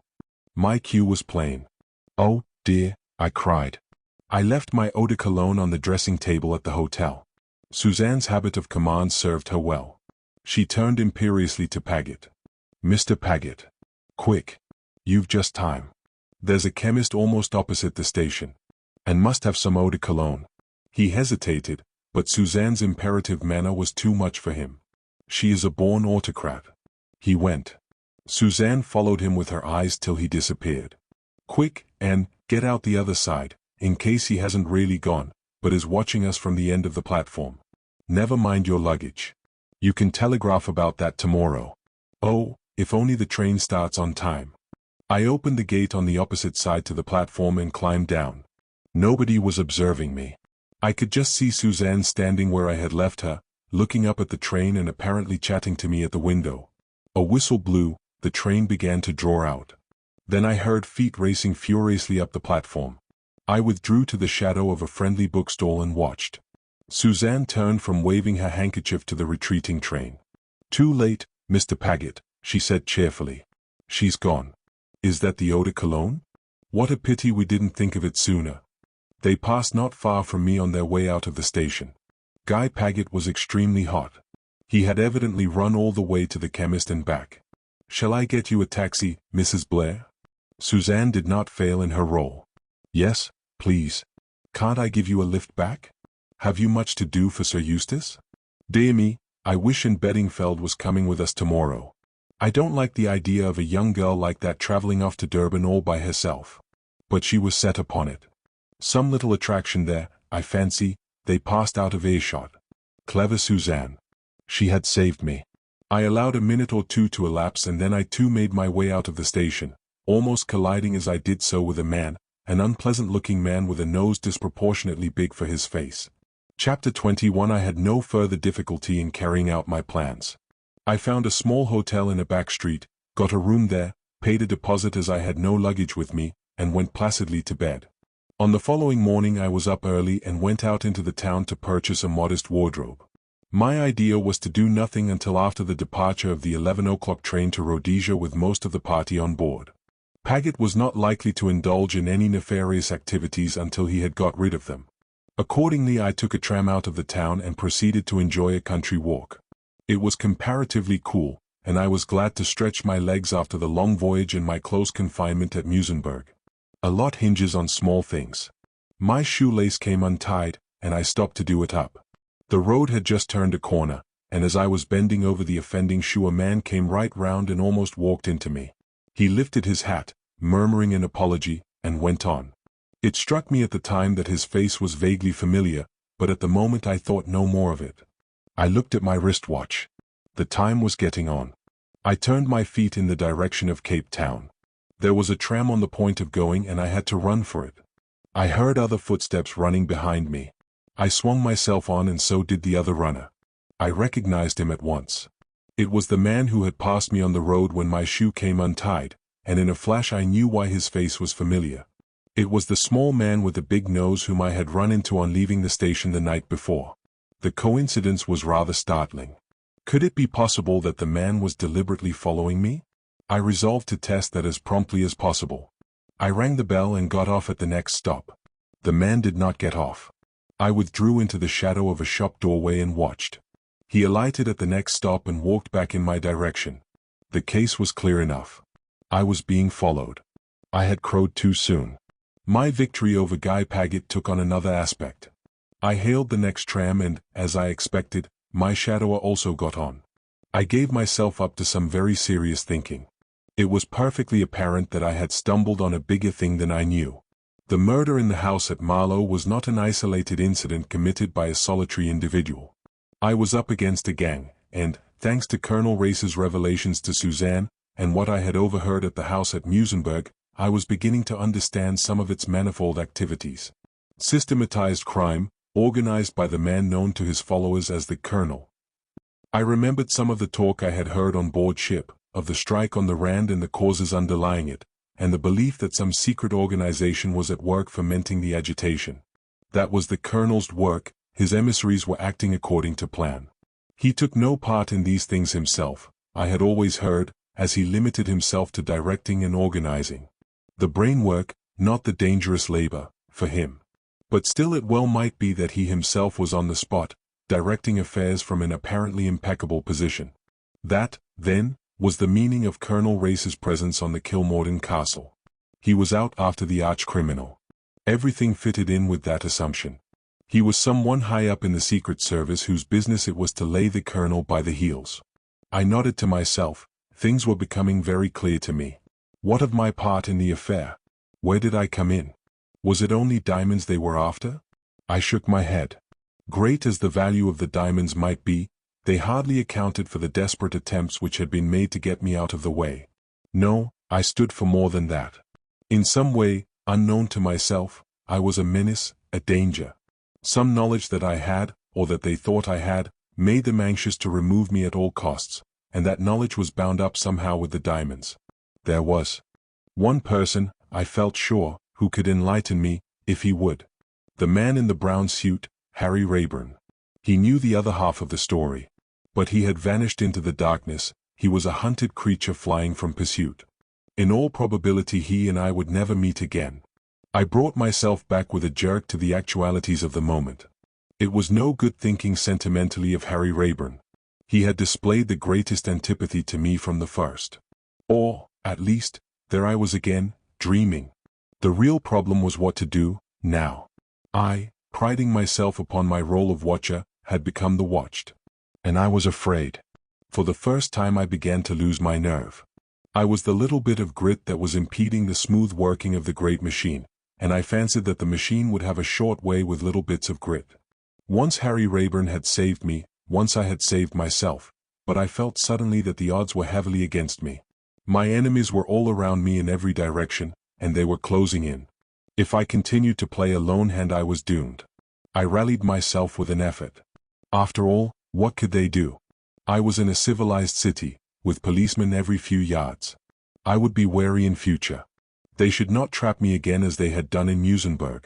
As I reached this point in my meditations, the train arrived at Adderley Street. I got out. Undecided what to do, I walked slowly up the left-hand side of the street. I did not trouble to look if my watcher was behind me. I knew he was. I walked into Cartwright's and ordered 2 coffee ice cream sodas, to steady my nerves. A man, I suppose, would have had a stiff peg, but girls derive a lot of comfort from ice cream sodas. I applied myself to the end of the straw with gusto. The cool liquid went trickling down my throat in the most agreeable manner. I pushed the first glass aside empty. I was sitting on one of the little high stools in front of the counter. Out of the tail of my eye, I saw my tracker come in and sit down unostentatiously at a little table near the door. I finished the second coffee soda and demanded a maple one. I can drink practically an unlimited amount of ice cream sodas. Suddenly the man by the door got up and went out. That surprised me. If he was going to wait outside, why not wait outside from the beginning? I slipped down from my stool and went cautiously to the door. I drew back quickly into the shadow. The man was talking to Guy Paget. If I had ever had any doubts, that would have settled it. Paget had his watch out and was looking at it. They exchanged a few brief words, and then the secretary swung on down the street towards the station. Evidently he had given his orders. But what were they? Suddenly my heart leapt into my mouth. The man who had followed me crossed to the middle of the road and spoke to a policeman. He spoke at some length, gesticulating towards Cartwright's and evidently explaining something. I saw the plan at once. I was to be arrested on some charge or other, pocket-picking, perhaps. It would be easy enough for the gang to put through a simple little matter like that. Of what good to protest my innocence? They would have seen to every detail. Long ago they had brought a charge of robbing De Beers against Harry Rayburn, and he had not been able to disprove it, though I had little doubt but that he had been absolutely blameless. What chance had I against such a frame-up as the colonel could devise? I glanced up at the clock almost mechanically, and immediately another aspect of the case struck me. I saw the point of Guy Paget's looking at his watch. It was just on 11, and at 11 the mail train left for Rhodesia, bearing with it the influential friends who might otherwise come to my rescue. That was the reason of my immunity up to now. From last night till 11 this morning I had been safe, but now the net was closing in upon me. I hurriedly opened my bag and paid for my drinks, and as I did so, my heart seemed to stand still, for inside it was a man's wallet stuffed with notes. It must have been deftly introduced into my handbag as I left the tram. Promptly I lost my head. I hurried out of Cartwright's. The little man with the big nose and the policeman were just crossing the road. They saw me, and the little man designated me excitedly to the policeman. I took to my heels and ran. I judged him to be a slow policeman. I should get a start. But I had no plan, even then. I just ran for my life down Adderley Street. People began to stare. I felt that in another minute someone would stop me. An idea flashed into my head. The station? I asked, in a breathless gasp. Just down on the right. I sped on. It is permissible to run for a train. I turned into the station, but as I did so I heard footsteps close behind me. The little man with the big nose was a champion sprinter. I foresaw that I should be stopped before I got to the platform I was in search of. I looked up to the clock, 1 minute to 11. I might just do it if my plan succeeded. I had entered the station by the main entrance in Adderley Street. I now darted out again through the side exit. Directly opposite me was the side entrance to the post office, the main entrance to which is in Adderley Street. As I expected, my pursuer, instead of following me in, ran down the street to cut me off when I emerged by the main entrance, or to warn the policeman to do so. In an instant I slipped across the street again and back into the station. I ran like a lunatic. It was just 11. The long train was moving as I appeared on the platform. A porter tried to stop me, but I wriggled myself out of his grasp and sprang upon the footboard. I mounted the 2 steps and opened the gate. I was safe. The train was gathering way. We passed a man standing by himself at the end of the platform. I waved to him. "Goodbye, Mr. Paget," I shouted. Never have I seen a man more taken aback. He looked as though he had seen a ghost. In a minute or two I was having trouble with the conductor. But I took a lofty tone. "I am Sir Eustace Pedler's secretary," I said haughtily. "Please take me to his private car." Suzanne and Colonel Race were standing on the rear observation platform. They both uttered an exclamation of utter surprise at seeing me. "Hello, Miss Anne," cried Colonel Race. "Where have you turned up from? I thought you'd gone to Durban. What an unexpected person you are." Suzanne said nothing, but her eyes asked 100 questions. "I must report myself to my chief," I said demurely. "Where is he?" "He's in the office, middle compartment, dictating at an incredible rate to the unfortunate Miss Pettigrew." "This enthusiasm for work is something new," I commented. "HM," said Colonel Race. "His idea is, I think, to give her sufficient work to chain her to her typewriter in her own compartment for the rest of the day." I laughed. Then, followed by the other 2, I sought out Sir Eustace. He was striding up and down the circumscribed space, hurling a flood of words at the unfortunate secretary whom I now saw for the first time. A tall, square woman in drab clothing, with pince-nez and an efficient air. I judged that she was finding it difficult to keep pace with Sir Eustace, for her pencil was flying along, and she was frowning horribly. I stepped into the compartment. "Come aboard, sir," I said saucily. Sir Eustace paused dead in the middle of a complicated sentence on the labor situation and stared at me. Miss Pettigrew must be a nervous creature, in spite of her efficient air, for she jumped as though she had been shot. "God bless my soul," ejaculated Sir Eustace. "What about the young man in Durban?" "I prefer you," I said softly. "Darling," said Sir Eustace, "you can start holding my hand at once." Miss Pettigrew coughed, and Sir Eustace hastily withdrew his hand. "Ah, yes," he said. "Let me see, where were we? Yes. Tilman Roos, in his speech at, what's the matter? Why aren't you taking it down?" "I think," said Colonel Race gently, "that Miss Pettigrew has broken her pencil." He took it from her and sharpened it. Sir Eustace stared, and so did I. There was something in Colonel Race's tone that I did not quite understand. Chapter 22, Extract from the Diary of Sir Eustace Pedler.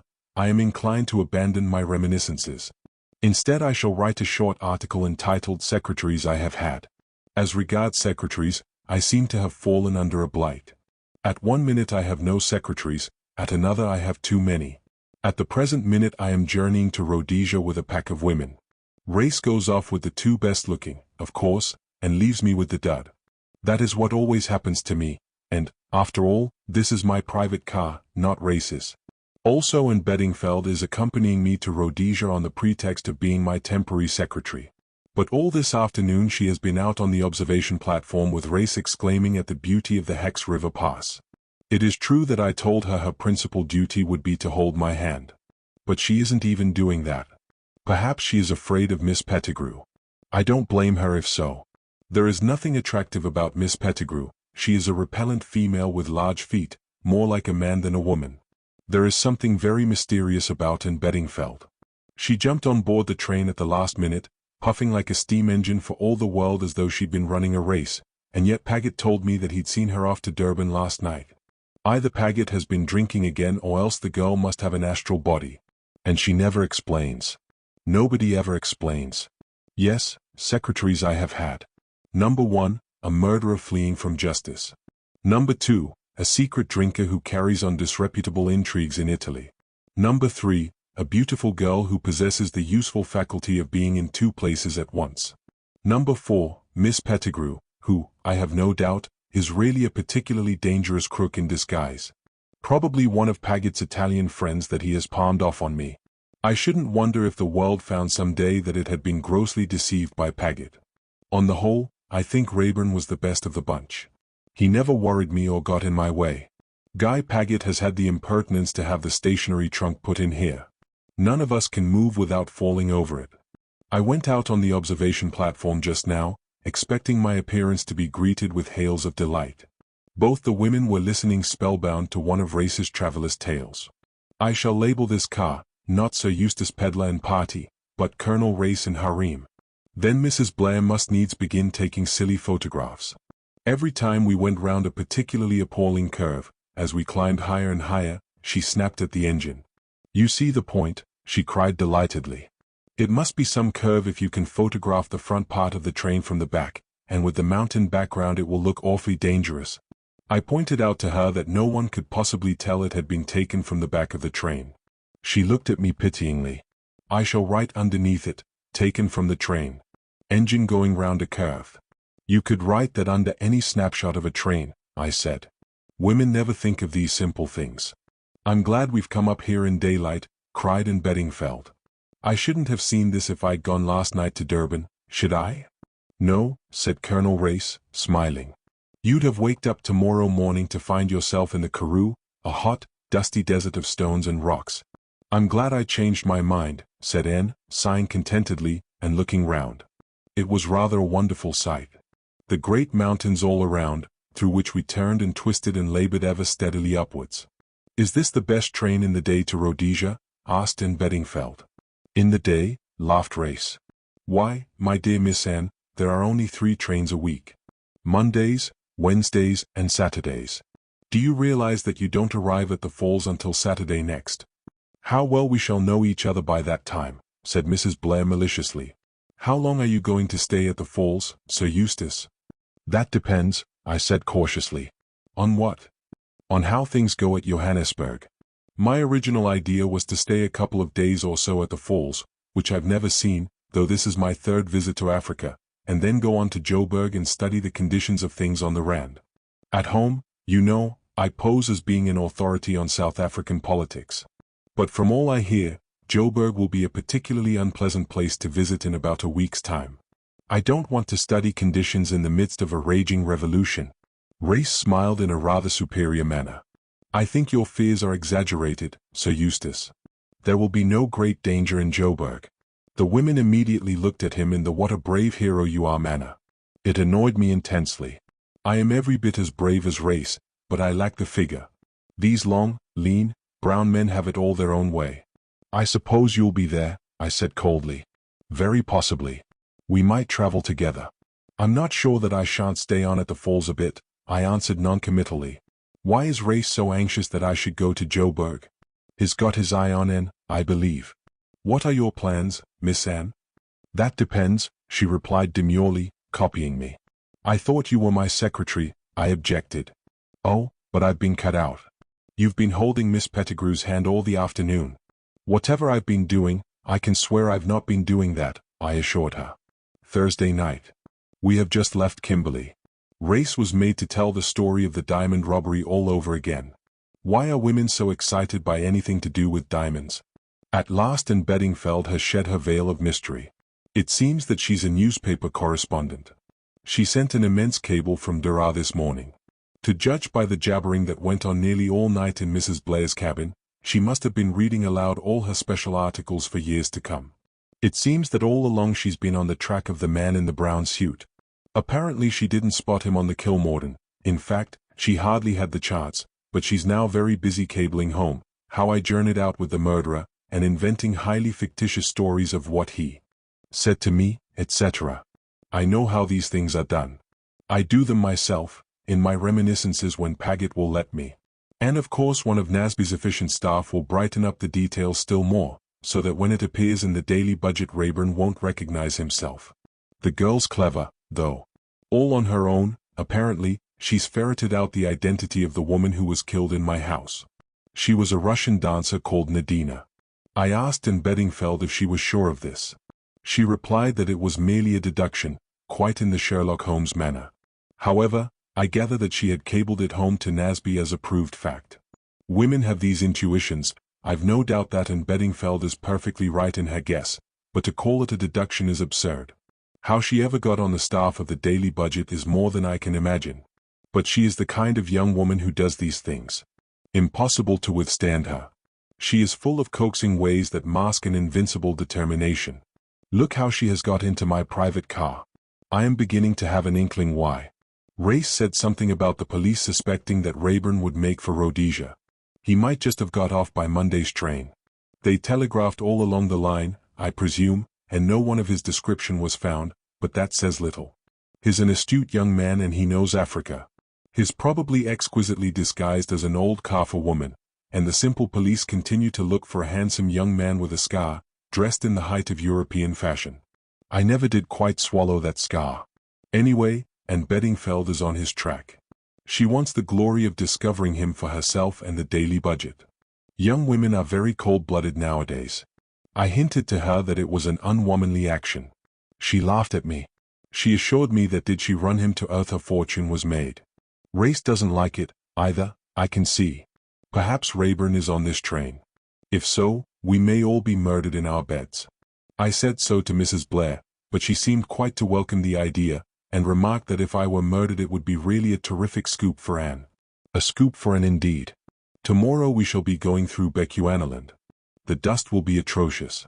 Also at every station, little Kafir children come and sell you quaint wooden animals that they carve themselves. Also mealie bowls and baskets. I am rather afraid that Mrs. Blair may run amok. There is a primitive charm about these toys that I feel will appeal to her. Friday evening. As I feared. Mrs. Blair and have bought 49 wooden animals. Chapter 23, Anne's narrative resumed. I thoroughly enjoyed the journey up to Rhodesia. There was something new and exciting to see every day. First the wonderful scenery of the Hex River Valley, then the desolate grandeur of the Karoo, and finally that wonderful straight stretch of line in Bechuanaland, and the perfectly adorable toys the natives brought to sell. Suzanne and I were nearly left behind at each station, if you could call them stations. It seemed to me that the train just stopped whenever it felt like it, and no sooner had it done so than a horde of natives materialized out of the empty landscape, holding up mealie bowls and sugar canes and fur carrosses and adorable carved wooden animals. Suzanne began at once to make a collection of the latter. I imitated her example. Most of them costed tiki, threepence, and each was different. There were giraffes and tigers and snakes and a melancholy-looking eland and absurd little black warriors. We enjoyed ourselves enormously. Sir Eustace tried to restrain us, but in vain. I still think it was a miracle we were not left behind at some oasis of the line. South African trains don't hoot or get excited when they are going to start off again. They just glide quietly away, and you look up from your bargaining and run for your life. Suzanne's amazement at seeing me climb upon the train at Cape Town can be imagined. We held an exhaustive survey of the situation on the first evening out. We talked half the night. It had become clear to me that defensive tactics must be adopted as well as aggressive ones. Traveling with Sir Eustace Pedler and his party, I was fairly safe. Both he and Colonel Race were powerful protectors, and I judged that my enemies would not wish to stir up a hornet's nest about my ears. Also, as long as I was near Sir Eustace, I was more or less in touch with Guy Paget, and Guy Paget was the heart of the mystery. I asked Suzanne whether in her opinion it was possible that Paget himself was the mysterious colonel. His subordinate position was, of course, against the assumption, but it had struck me once or twice that, for all his autocratic ways, Sir Eustace was really very much influenced by his secretary. He was an easygoing man, and one whom an adroit secretary might be able to twist round his little finger. The comparative obscurity of his position might in reality be useful to him, since he would be anxious to be well out of the limelight. Suzanne, however, negatived these ideas very strongly. She refused to believe that Guy Paget was the ruling spirit. The real head, the colonel, was somewhere in the background and had probably been already in Africa at the time of our arrival. I agreed that there was much to be said for her view, but I was not entirely satisfied. For in each suspicious instance Paget had been shown as the directing genius. It was true that his personality seemed to lack the assurance and decision that one would expect from a master criminal. But after all, according to Colonel Race, it was brain work only that this mysterious leader supplied, and creative genius is often allied to a weak and timorous physical constitution. There speaks the professor's daughter, interrupted Suzanne, when I had got to this point in my argument. It's true, all the same. On the other hand, Paget may be the Grand Vizier, so to speak, of the All-Highest. I was silent for a minute or two, and then went on musingly, I wish I knew how Sir Eustace made his money. Suspecting him again? Suzanne, I've got into that state that I can't help suspecting somebody. I don't really suspect him, but, after all, he is Paget's employer, and he did own the mill house. I've always heard that he made his money in some way he isn't anxious to talk about, said Suzanne thoughtfully. But that doesn't necessarily mean crime, it might be tin tax or hair restorer. I agreed ruefully. I suppose, said Suzanne doubtfully, that we're not barking up the wrong tree? Being led completely astray, I mean, by assuming Paget's complicity? Supposing that, after all, he is a perfectly honest man? I considered that for a minute or two, then I shook my head. I can't believe that. After all, he has his explanations for everything. Why, yes, but they're not very convincing. For instance, the night he tried to throw me overboard on the Kilmorden, he says he followed Rayburn up on deck and Rayburn turned and knocked him down. Now we know that's not true. No, said Suzanne unwillingly. But we only heard the story at second hand from Sir Eustace. If we'd heard it direct from Paget himself, it might have been different. You know how people always get a story a little wrong when they repeat it? I turned the thing over in my mind. No, I said at last, I don't see any way out. Paget's guilty. You can't get away from the fact that he tried to throw me overboard, and everything else fits in. Why are you so persistent in this new idea of yours? Because of his face? His face? But, yes, I know what you're going to say. It's a sinister face. That's just it. No man with a face like that could be really sinister. It must be a colossal joke on the part of nature. I did not believe much in Suzanne's argument. I know a lot about nature in past ages. If she's got a sense of humor, she doesn't show it much. Suzanne is just the sort of person who would clothe nature with all her own attributes. We passed on to discuss our immediate plans. It was clear to me that I must have some kind of standing. I couldn't go on avoiding explanations forever. The solution of all my difficulties lay ready to my hand, though I didn't think of it for some time. The daily budget. My silence or my speech could no longer affect Harry Rayburn. He was marked down as the man in the brown suit through no fault of mine. I could help him best by seeming to be against him. The colonel and his gang must have no suspicion that there existed any friendly feeling between me and the man they had elected to be the scapegoat of the murder at Marlow. As far as I knew, the woman killed was still unidentified. I would cable to Lord Naseby, suggesting that she was no other than the famous Russian dancer Nadine who had been delighting Paris for so long. It seemed incredible to me that she had not been identified already, but when I learnt more of the case long afterwards I saw how natural it really was. Nadine had never been to England during her successful career in Paris. She was unknown to London audiences. The pictures in the papers of the Marlow victim were so blurred and unrecognizable that it is small wonder no one identified them. And, on the other hand, Nadine had kept her intention of visiting England a profound secret from everyone. The day after the murder a letter had been received by her manager purporting to be from the dancer, in which he said that she was returning to Russia on urgent private affairs and that he must deal with her broken contract as best he could. All this, of course, I only learned afterwards. With Suzanne's full approval, I sent a long cable from Dakar. It arrived at a psychological moment. This again, of course, I learnt afterwards. The daily budget was hard up for a sensation. My guess was verified and proved to be correct, and the daily budget had the scoop of its lifetime. Victim of the Mill House murder identified by our special reporter. And so on. Our reporter makes voyage with the murderer. The man in the brown suit. What he is really like. The main facts were, of course, cabled to the South African papers, but I only read my own lengthy articles at a much later date. I received approval and full instructions by cable at Bulawayo. I was on the staff of the daily budget, and I had a private word of congratulation from Lord Naseby himself. I was definitely accredited to hunt down the murderer, and I, and only I, knew that the murderer was not Harry Rayburn. But let the world think that it was he, best so for the present. Chapter 24. We arrived at Bulawayo early on Saturday morning. I was disappointed in the place. It was very hot, and I hated the hotel. Also Sir Eustace was what I can only describe as thoroughly sulky. I think it was all our wooden animals that annoyed him, especially the big giraffe. It was a colossal giraffe with an impossible neck, a mild eye and a dejected tail. It had character. It had charm. A controversy was already arising as to whom it belonged, me or Suzanne.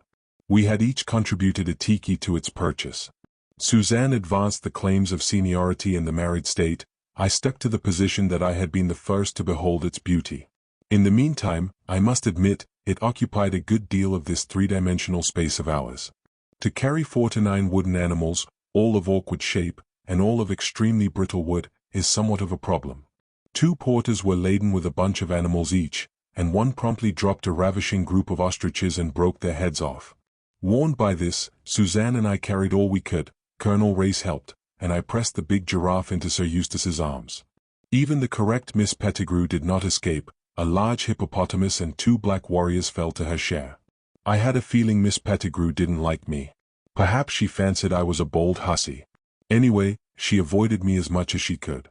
And the funny thing was, her face seemed vaguely familiar to me, though I couldn't quite place it.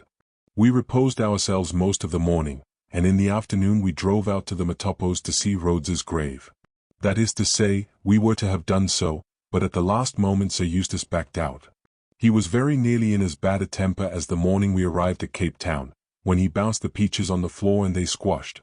Evidently arriving early in the morning at places is bad for his temperament. He cursed the porters, he cursed the waiters at breakfast, he cursed the whole hotel management. He would doubtless have liked to curse Miss Pettigrew who hovered around with her pencil and pad, but I don't think even Sir Eustace would have dared to curse Miss Pettigrew. She's just like the efficient secretary in a book. I only rescued our dear giraffe just in time. I feel Sir Eustace would have liked to dash him to the ground.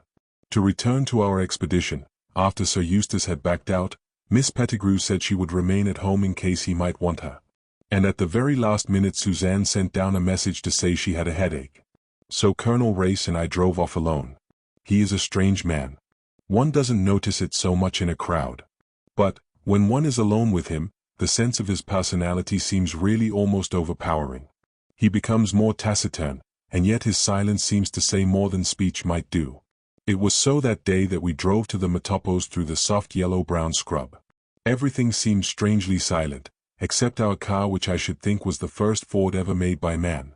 The upholstery of it was torn to ribbons and, though I know nothing about engines, even I could guess that all was not as it should be in its interior. By and by the character of the country changed. Great boulders appeared, piled up into fantastic shapes. I felt suddenly that I had got into a primitive era. Just for a moment Neanderthal men seemed quite as real to me as they had to Papa. I turned to Colonel Race. "There must have been giants once," I said dreamily.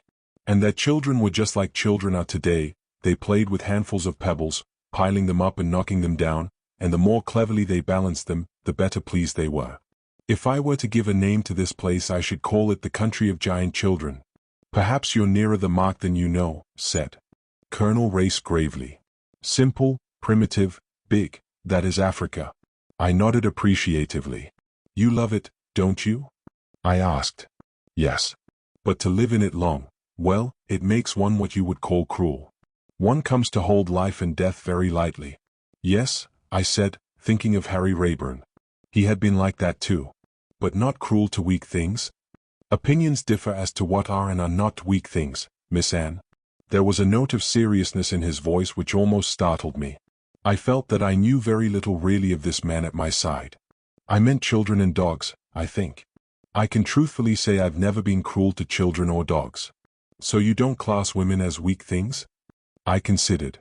"No, I don't think I do, though they are, I suppose. That is, they are nowadays. But Papa always said that in the beginning men and women roamed the world together, equal in strength, like lions and tigers, and giraffes," interpolated Colonel Race slyly. I laughed. "Everyone makes fun of that giraffe.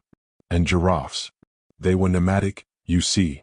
It wasn't till they settled down in communities, and women did one kind of thing and men another, that women got weak. And of course, underneath, one is still the same, one feels the same, I mean, and that is why women worship physical strength in men. It's what they once had and have lost. Almost ancestor worship, in fact." "Something of the kind? And you really think that's true? That women worship strength, I mean?" "I think it's quite true, if one's honest. You think you admire moral qualities, but when you fall in love, you revert to the primitive where the physical is all that counts. But I don't think that's the end. If you lived in primitive conditions it would be all right, but you don't, and so, in the end, the other thing wins after all. It's the things that are apparently conquered that always do win, isn't it? They win in the only way that counts. Like what the Bible says about losing your soul and finding it. In the end," said Colonel Race thoughtfully, "you fall in love, and you fall out of it, is that what you mean?" "Not exactly, but you can put it that way if you like." "But I don't think you've ever fallen out of love, Miss Anne." "No, I haven't," I admitted frankly. "Or fallen in love, either?" I did not answer. The car drew up at our destination and brought the conversation to a close. We got out and began the slow ascent to the world's view. Not for the first time, I felt a slight discomfort in Colonel Race's company. He veiled his thoughts so well behind those impenetrable black eyes. He frightened me a little. He had always frightened me. I never knew where I stood with him. We climbed in silence till we reached the spot where Rhodes lies guarded by giant boulders. A strange eerie place, far from the haunts of men, that sings a ceaseless paean of rugged beauty. We sat there for some time in silence. Then descended once more, but diverging slightly from the path. Sometimes it was a rough scramble and once we came to a sharp slope or rock that was almost sheer. Colonel Race went first, then turned to help me. "Better lift you," he said suddenly, and swung me off my feet with a quick gesture. I felt the strength of him as he set me down and released his clasp. A man of iron, with muscles like taut steel.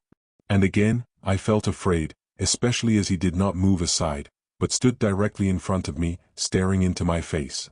"What are you really doing here, Anne Beddingfeld?" he said abruptly. "I'm a gypsy seeing the world." "Yes, that's true enough.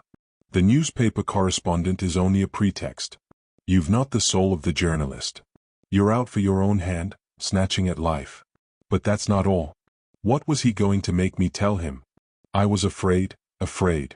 I looked him full in the face. My eyes can't keep secrets like his, but they can carry the war into the enemy's country. "What are you really doing here, Colonel Race?" I asked deliberately. For a moment I thought he wasn't going to answer. He was clearly taken aback, though. At last he spoke, and his words seemed to afford him a grim amusement. "Pursuing ambition," he said. "Just that, pursuing ambition. You will remember, Miss Beddingfeld, that by that sin fell the angels, etc. They say," I said slowly, "that you are really connected with the government, that you are in the Secret Service. Is that true? Was it my fancy, or did he hesitate for a fraction of a second before he answered? I can assure you, Miss Beddingfeld, that I am out here strictly as a private individual traveling for my own pleasure." Thinking the answer over later, it struck me as slightly ambiguous. Perhaps he meant it to be so. We rejoined the car in silence. Halfway back to Bulawayo we stopped for tea at a somewhat primitive structure at the side of the road. The proprietor was digging in the garden and seemed annoyed at being disturbed. But he graciously promised to see what he could do. After an interminable wait he brought us some stale cakes and some lukewarm tea. Then he disappeared to his garden again. No sooner had he departed than we were surrounded by cats. 6 of them all meowing piteously at once. The racket was deafening. I offered them some pieces of cake. They devoured them ravenously. I poured all the milk there was into a saucer and they fought each other to get it. "Oh," I cried indignantly, "they're starved. It's wicked. Please, please, order some more milk and another plate of cake." Colonel Race departed silently to do my bidding. The cats had begun meowing again. He returned with a big jug of milk and the cats finished it all. I got up with determination on my face. "I'm going to take those cats home with us, I shan't leave them here." "My dear child, don't be absurd. You can't carry 6 cats as well as 50 wooden animals round with you. Never mind the wooden animals. These cats are alive. I shall take them back with me." "You will do nothing of the kind." I looked at him resentfully, but he went on, "You think me cruel, but one can't go through life sentimentalizing over these things. It's no good standing out, I shan't allow you to take them. It's a primitive country, you know, and I'm stronger than you. I always know when I am beaten." I went down to the car with tears in my eyes. "They're probably short of food just today," he explained consolingly. "That man's wife has gone into Bulawayo for stores.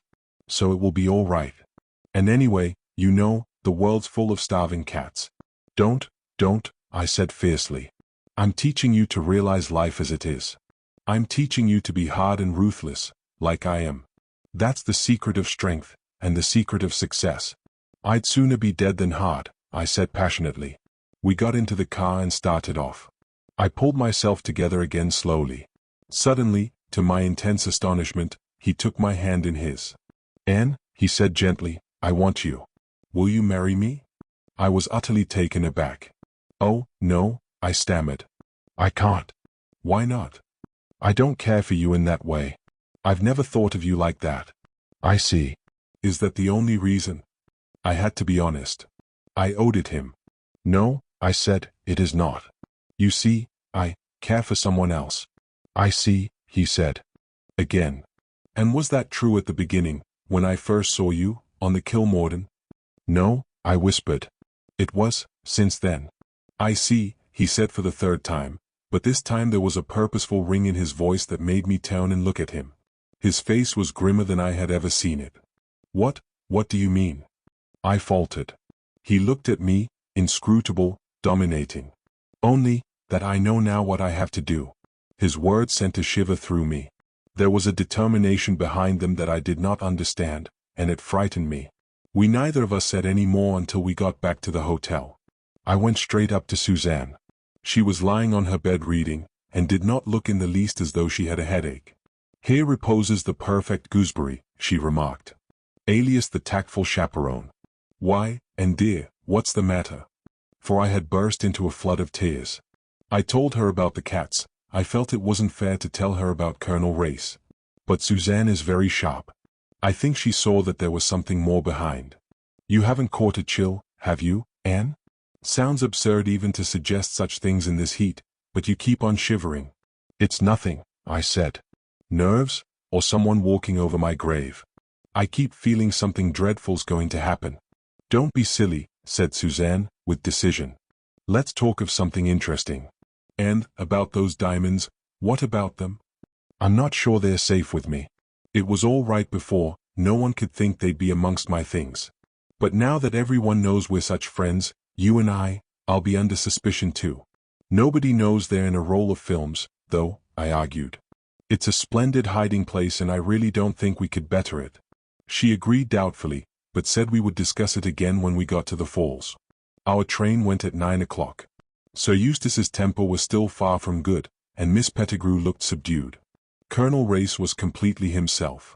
I felt that I had dreamed the whole conversation on the way back. I slept heavily that night on my hard bunk, struggling with ill-defined, menacing dreams. I awoke with a headache and went out on the observation platform of the car. It was fresh and lovely, and everywhere, as far as one could see, were the undulating wooded hills. I loved it more than any place I had ever seen. I wished then that I could have a little hut somewhere in the heart of the scrub and live there always. Just before 2:30, Colonel Race called me out from the office and pointed to a bouquet-shaped white mist that hovered over one portion of the bush. "The spray from the falls," he said. "We are nearly there." I was still wrapped in that strange dream feeling of exultation that had succeeded my troubled night. Very strongly implanted in me was the feeling that I had come home.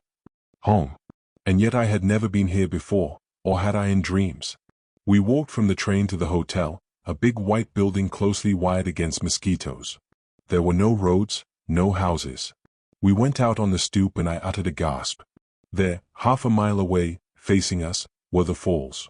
I've never seen anything so grand and beautiful, I never shall. "And, you're Faye," said Suzanne, as we sat down to lunch.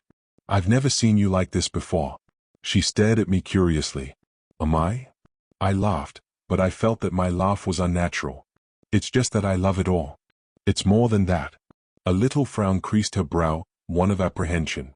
Yes, I was happy, but beyond that I had the curious feeling that I was waiting for something that would happen soon. I was excited, restless. After tea we strolled out, got on the trolley and were pushed by smiling blacks down the little tracks of rails to the bridge. It was a marvelous sight, the great chasm and the rushing waters below, and the veil of mist and spray in front of us that parted every now and then for one brief minute to show the cataract of water and then closed up again in its impenetrable mystery. That, to my mind, has always been the fascination of the falls, their elusive quality. You always think you're going to see, and you never do. We crossed the bridge and walked slowly on by the path that was marked out with white stone on either side and led round the brink of the gorge. Finally we arrived in a big clearing where on the left a path led downwards towards the chasm. "The Palm Gully," explained Colonel Race. "Shall we go down? Or shall we leave it until tomorrow? It will take some time, and it's a good climb up again." "We'll leave it until tomorrow," said Sir Eustace with decision. He isn't at all fond of strenuous physical exercise, I have noticed. He led the way back. As we went, we passed a fine native stalking along. Behind him came a woman who seemed to have the entire household belongings piled upon her head. The collection included a frying pan. "I never have my camera when I want it," groaned Suzanne. "That's an opportunity that will occur often enough, Mrs. Blair," said Colonel Race. "So don't lament." We arrived back on the bridge. "Shall we go into the rainbow forest?" he continued. "Or are you afraid of getting wet?" Suzanne and I accompanied him. Sir Eustace went back to the hotel. I was rather disappointed in the rainbow forest. There weren't nearly enough rainbows, and we got soaked to the skin, but every now and then we got a glimpse of the falls opposite and realized how enormously wide they are. "Oh, dear, dear falls, how I love and worship you and always shall." We got back to the hotel just in time to change for dinner. Sir Eustace seems to have taken a positive antipathy to Colonel Race. Suzanne and I rallied him gently, but didn't get much satisfaction. After dinner, he retired to his sitting room, dragging Miss Pettigrew with him. Suzanne and I talked for a while with Colonel Race, and then she declared, with an immense yawn, that she was going to bed. I didn't want to be left alone with him, so I got up too and went to my room. But I was far too excited to go to sleep. I did not even undress. I lay back in a chair and gave myself up to dreaming. And all the time I was conscious of something coming nearer and nearer. There was a knock at the door and I started. I got up and went to it. A little black boy held out a note. It was addressed to me in a handwriting I did not know.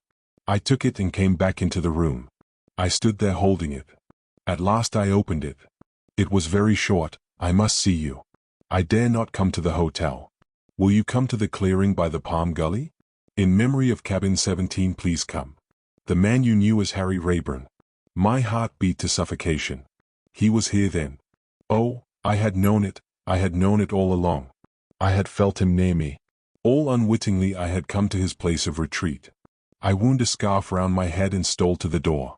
I must be careful. He was hunted down. No one must see me meet him. I stole along to Suzanne's room. She was fast asleep. I could hear her breathing evenly. Sir Eustace? I paused outside the door of his sitting room. Yes, he was dictating to Miss Pettigrew. I could hear her monotonous voice repeating. I therefore ventured to suggest that in tackling this problem of colored labor, she paused for him to continue, and I heard him grunt something angrily. I stole on again. Colonel Race's room was empty. I did not see him in the lounge. And he was the man I feared most. Still, I could waste no more time. I slipped quickly out of the hotel and took the path to the bridge. I crossed it and stood there waiting in the shadow. If anyone had followed me, I should see them crossing the bridge. But the minutes passed, and no one came. I had not been followed. I turned and took the path to the clearing. I took 6 paces or so and then stopped. Something had rustled behind me. It could not be anyone who had followed me from the hotel. It was someone who was already here, waiting. And immediately, without rhyme or reason, but with the sureness of instinct, I knew that it was I myself who was threatened. It was the same feeling as I had had on the Kilmorden that night, a sure instinct warning me of danger. I looked sharply over my shoulder. Silence. I moved on a pace or two. Again I heard that rustle. Still walking, I looked over my shoulder again. A man's figure came out of the shadow. He saw that I saw him, and jumped forward, hard on my track. It was too dark to recognize anybody. All I could see was that he was tall, and a European, not a native. I took to my heels and ran. I heard him pounding behind. I ran quicker, keeping my eyes fixed on the white stones that showed me where to step, for there was no moon that night. And suddenly my foot felt nothingness. I heard the man behind me laugh, an evil, sinister laugh. It rang in my ears, as I fell headlong, down, down, down to destruction far beneath. Chapter 25. I came to myself slowly and painfully. I was conscious of an aching head and a shooting pain down my left arm when I tried to move, and everything seemed dreamlike and unreal. Nightmare visions floated before me. I felt myself falling again. Once Harry Rayburn's face seemed to come to me out of the mist. Almost I imagined it real. Then it floated away again, mocking me. Once, I remember, someone put a cup to my lips and I drank. A black face grinned into mine, a devil's face, I thought it, and screamed out. Then dreams again, long troubled dreams in which I vainly sought Harry Rayburn to warn him, what of? I did not know myself. But there was some danger, some great danger, and I alone could save him. Then darkness again, merciful darkness, and real sleep. I woke at last myself again. The long nightmare was over. I remembered perfectly everything that had happened, my hurried flight from the hotel to meet Harry, the man in the shadows, and that last terrible moment of falling. By some miracle or other I had not been killed. I was bruised and aching and very weak, but I was alive. But where was I? Moving my head with difficulty I looked round me. I was in a small room with rough wooden walls. On them were hung skins of animals and various tusks of ivory. I was lying on a kind of rough couch, also covered with skins, and my left arm was bandaged up and felt stiff and uncomfortable. At first I thought I was alone, and then I saw a man's figure sitting between me and the light, his head turned toward the window. He was so still that he might have been carved out of wood. Something in the close-cropped black head was familiar to me, but I did not dare to let my imagination run astray. Suddenly he turned, and I caught my breath. It was Harry Rayburn. Harry Rayburn in the flesh. He rose and came over to me. Feeling better? He said a trifle awkwardly. I could not answer. The tears were running down my face. I was weak still, but I held his hand in both of mine. If only I could die like this, whilst he stood there looking down on me with that new look in his eyes. Don't cry, Anne. Please don't cry. You're safe now. No one shall hurt you. He went and fetched a cup and brought it to me. Drink some of this milk. I drank obediently. He went on talking in a low coaxing tone such as he might have used to a child. Don't ask any more questions now. Go to sleep again. You'll be stronger by and by. I'll go away if you like. No, I said urgently. No, no. Then I'll stay. He brought a small stool over beside me and sat there. He laid his hand over mine, and, soothed and comforted, I dropped off to sleep once more. It must have been evening then, but when I woke again the sun was high in the heavens. I was alone in the hut, but as I stirred an old native woman came running in. She was hideous as sin, but she grinned at me encouragingly. She brought me water in a basin and helped me wash my face and hands. Then she brought me a large bowl of soup, and I finished it every drop. I asked her several questions, but she only grinned and nodded and chattered away in a guttural language, so I gathered she knew no English. Suddenly she stood up and drew back respectfully as Harry Rayburn entered. He gave her a nod of dismissal and she went out leaving us alone. He smiled at me. Really better today? Yes, indeed, but very bewildered still. Where am I? You're on a small island on the Zambezi about 4 miles up from the falls. Do my friends know I'm here? He shook his head. I must send word to them. That is as you like of course, but if I were you I should wait until you are a little stronger. Why? He did not answer immediately, so I went on. How long have I been here? His answer amazed me. Nearly a month. Oh? I cried. I must send word to Suzanne. She'll be terribly anxious. Who is Suzanne? Mrs. Blair. I was with her and Sir Eustace and Colonel Race at the hotel, but you knew that surely? He shook his head. I know nothing, except that I found you, caught in the fork of a tree, unconscious and with a badly wrenched arm. Where was the tree? Overhanging the ravine. But for your clothes catching on the branches, you would infallibly have been dashed to pieces. I shuddered. Then a thought struck me. You say you didn't know I was there. What about the note then? What note? The note you sent me, asking me to meet you in the clearing. He stared at me. I sent no note. I felt myself flushing up to the roots of my hair. Fortunately he did not seem to notice. How did you come to be on the spot in such a marvelous manner?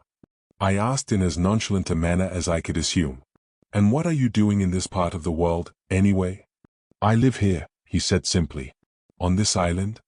Yes, I came here after the war. Sometimes I take parties from the hotel out in my boat, but it costs me very little to live, and mostly I do as I please. You live here all alone? I am not pining for society, I assure you, he replied coldly. I am sorry to have inflicted mine upon you, I retorted, but I seem to have had very little to say in the matter. To my surprise his eyes twinkled a little. None whatever. I slung you across my shoulders like a sack of coal and carried you to my boat. Quite like a primitive man of the Stone Age. But for a different reason, I put in. He flushed this time, a deep burning blush. The tan of his face was suffused. But you haven't told me how you came to be wandering about. So conveniently for me? I said hastily, to cover his confusion. I couldn't sleep. I was restless, disturbed, had the feeling something was going to happen.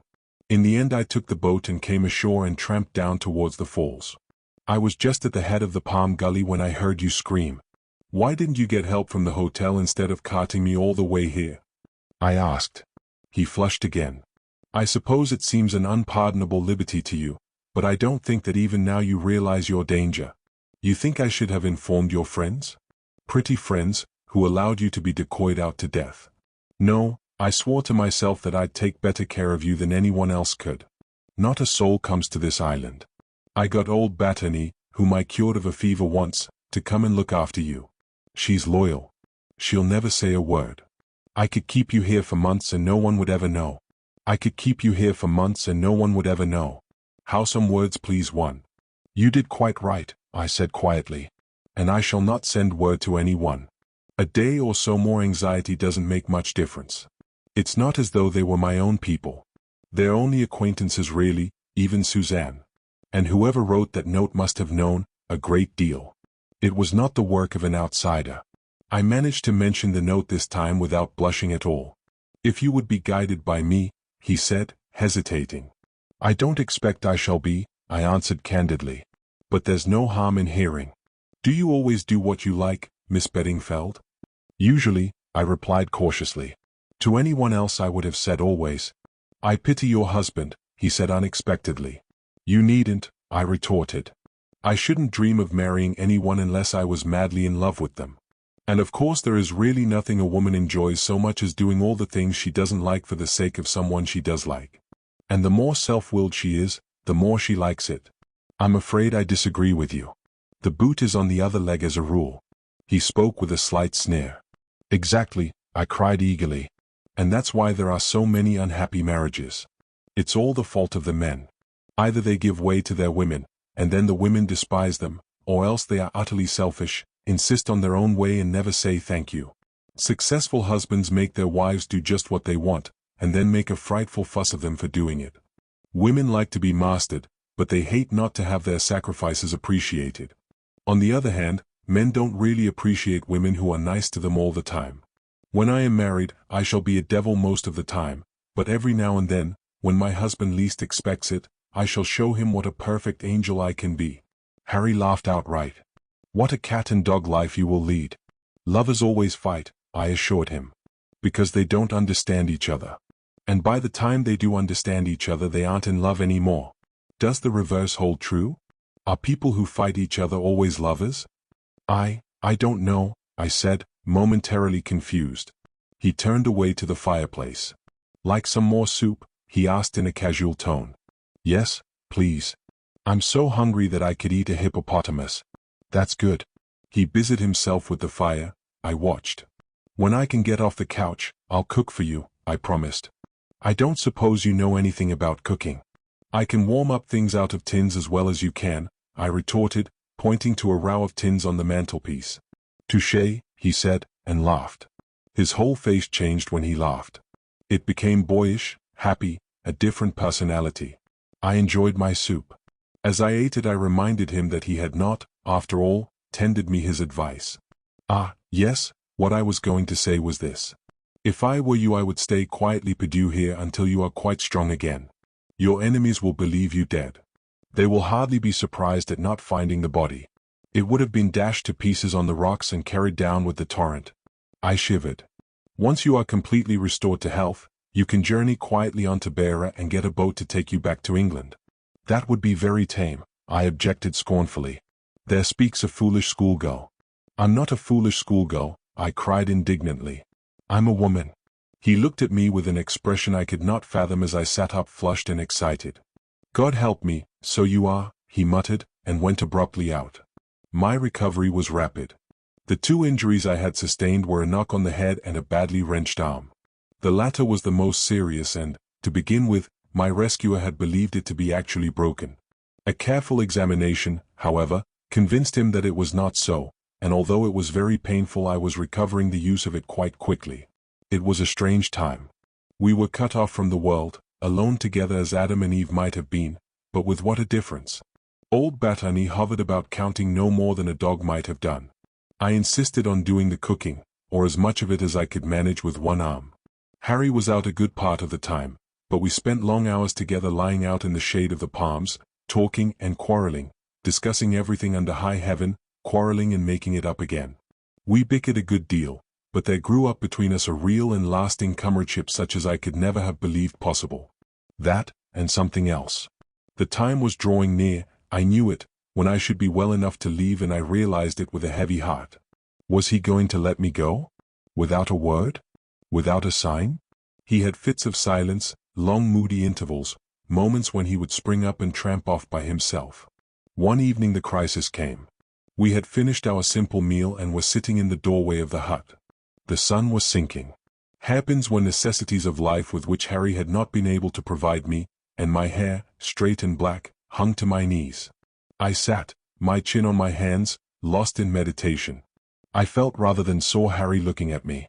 You look like a witch, Anne, he said at last, and there was something in his voice that had never been there before. He reached out his hand and just touched my hair. I shivered. Suddenly he sprang up with an oath. You must leave here tomorrow, do you hear? He cried. I can't bear any more. I'm only a man after all. You must go, Anne. You must. You're not a fool. You know yourself that this can't go on. I suppose not, I said slowly.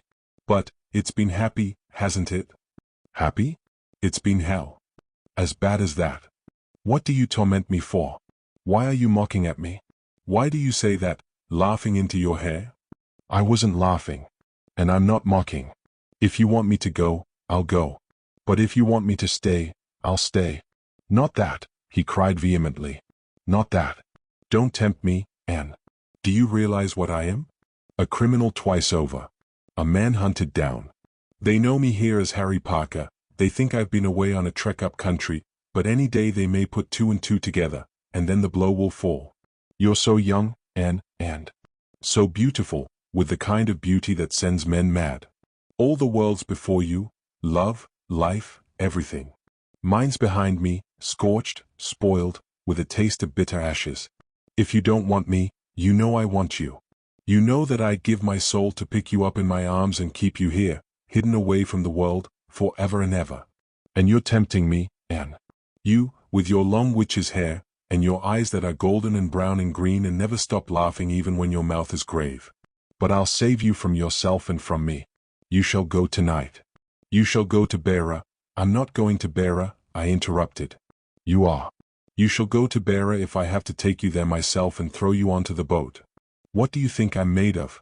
Do you think I'll wake up night after night, fearing they've got you? One can't go on counting on miracles happening. You must go back to England, Anne, and marry and be happy. With a steady man who'll give me a good home. Better that than utter disaster. And what of you? His face grew grim and set. I've got my work ready to hand. Don't ask what it is. You can guess, I dare say. But I'll tell you this, I'll clear my name, or die in the attempt, and I'll choke the life out of the damned scoundrel who did his best to murder you the other night. We must be fair, I said. He didn't actually push me over. He'd no need to.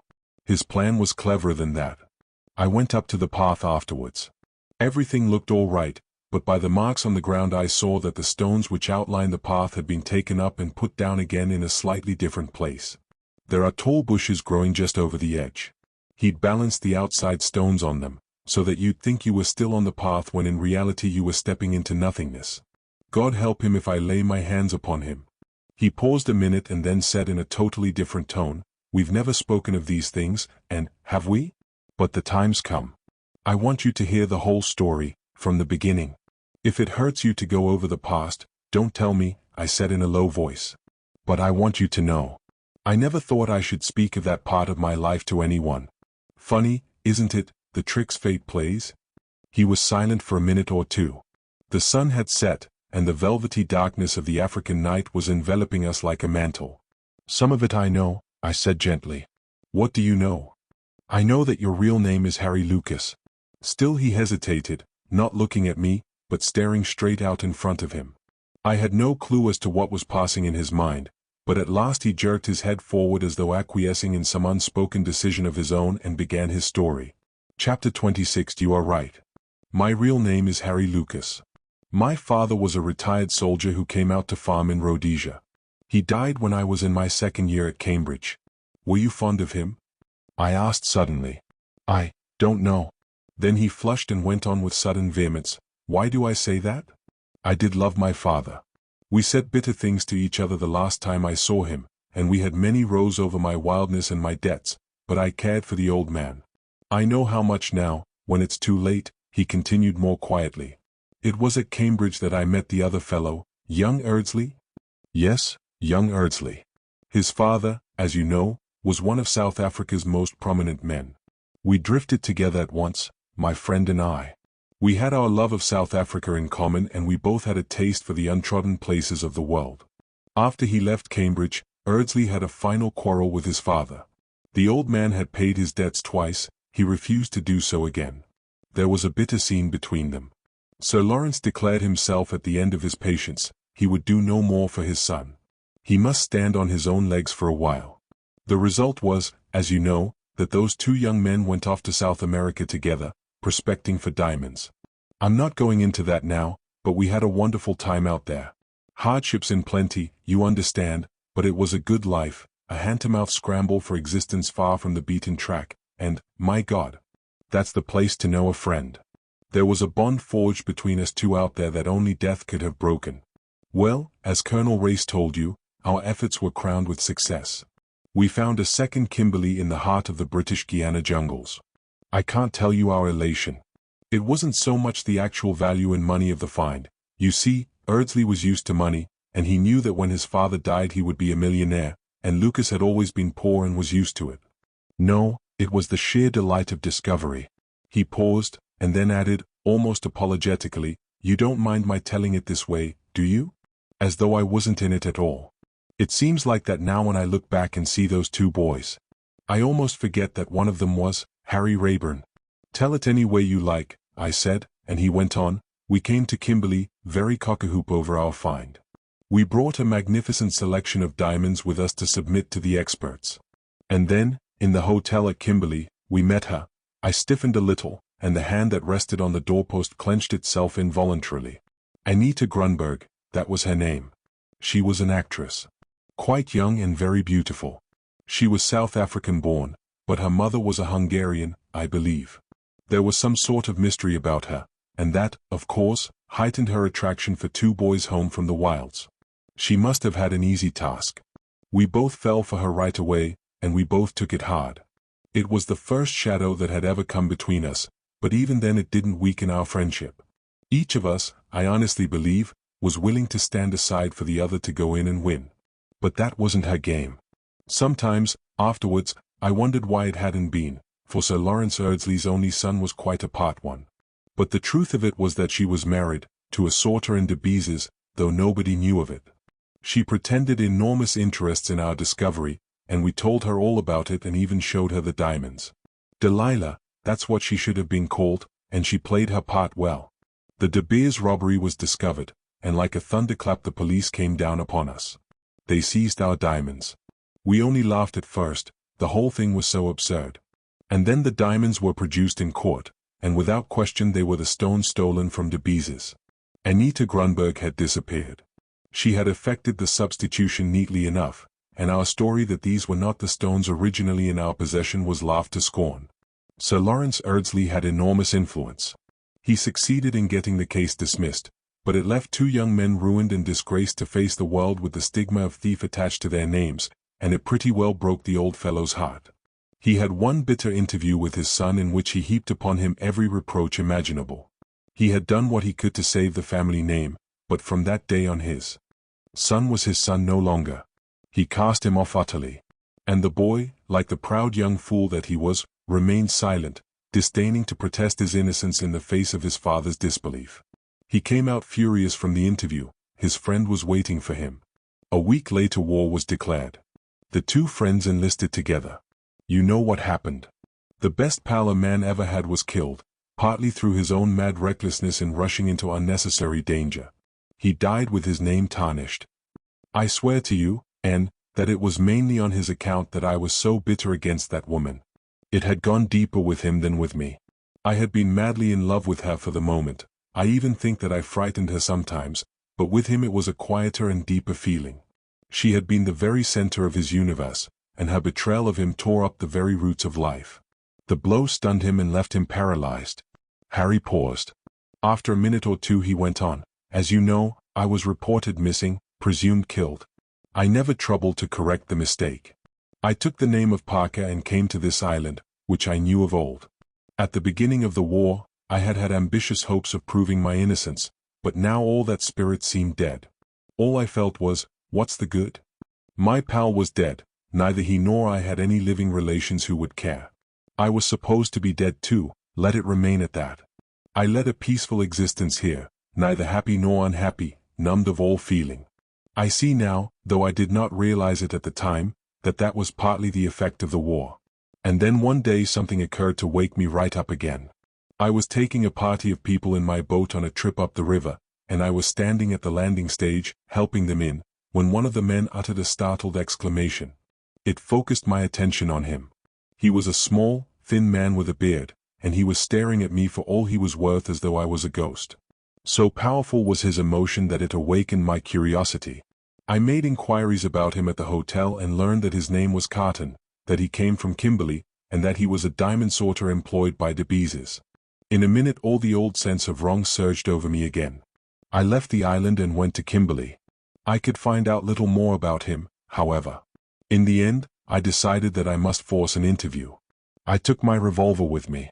In the brief glimpse I had had of him, I had realized that he was a physical coward. No sooner were we face to face than I recognized that he was afraid of me. I soon forced him to tell me all he knew. He had engineered part of the robbery, and Anita Grunberg was his wife. He had once caught sight of both of us when we were dining with her at the hotel, and, having read that I was killed, my appearance in the flesh at the falls had startled him badly. He and Anita had married quite young, but she had soon drifted away from him. She had got in with a bad lot, he told me, and it was then for the first time that I heard of the Colonel. Carton himself had never been mixed up in anything except this one affair, so he solemnly assured me, and I was inclined to believe him. He was emphatically not of the stuff of which successful criminals are made. I still had the feeling that he was keeping back something.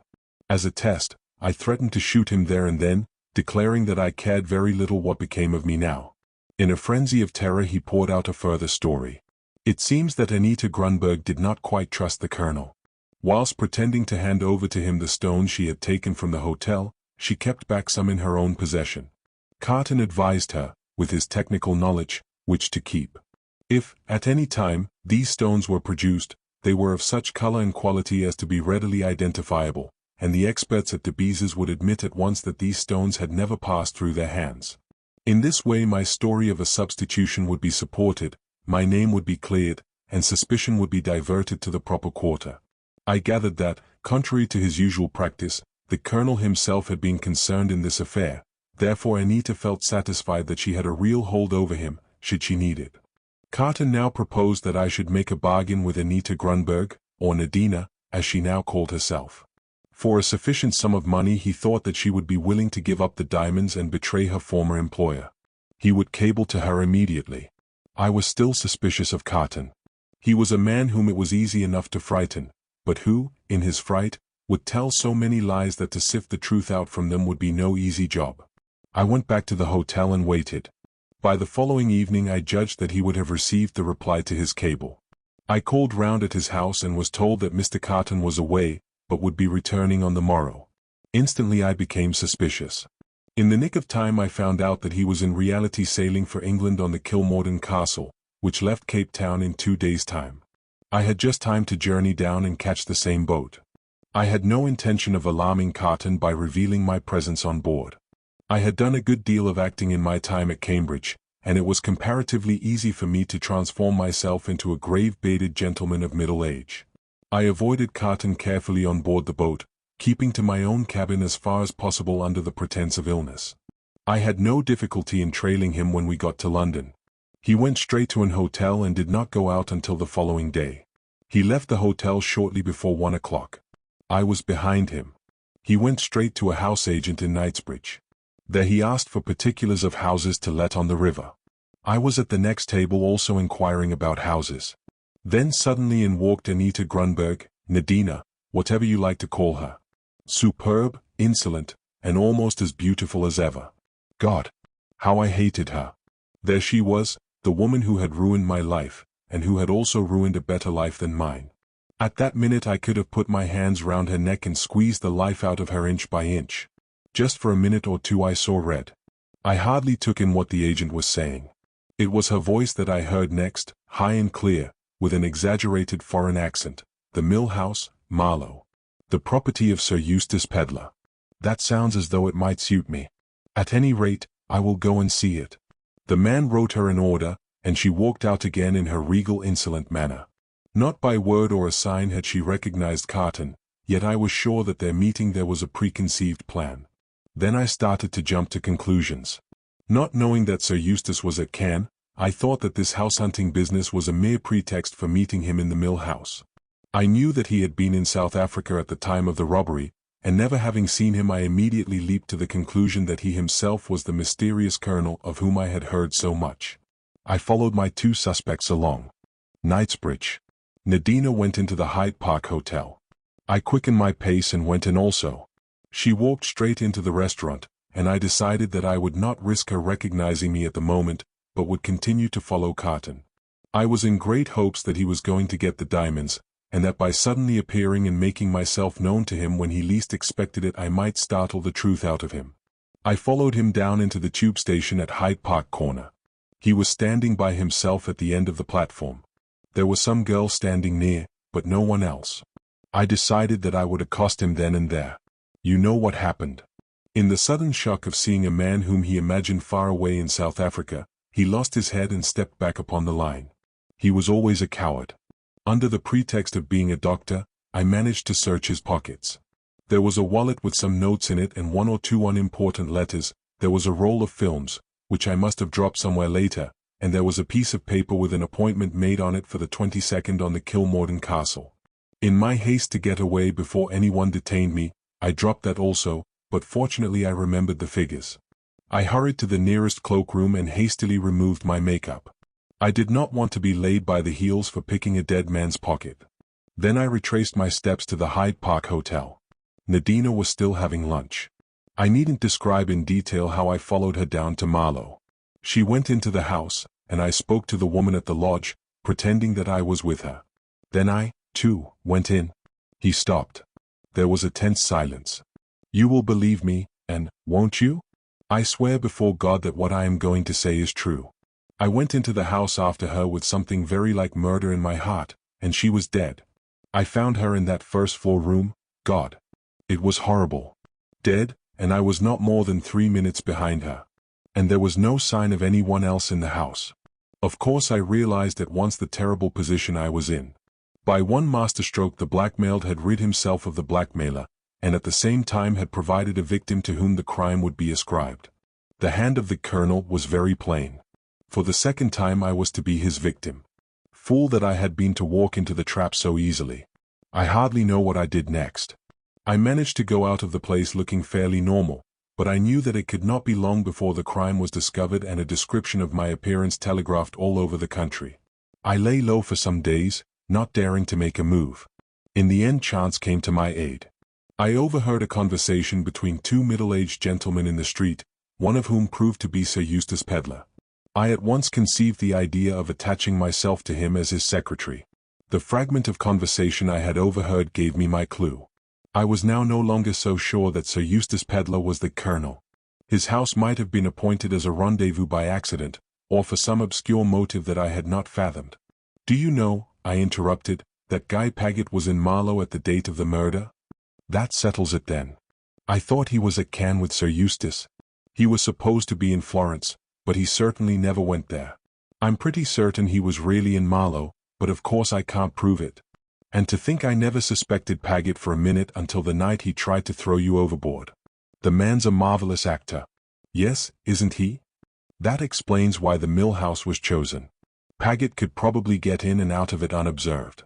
Of course he made no objection to my accompanying Sir Eustace across in the boat. He didn't want me laid by the heels immediately. You see, evidently Nadina didn't bring the jewels with her to the rendezvous as they had counted on her doing. I fancy that Carton really had them and concealed them somewhere on the Kilmorden Castle. That's where he came in. They hoped that I might have some clue as to where they were hidden. As long as the colonel did not recover the diamonds, he was still in danger, hence his anxiety to get them at all costs. Where the devil Carton hid them, if he did hide them, I don't know. That's another story, I quoted. My story. And I'm going to tell it you now. Chapter 27. Harry listened attentively whilst I recounted all the events that I have narrated in these pages. The thing that bewildered and astonished him most was to find that all along the diamonds had been in my possession, or rather in Suzanne's. That was a fact he had never suspected.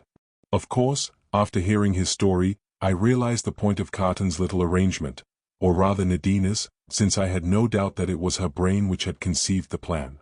No surprise tactics executed against her or her husband could result in the seizure of the diamonds. The secret was locked in her own brain, and the colonel was not likely to guess that they had been entrusted to the keeping of an ocean steward. Harry's vindication from the old charge of theft seemed assured. It was the other, graver charge that paralyzed all our activities. For, as things stood, he could not come out in the open to prove his case. The one thing we came back to, again and again, was the identity of the colonel. Was he, or was he not, Guy Paget? I should say he was but for one thing, said Harry. It seems pretty much of a certainty that it was Paget who murdered Anita Grunberg at Marlow, and that certainly lends color to the supposition that he is actually the colonel, since Anita's business was not of the nature to be discussed with a subordinate.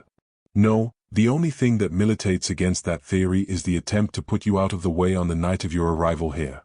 You saw Paget left behind at Cape Town. By no possible means could he have arrived here before the following Wednesday. He is unlikely to have any emissaries in this part of the world, and all his plans were laid to deal with you in Cape Town. He might, of course, have cabled instructions to some lieutenant of his in Johannesburg, who could have joined the Rhodesian train at Mafeking, but his instructions would have had to be particularly definite to allow of that note being written. We sat silent for a moment, then Harry went on slowly. You say that Mrs. Blair was asleep when you left the hotel and that you heard Sir Eustace dictating to Miss Pettigrew? Where was Colonel Race? I could not find him anywhere. Had he any reason to believe that you and I might be friendly with each other? He might have had, I answered thoughtfully, remembering our conversation on the way back from the Metopos. His a very powerful personality, I continued, but not at all my idea of the Colonel. And, anyway, such an idea would be absurd. He's in the Secret Service. How do we know that he is? It's the easiest thing in the world to throw out a hint of that kind. No one contradicts it, and the rumor spreads until everyone believes it as gospel truth.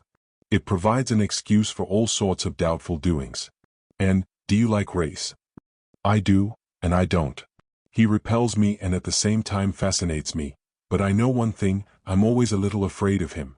He was in South Africa, you know, at the time of the Kimberley robbery, said Harry slowly.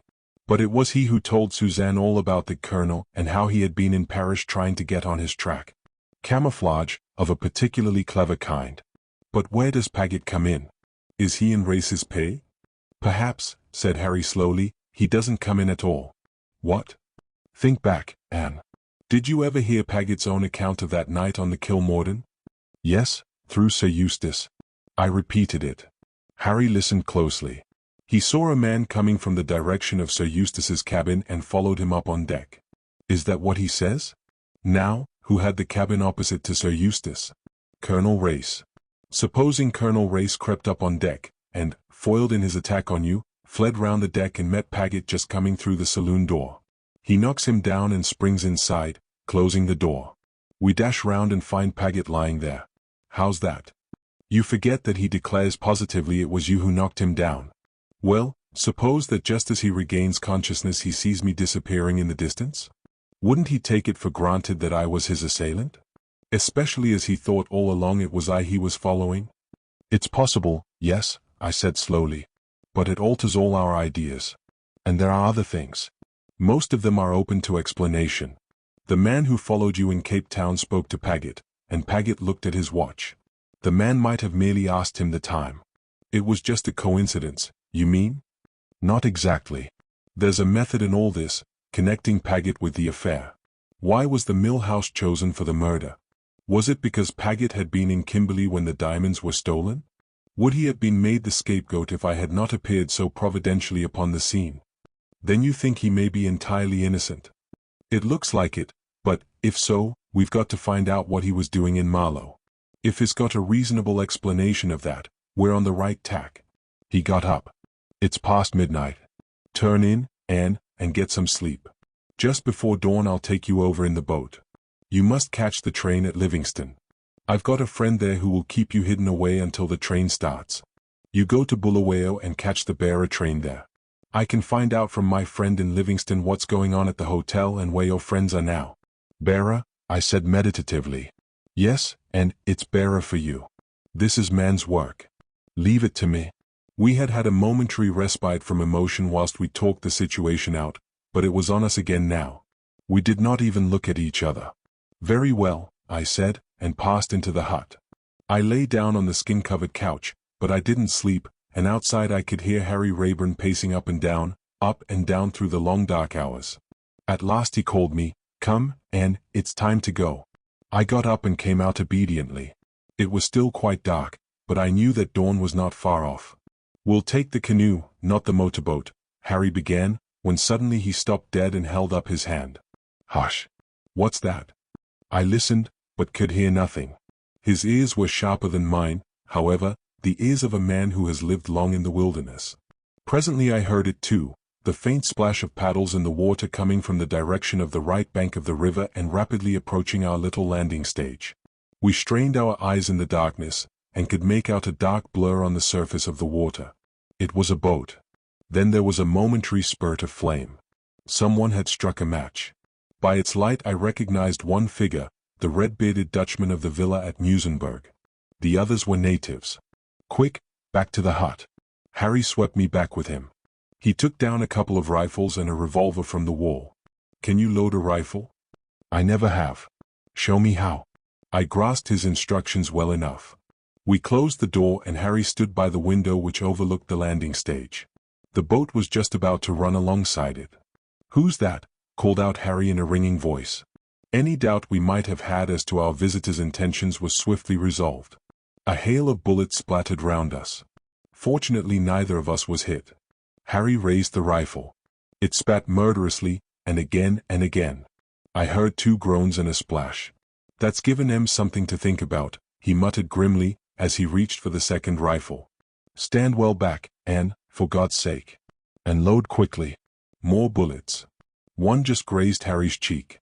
His answering fire was more deadly than theirs.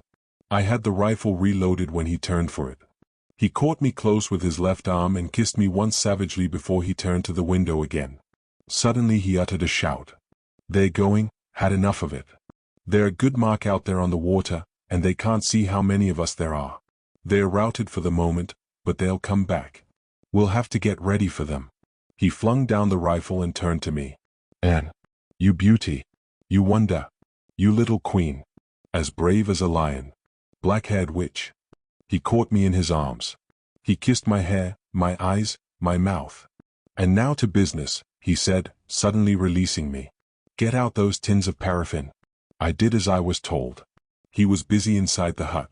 Presently I saw him on the roof of the hut, crawling along with something in his arms. He rejoined me in a minute or two. Go down to the boat. We'll have to carry it across the island to the other side. He picked up the paraffin as I disappeared. They're coming back, I called softly. I had seen the blur moving out from the opposite shore. He ran down to me. Just in time. Why, where the hell's the boat? Both had been cut adrift. Harry whistled softly. We're in a tight place, honey. Mind? Not with you. Ah, but dying together's not much fun. We'll do better than that. See, they've got 2 boatloads this time. Going to land at 2 different points. Now for my little scenic effect. Almost as he spoke a long flame shot up from the hut. Its light illuminated 2 crouching figures huddled together on the roof. My old clothes, stuffed with rags, but they won't tumble to it for some time. Come, Anne, we've got to try desperate means. Hand in hand, we raced across the island. Only a narrow channel of water divided it from the shore on that side. We've got to swim for it. Can you swim at all, Anne? Not that it matters. I can get you across. It's the wrong side for a boat, too many rocks, but the right side for swimming, and the right side for Livingston. I can swim a little, farther than that. What's the danger, Harry? For I had seen the grim look on his face. Sharks? No, you little goose. Sharks live in the sea. But you're sharp, Anne. Crocs, that's the trouble. Crocodiles? Yes, don't think of them, or say your prayers, whichever you feel inclined. We plunged in. My prayers must have been efficacious, for we reached the shore without adventure, and drew ourselves up wet and dripping on the bank. Now for Livingston. It's rough going, I'm afraid, and wet clothes won't make it any better. But it's got to be done. That walk was a nightmare. My wet skirts flapped round my legs, and my stockings were soon torn off by the thorns. Finally I stopped, utterly exhausted. Harry came back to me. Hold up, honey. I'll carry you for a bit. That was the way I came into Livingston, slung across his shoulder like a sack of coals. How he did it for all that way, I don't know. The first faint light of dawn was just breaking. Harry's friend was a young man of 20-odd who kept a store of native curios.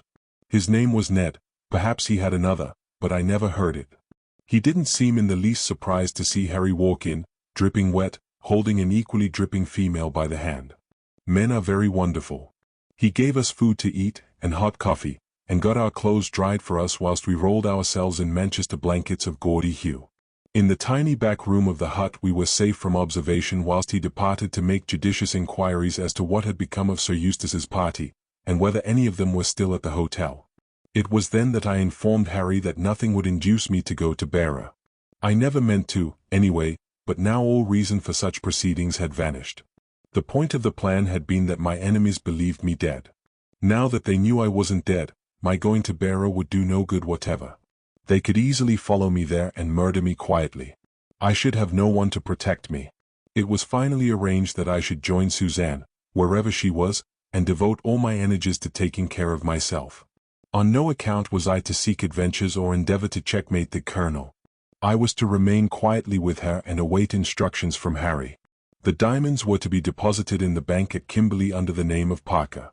"There's one thing," I said thoughtfully, "we ought to have a code of some kind. We don't want to be hoodwinked again by messages purporting to come from one to the other. That's easy enough. Any message that comes genuinely from me will have the word and crossed out in it. Without trademark, none genuine," I murmured. "What about wires?" "Any wires from me will be signed Andy." "Train will be in before long, Harry," said Ned, putting his head in and withdrawing it immediately. I stood up. "And shall I marry a nice steady man if I find one?" I asked demurely. Harry came close to me. "My God. And, if you ever marry anyone else but me, I'll wring his neck. And as for you, yes," I said, pleasurably excited. "I shall carry you away and beat you black and blue." "What a delightful husband I have chosen," I said satirically. "And doesn't he change his mind overnight?" Chapter 28, Extract from the Diary of Sir Eustace Pedlar. As I remarked once before, I am essentially a man of peace. I yearn for a quiet life, and that's just the one thing I don't seem able to have. I am always in the middle of storms and alarms. The relief of getting away from Paget with his incessant nosing out of intrigues was enormous, and Miss Pettigrew is certainly a useful creature. Although there is nothing of the houri about her, one or two of her accomplishments are invaluable. It is true that I had a touch of liver at Bulawayo and behaved like a bear in consequence, but I had had a disturbed night in the train. At 3 a.m. an exquisitely dressed young man looking like a musical comedy hero of the Wild West entered my compartment and asked where I was going. Disregarding my first murmur of tea, and for God's sake don't put sugar in it, he repeated his question, laying stress on the fact that he was not a waiter but an immigration officer. I finally succeeded in satisfying him that I was suffering from no infectious disease, that I was visiting Rhodesia from the purest of motives, and further gratified him with my full Christian names and my place of birth. I then endeavored to snatch a little sleep, but some officious aroused me at 5:30 with a cup of liquid sugar which he called tea. I don't think I threw it at him, but I know that that was what I wanted to do. He brought me unsugared tea, stone cold, at 6, and I then fell asleep utterly exhausted, to awaken just outside Bulawayo and be landed with a beastly wooden giraffe, all legs and neck. But for these small contretemps, all had been going smoothly. And then fresh calamity befell. It was the night of our arrival at the falls. I was dictating to Miss Pettigrew in my sitting room, when suddenly Mrs. Blair burst in without a word of excuse and wearing most compromising attire. "Where's Anne?" she cried. A nice question to ask.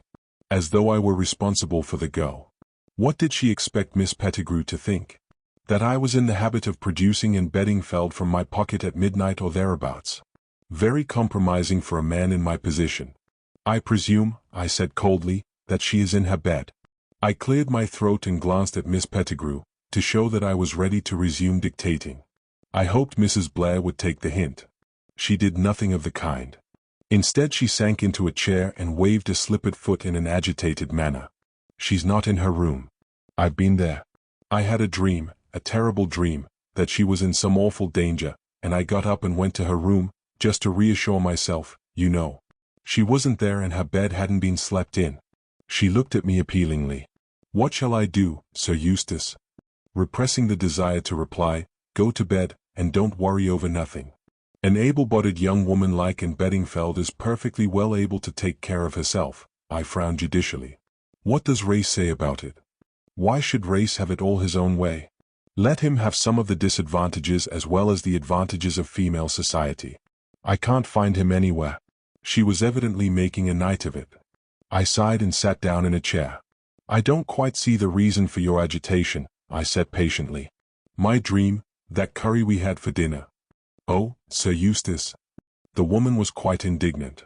"And yet everybody knows that nightmares are a direct result of injudicious eating. After all," I continued persuasively, "why shouldn't Anne Beddingfeld and Race go out for a little stroll without having the whole hotel aroused about it? You think they've just gone out for a stroll together? But it's after midnight. One does these foolish things when one is young," I murmured, "though Race is certainly old enough to know better." Do you really think so? I dare say they've run away to make a match of it, I continued soothingly, though fully aware that I was making an idiotic suggestion. For, after all, at a place like this, where is there to run away to? I don't know how much longer I should have gone on making feeble remarks, but at that moment Race himself walked in upon us. At any rate, I had been partly right, he had been out for a stroll, but he hadn't taken Anne with him. However, I had been quite wrong in my way of dealing with the situation. I was soon shown that Race had the whole hotel turned upside down in 3 minutes. I've never seen a man more upset. The thing is very extraordinary. Where did the girl go? She walked out of the hotel, fully dressed, about 10 minutes past 11, and she was never seen again. The idea of suicide seems impossible. She was one of those energetic young women who are in love with life, and have not the faintest intention of quitting it. There was no train either way until midday on the morrow, so she can't have left the place. Then where the devil is she? Race is almost beside himself, poor fellow. He has left no stone unturned. All the DCs, or whatever they call themselves, 400 of miles round have been pressed into the service. The native trackers have run about on all fours. Everything that can be done is being done, but no sign of Anne Beddingfeld. The accepted theory is that she walked in her sleep. There are signs on the path near the bridge which seem to show that the girl walked deliberately off the edge. If so, of course, she must have been dashed to pieces on the rocks below. Unfortunately, most of the footprints were obliterated by a party of tourists who chose to walk that way early on the Monday morning. I don't know that it's a very satisfactory theory. In my young days, I always was told that sleepwalkers couldn't hurt themselves, that their own sixth sense took care of them. I don't think the theory satisfies Mrs. Blair either. I can't make that woman out. Her whole attitude towards Race has changed. She watches him now like a cat or mouse, and she makes obvious efforts to bring herself to be civil to him. And they used to be such friends. Altogether she is unlike herself, nervous, hysterical, starting and jumping at the least sound. I am beginning to think that it is high time I went to Joburg. A rumor came along yesterday of a mysterious island somewhere up the river, with a man and a girl on it. Race got very excited. It turned out to be all a mare's nest, however. The man had been there for years, and is well known to the manager of the hotel. He totes parties up and down the river in the season and points out crocodiles and a stray hippopotamus or so to them. I believe that he keeps a tame one which is trained to bite pieces out of the boat on occasions. Then he fends it off with a boat hook, and the party feel they have really got to the back of beyond at last. How long the girl has been there is not definitely known, but it seems pretty clear that she can't be Anne, and there is a certain delicacy in interfering in other people's affairs. If I were this young fellow, I should certainly kick Race off the island if he came asking questions about my love affairs. Later. It is definitely settled that I go to Joburg tomorrow. Race urges me to do so. Things are getting unpleasant there, by all I hear, but I might as well go before they get worse. I dare say I shall be shot by a striker, anyway. Mrs. Blair was to have accompanied me, but at the last minute she changed her mind and decided to stay on at the falls. It seems as though she couldn't bear to take her eyes off Race. She came to me tonight and said, with some hesitation, that she had a favor to ask. Would I take charge of her souvenirs for her? Not the animals? I asked, in lively alarm. I always felt that I should get stuck with those beastly animals sooner or later. In the end we effected a compromise. I took charge of 2 small wooden boxes for her which contained fragile articles. The animals are to be packed by the local store in vast crates and sent to Cape Town by rail, where Paget will see to their being stored. The people who are packing them say that they are of a particularly awkward shape, and that special cases will have to be made. I pointed out to Mrs. Blair that by the time she has got them home those animals will have cost her easily £1 apiece. Paget is straining at the leash to rejoin me in Joburg. I shall make an excuse of Mrs. Blair's cases to keep him in Cape Town. I have written him that he must receive the cases and see to their safe disposal, as they contain rare curios of immense value. So all is settled, and I and Miss Pettigrew go off into the blue together. And anyone who has seen Miss Pettigrew will admit that it is perfectly respectable. Chapter 29 Johannesburg, March 6th. There is something about the state of things here that is not at all healthy. To use the well-known phrase that I have so often read, we are all living on the edge of a volcano. Bands of strikers, or so-called strikers, patrol the streets and scowl at one in a murderous fashion. They are picking out the bloated capitalists ready for when the massacres begin, I suppose. You can't ride in a taxi. If you do, strikers pull you out again. And the hotels hint pleasantly that when the food gives out they will fling you out on the mat. I met Reeves, my labor friend of the Kilmorden, last night. He has cold feet worse than any man I ever saw. He's like all the rest of these people, they make inflammatory speeches of enormous length, solely for political purposes, and then wish they hadn't. He's busy now going about and saying he didn't really do it. When I met him, he was just off to Cape Town, where he meditates making a 3-day speech in Dutch, vindicating himself, and pointing out that the things he said really meant something entirely different. I am thankful that I do not have to sit in the Legislative Assembly of South Africa. The House of Commons is bad enough, but at least we have only one language, and some slight restriction as to length of speeches. When I went to the assembly before leaving Cape Town, I listened to a grey-haired gentleman with a drooping moustache who looked exactly like the mock turtle in Alice in Wonderland. He dropped out his words one by one in a particularly melancholy fashion. Every now and then he galvanized himself to further efforts by ejaculating something that sounded like "plat skeet," uttered fortissimo and in marked contrast to the rest of his delivery. When he did this, half his audience yelled "woof, woof," which is possibly Dutch for "here, here," and the other half woke up with a start from the pleasant nap they had been having. I was given to understand that the gentleman had been speaking for at least 3 days. They must have a lot of patience in South Africa. I have invented endless jobs to keep Paget in Cape Town, but at last the fertility of my imagination has given out, and he joins me tomorrow in the spirit of the faithful dog who comes to die by his master's side. And I was getting on so well with my reminiscences too. I had invented some extraordinarily witty things that the strike leaders said to me and I said to the strike leaders. This morning I was interviewed by a government official. He was urbane, persuasive and mysterious in turn. To begin with, he alluded to my exalted position and importance and suggested that I should remove myself, or be removed by him, to Pretoria. "You expect trouble, then?" I asked. His reply was so worded as to have no meaning whatsoever, so I gathered that they were expecting serious trouble. I suggested to him that his government were letting things go rather far. There is such a thing as giving a man enough rope, and letting him hang himself, Sir Eustace. Oh, quite so, quite so. It is not the strikers themselves who are causing the trouble. There is some organization at work behind them. Arms and explosives have been pouring in, and we have made a whole of certain documents which throw a good deal of light on the methods adopted to import them. There is a regular code. Potatoes mean detonators, cauliflower, rifles, other vegetables stand for various explosives. That's very interesting, I commended. More than that, Sir Eustace, we have every reason to believe that the man who runs the whole show, the directing genius of the affair, is at this minute in Johannesburg. He stared at me so hard that I began to fear that he suspected me of being the man. I broke out into a cold perspiration at the thought, and began to regret that I had ever conceived the idea of inspecting a miniature revolution at first hand. "No trains are running from Joburg to Pretoria," he continued. "But I can arrange to send you over by private car.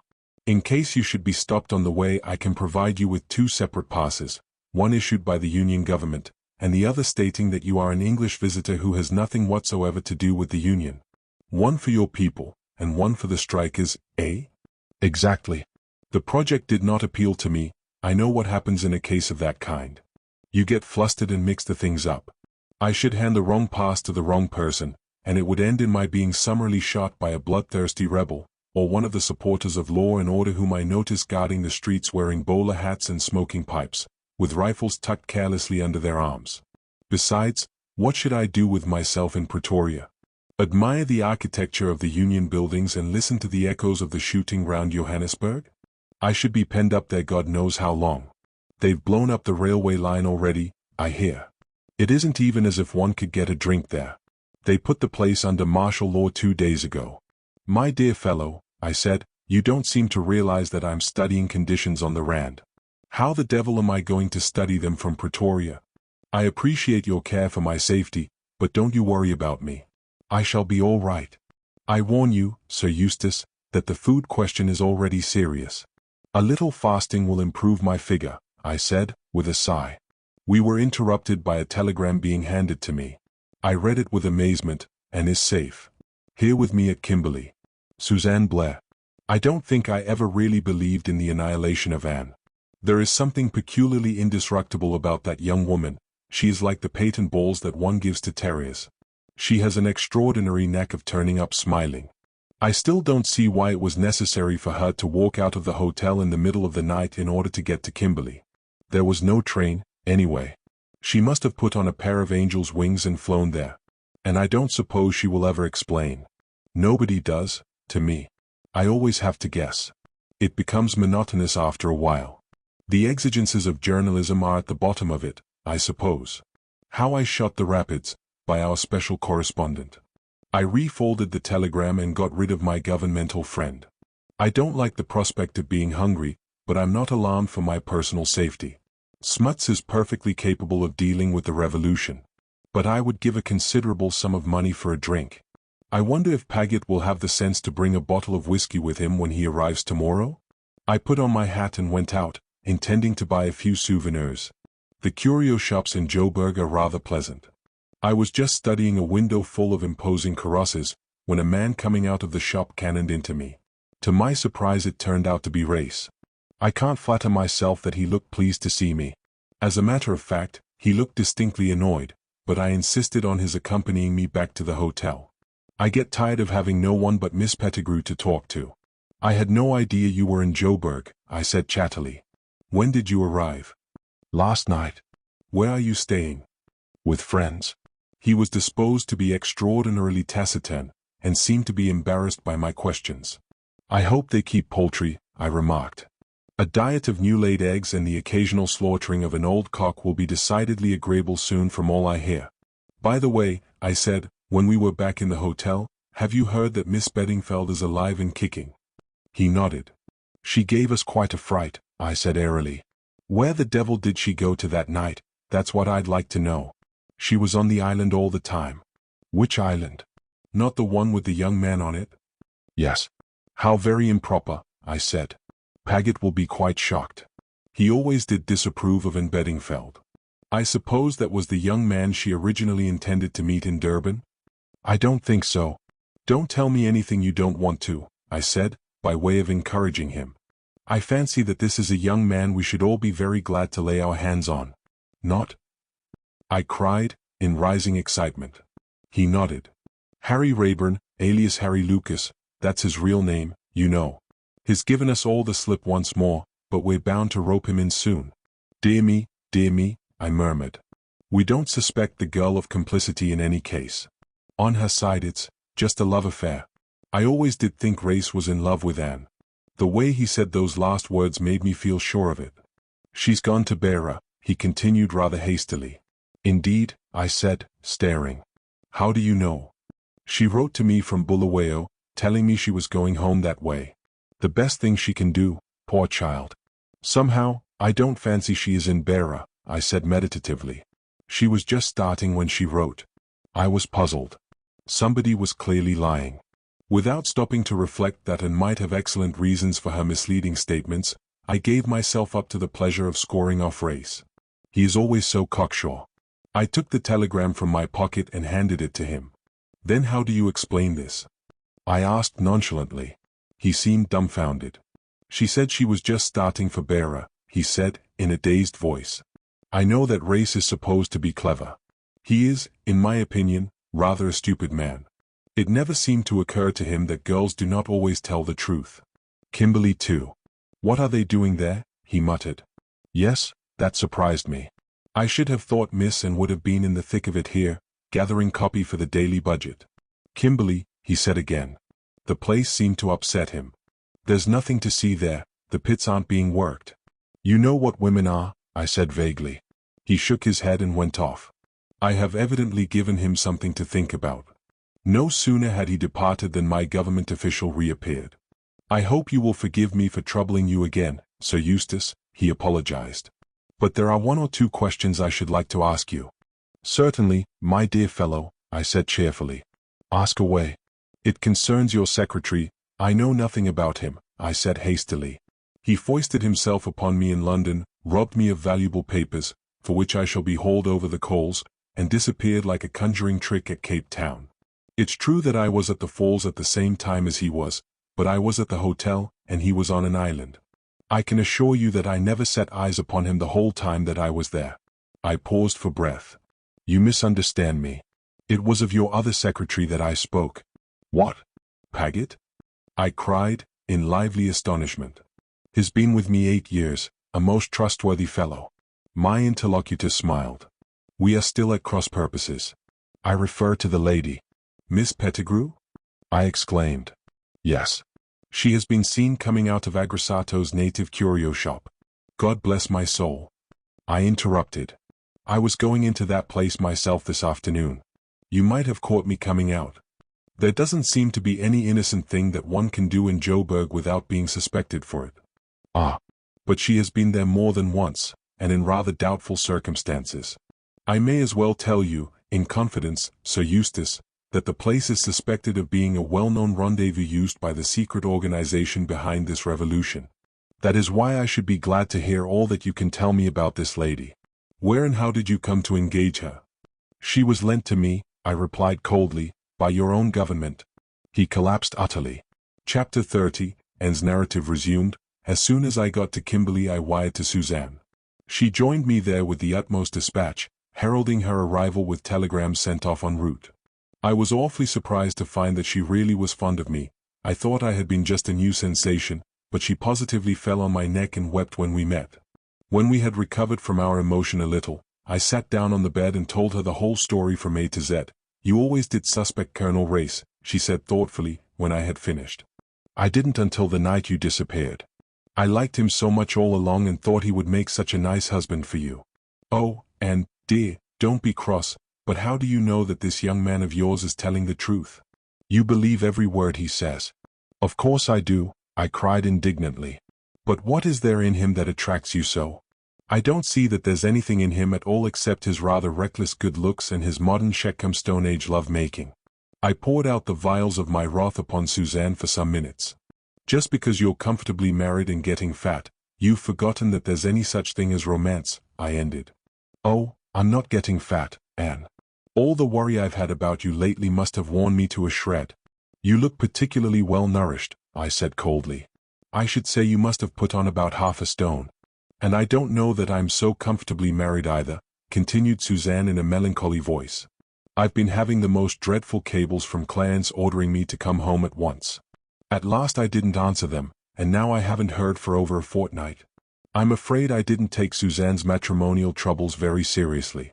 She will be able to get round Clarence all right when the time comes. I turned the conversation to the subject of the diamonds. Suzanne looked at me with a dropped jaw. I must explain, Anne. You see, as soon as I began to suspect Colonel Race, I was terribly upset about the diamonds. I wanted to stay on at the Falls in case he might have kidnapped you somewhere close by, but didn't know what to do about the diamonds. I was afraid to keep them in my possession. Suzanne looked round her uneasily, as though she feared the walls might have ears, and then whispered vehemently in my ear. A distinctly good idea, I approved. At the time, that is. It's a bit awkward now. What did Sir Eustace do with the cases? The big ones were sent down to Cape Town. I heard from Paget before I left the Falls, and he enclosed the receipt for their storage. He's leaving Cape Town today, by the by, to join Sir Eustace in Johannesburg. I see, I said thoughtfully. And the small ones, where are they? I suppose Sir Eustace has got them with him. I turned the matter over in my mind. Well, I said at last, it's awkward, but it's safe enough. We'd better do nothing for the present. Suzanne looked at me with a little smile. You don't like doing nothing, do you, Anne? Not very much, I replied honestly. The one thing I could do was to get hold of a timetable and see what time Guy Paget's train would pass through Kimberley. I found that it would arrive at 5:40 on the following afternoon and depart again at 6. I wanted to see Paget as soon as possible, and that seemed to me a good opportunity. The situation on the Rand was getting very serious, and it might be a long time before I got another chance. The only thing that livened up the day was a wire dispatched from Johannesburg. A most innocent-sounding telegram, arrived safely. All going well. Eric here, also Eustace, but not Guy. Remain where you are for the present. Andy. Eric was our pseudonym for Race. I chose it because it is a name I dislike exceedingly. There was clearly nothing to be done until I could see Paget. Suzanne employed herself in sending off a long soothing cable to the far-off Clarence. She became quite sentimental over him. In her way, which of course is quite different from me and Harry, she is really fond of Clarence. I do wish he was here, Anne, she gulped. It's such a long time since I've seen him. Have some face cream, I said soothingly. Suzanne rubbed a little on the tip of her charming nose. I shall want some more face cream soon too, she remarked, and you can only get this kind in Paris. She sighed. Paris. Suzanne, I said, very soon you'll have had enough of South Africa and adventure. I should like a really nice hat, admitted Suzanne wistfully. Shall I come with you to meet Guy Paget tomorrow? I prefer to go alone. He'd be shy of speaking before two of us. So it came about that I was standing in the doorway of the hotel on the following afternoon, struggling with a recalcitrant parasol that refused to go up, whilst Suzanne lay peacefully on her bed with a book and a basket of fruit. According to the hotel porter, the train was on its good behavior today and would be almost on time, though he was extremely doubtful whether it would ever get through to Johannesburg. The line had been blown up, so he solemnly assured me. It sounded cheerful. The train drew in just 10 minutes late. Everybody tumbled out on the platform and began walking up and down feverishly. I had no difficulty in espying Paget. I accosted him eagerly. He gave his usual nervous start at seeing me, somewhat accentuated this time. Dear me, Miss Beddingfeld, I understood that you had disappeared. I have reappeared again, I told him solemnly. And how are you, Mr. Paget? Very well, thank you. Looking forward to taking up my work again with Sir Eustace. Mr. Paget, I said. There is something I want to ask you. I hope that you won't be offended, but a lot hangs on it, more than you can possibly guess. I want to know what you were doing at Marlow on the 8th of January last. He started violently. Really, Miss Beddingfeld, indeed, you were there, weren't you? For reasons of my own I was in the neighborhood, yes. Won't you tell me what those reasons were? Sir Eustace has not already told you? Sir Eustace? Does he know? I am almost sure that he does. I hoped he had not recognized me, but from the hints he has let drop, and his remarks, I fear it is only too certain. In any case, I meant to make a clean breast of the matter and offer him my resignation. He is a peculiar man, Miss Beddingfeld, with an abnormal sense of humor. It seems to amuse him to keep me on tenterhooks. All the time, I dare say, he was perfectly well aware of the true facts. Possibly he has known them for years. I hoped that sooner or later I should be able to understand what Paget was talking about. He went on fluently, it is difficult for a man of Sir Eustace's standing to put himself in my position. I know that I was in the wrong, but it seemed a harmless deception. I would have thought it better taste on his part to have tackled me outright, instead of indulging in covert jokes at my expense. A whistle blew, and the people began to surge back into the train. Yes, Mr. Paget, I broke in, I'm sure I quite agree with all you're saying about Sir Eustace. But why did you go to Marlow? It was wrong of me, but natural under the circumstances. Yes, I still feel natural under the circumstances. What circumstances? I cried desperately. For the first time Paget seemed to recognize that I was asking him a question. His mind detached itself from the peculiarities of Sir Eustace and his own justification and came to rest on me. I beg your pardon, Miss Beddingfeld, he said stiffly, but I fail to see your concern in the matter. He was back in the train now, leaning down to speak to me. I felt desperate. What could one do with a man like that? Of course, if it's so dreadful that you'd be ashamed to speak of it to me, I began spitefully. At last I had found the right stop. Paget stiffened and flushed. Dreadful? Ashamed? I don't understand you. Then tell me. In 3 short sentences he told me. At last I knew Paget's secret. It was not in the least what I expected. I walked slowly back to the hotel. There a wire was handed to me. I tore it open. It contained full and definite instructions for me to proceed forthwith to Johannesburg, or rather to a station this side of Johannesburg, where I should be met by a car. It was signed, not Andy, but Harry. I sat down in a chair to do some very serious thinking. Chapter 31, from the Diary of Sir Eustace Pedler, Johannesburg, March 7th. Paget has arrived. He is in a blue funk, of course. Suggested at once that we should go off to Pretoria. Then, when I had told him kindly but firmly that we were going to remain here, he went to the other extreme, wished he had his rifle here, and began bucking about some bridge he guarded during the Great War. A railway bridge at Little Puddicombe Junction, or something of that sort. I soon cut that short by telling him to unpack the big typewriter. I thought that would keep him employed for some time, because the typewriter was sure to have gone wrong, it always does, and he would have to take it somewhere to be mended. But I had forgotten Paggett's powers of being in the right. I've already unpacked all the cases, Sir Eustace. The typewriter is in perfect condition. What do you mean, all the cases? The 2 small cases as well. I wish you wouldn't be so officious, Paggett. Those small cases were no business of yours. They belonged to Mrs. Blair. Paggett looked crestfallen. He hates to make a mistake. So you can just pack them up again neatly, I continued. After that you can go out and look around you. Joburg will probably be a heap of smoking ruins by tomorrow, so it may be your last chance. I thought that would get rid of him successfully for the morning, at any rate. There is something I want to say to you when you have the leisure, Sir Eustace. I haven't got it now, I said hastily. At this minute I have absolutely no leisure whatsoever. Paggett retired. By the way, I called after him, what was there in those cases of Mrs. Blair's? Some fur rugs, and a couple of fur hats, I think. That's right, I assented. She bought them on the train. They are hats, of a kind, though I hardly wonder at your not recognizing them. I dare say she's going to wear one of them at Ascot. What else was there? Some rolls of films and some baskets, a lot of baskets, there would be, I assured him. Mrs. Blair is the kind of woman who never buys less than a dozen or so of anything.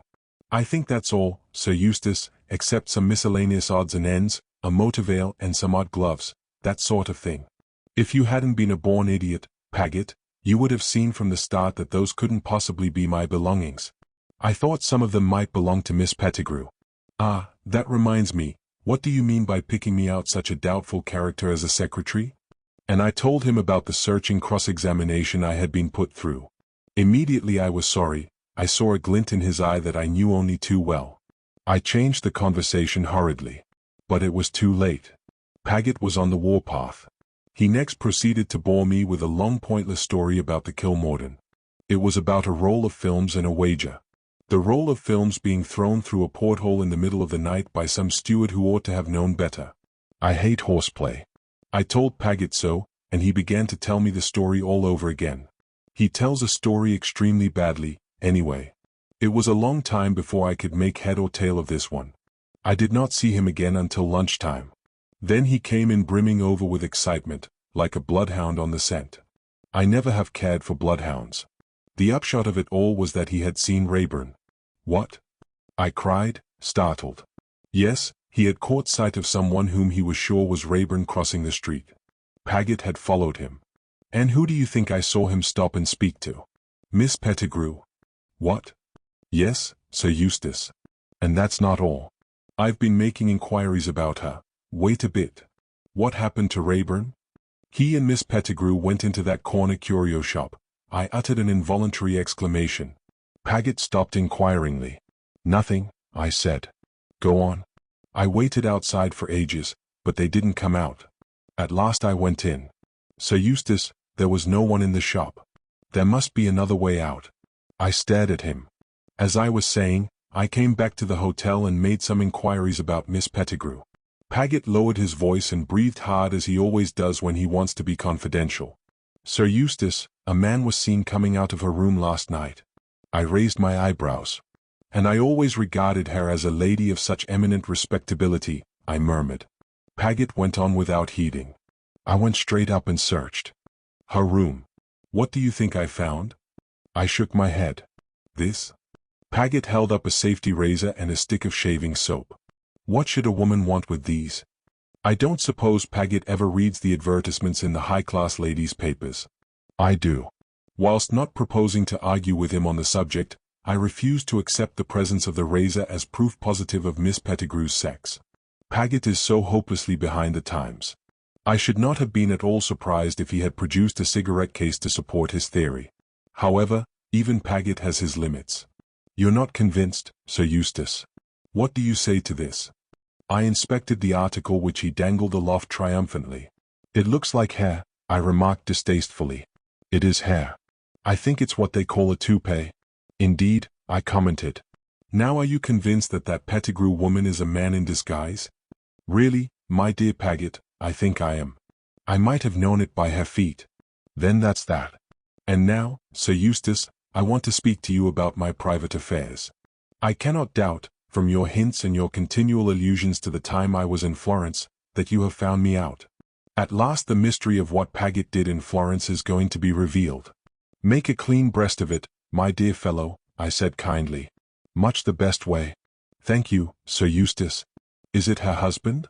Annoying fellows, husbands. Always turning up when they're least expected. I fail to follow you, Sir Eustace. Whose husband? The lady's husband. What lady? God bless my soul, Paget, the lady you met in Florence. There must have been a lady. Don't tell me that you merely robbed a church or stabbed an Italian in the back because you didn't like his face.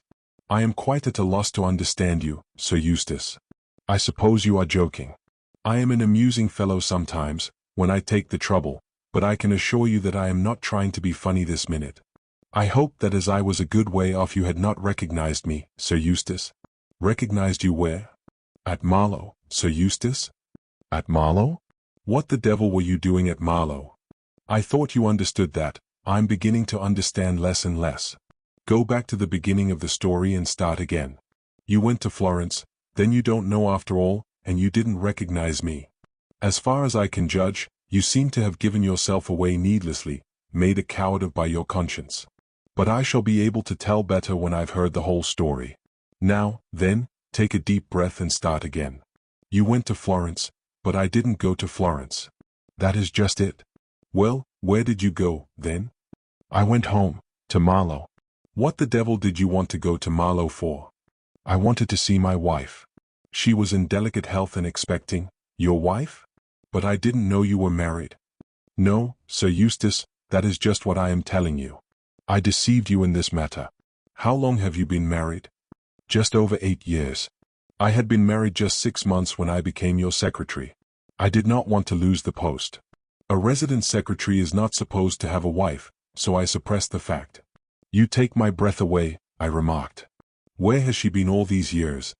We have had a small bungalow on the river at Marlow, quite close to the mill house, for over 5 years.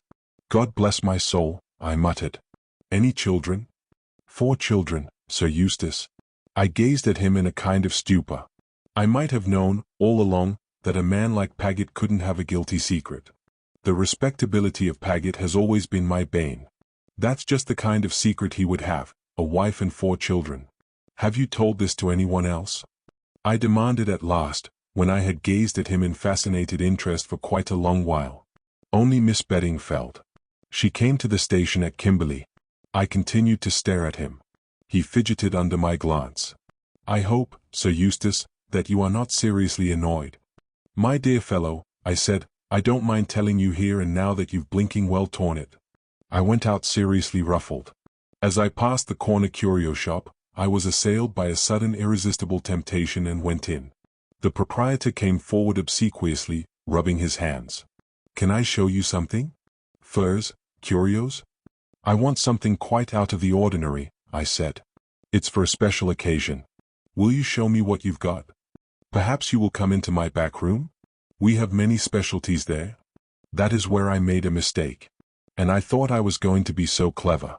I followed him through the swinging portieres. Chapter 32, Anne's narrative resumed. I had great trouble with Suzanne. She argued, she pleaded, she even wept before she would let me carry out my plan. But in the end I got my own way. She promised to carry out my instructions to the letter and came down to the station to bid me a tearful farewell. I arrived at my destination the following morning early. I was met by a short black-bearded Dutchman whom I had never seen before. He had a car waiting and we drove off. There was a queer booming in the distance, and I asked him what it was. Guns, he answered laconically. So there was fighting going on in Joburg. I gathered that our objective was a spot somewhere in the suburbs of the city. We turned and twisted and made several detours to get there, and every minute the guns were nearer. It was an exciting time. At last we stopped before a somewhat ramshackle building. The door was opened by a Kafir boy. My guide signed to me to enter. I stood irresolute in the dingy square hall. The man passed me and threw open a door. The young lady to see Mr. Harry Rayburn, he said, and laughed. Thus announced, I passed in. The room was sparsely furnished and smelt of cheap tobacco smoke. Behind a desk a man sat writing. He looked up and raised his eyebrows. "Dear me," he said, "if it isn't Miss Beddingfeld." "I must be seeing double," I apologized. "Is it Mr. Chichester, or is it Miss Pettigrew?" There is an extraordinary resemblance to both of them. Both characters are in abeyance for the moment. I have doffed my petticoats, and my cloth likewise. "Won't you sit down?" I accepted a seat composedly.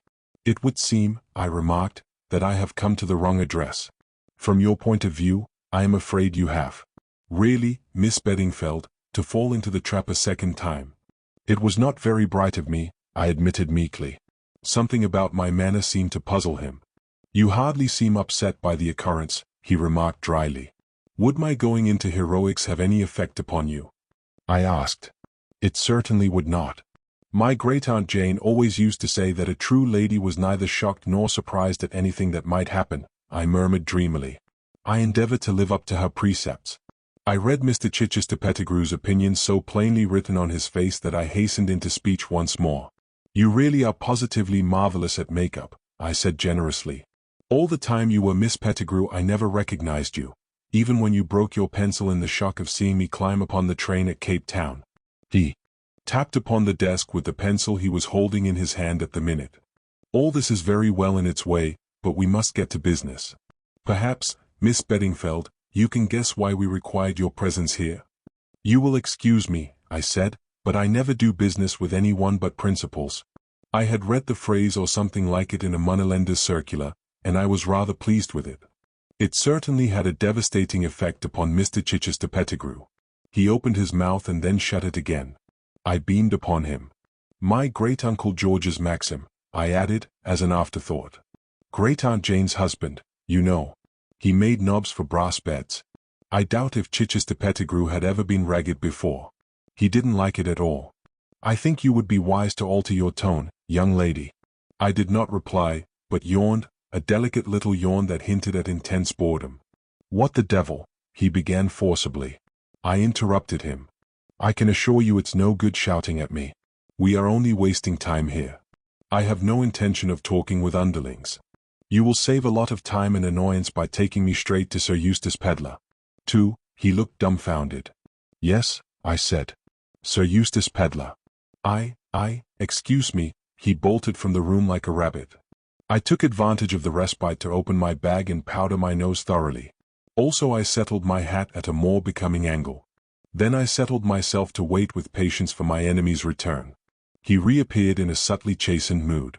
"Will you come this way, Miss Beddingfeld?" I followed him up the stairs. He knocked at the door of a room, a brisk "come in" sounded from inside, and he opened the door and motioned to me to pass inside. Sir Eustace Pedler sprang up to greet me, genial and smiling. Well, Miss Anne." He shook me warmly by the hand. "I'm delighted to see you. Come and sit down. Not tired after your journey? That's good." He sat down facing me, still beaming. It left me rather at a loss. His manner was so completely natural. "Quite right to insist on being brought straight to me," he went on. "Minx is a fool. A clever actor, but a fool. That was Minx you saw downstairs." "Oh, really?" I said feebly. "And now," said Sir Eustace cheerfully, "let's get down to facts. How long have you known that I was the Colonel?" "Ever since Mr. Paget told me that he had seen you in Marlow when you were supposed to be in Cannes." Sir Eustace nodded ruefully. "Yes, I told the fool he'd blinking well torn it. He didn't understand, of course. His whole mind was set on whether I'd recognized him. It never occurred to him to wonder what I was doing down there. A piece of sheer bad luck that was. I arranged it all so carefully too, sending him off to Florence, telling the hotel I was going over to Nice for one night or possibly two. Then, by the time the murder was discovered, I was back again in Cannes, with nobody dreaming that I'd ever left the Riviera." He still spoke quite naturally and unaffectedly. I had to pinch myself to understand that this was all real, that the man in front of me was really that deep-dyed criminal, the Colonel. I followed things out in my mind. "Then it was you who tried to throw me overboard on the Kilmorden," I said slowly. "It was you that Paget followed up on deck that night?" He shrugged his shoulders. "I apologize, my dear child, I really do. I always liked you, but you were so confoundedly interfering. I couldn't have all my plans brought to naught by a chit of a girl. I think your plan at the falls was really the cleverest, I said, endeavoring to look at the thing in a detached fashion.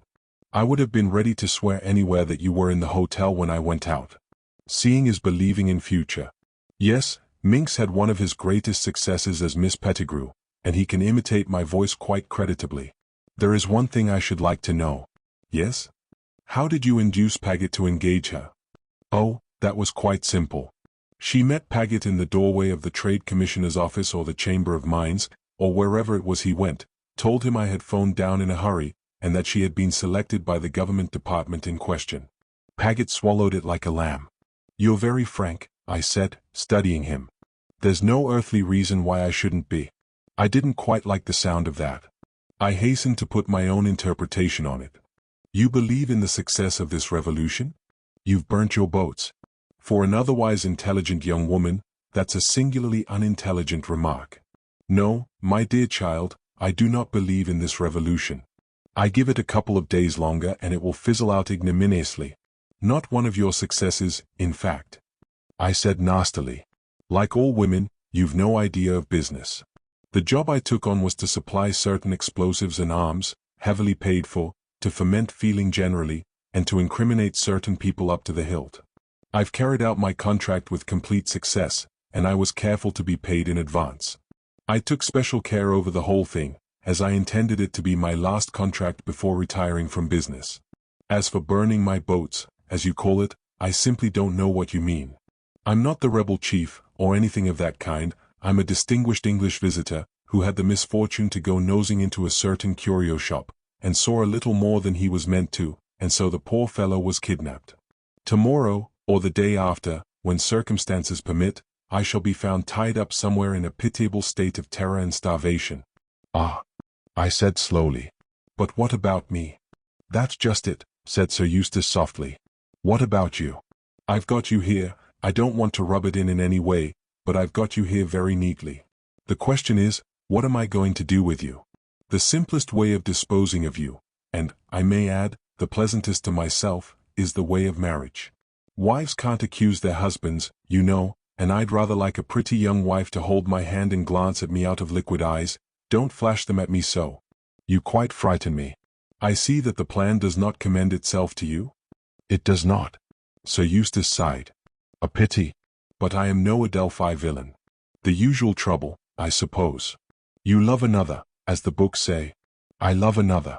I thought as much. First I thought it was that long-legged, pompous ass, Race, but I suppose it's the young hero who fished you out of the falls that night. Women have no taste. Neither of those two have half the brains that I have. I'm such an easy person to underestimate. I think he was right about that. Although I knew well enough the kind of man he was and must be, I could not bring myself to realize it. He had tried to kill me on more than one occasion, he had actually killed another woman, and he was responsible for endless other deeds of which I knew nothing, and yet I was quite unable to bring myself into the frame of mind for appreciating his deeds as they deserved. I could not think of him as other than our amusing, genial traveling companion. I could not even feel frightened of him, and yet I knew he was capable of having me murdered in cold blood if it struck him as necessary. The only parallel I can think of is the case of Stevenson's Long John Silver. He must have been much the same kind of man. Well, said this extraordinary person, leaning back in his chair. It's a pity that the idea of being Lady Peddler doesn't appeal to you. The other alternatives are rather crude. I felt a nasty feeling going up and down my spine. Of course I had known all along that I was taking a big risk, but the prize had seemed worth it. Would things turn out as I had calculated, or would they not? The fact of the matter is, Sir Eustace was continuing, I've a weakness for you. I really don't want to proceed to extremes. Suppose you tell me the whole story, from the very beginning, and let's see what we can make of it. But no romancing, mind, I want the truth. I was not going to make any mistake over that. I had a great deal of respect for Sir Eustace's shrewdness. It was a moment for the truth, the whole truth, and nothing but the truth. I told him the whole story, omitting nothing, up to the moment of my rescue by Harry. When I had finished, he nodded his head in approval. Wise girl. You've made a clean breast of the thing. And let me tell you I should soon have caught you out if you hadn't.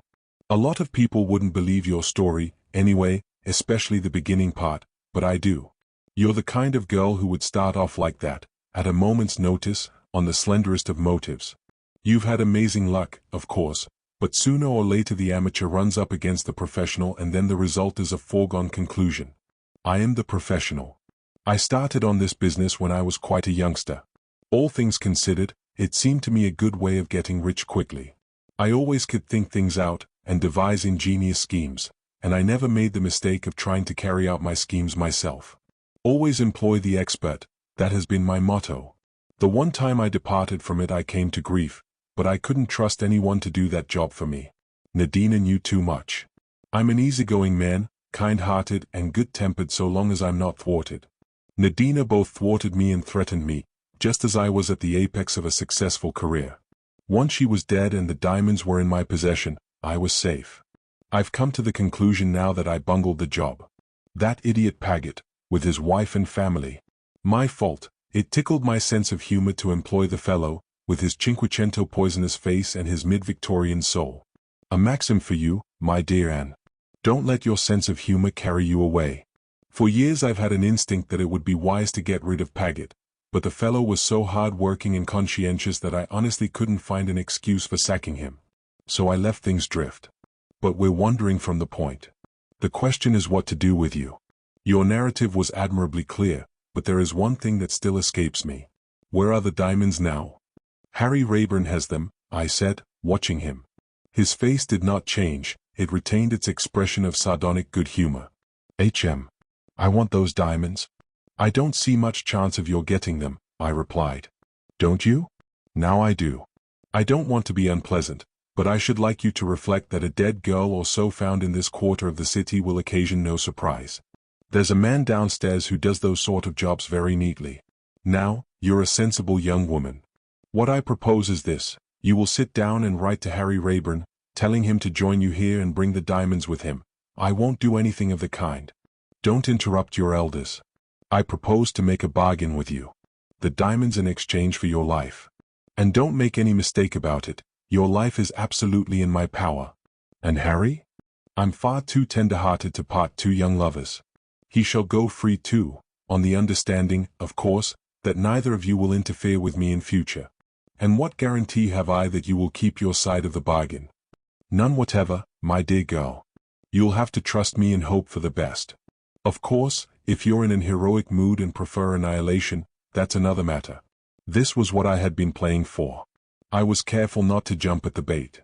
Gradually I allowed myself to be bullied and cajoled into yielding. I wrote at Sir Eustace's dictation, "Dear Harry, I think I see a chance of establishing your innocence beyond any possible doubt. Please follow my instructions minutely. Go to Agressato's curio shop. Ask to see something out of the ordinary, for a special occasion. The man will then ask you to come into the back room. Go with him. You will find a messenger who will bring you to me. Do exactly as he tells you. Be sure and bring the diamonds with you. Not a word to anyone." Sir Eustace stopped.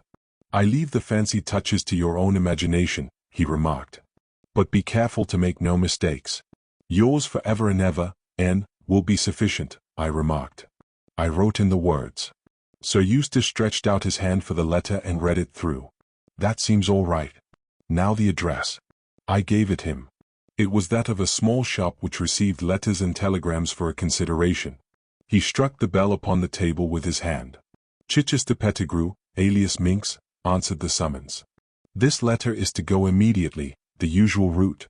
"Very well, Colonel." He looked at the name on the envelope. Sir Eustace was watching him keenly. "A friend of yours, I think?" "Of mine?" The man seemed startled. "You had a prolonged conversation with him in Johannesburg yesterday. A man came up and questioned me about your movements and those of Colonel Race. I gave him misleading information." "Excellent, my dear fellow, excellent," said Sir Eustace genially. "My mistake."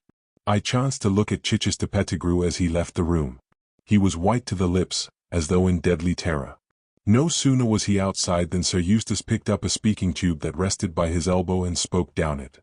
"That you, Schwart? Watch Minx. He's not to leave the house without orders." He put the speaking tube down again and frowned, slightly tapping the table with his hand. "May I ask you a few questions, Sir Eustace?" I said, after a minute or two of silence. "Certainly.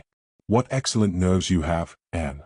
You are capable of taking an intelligent interest in things when most girls would be sniffling and wringing their hands.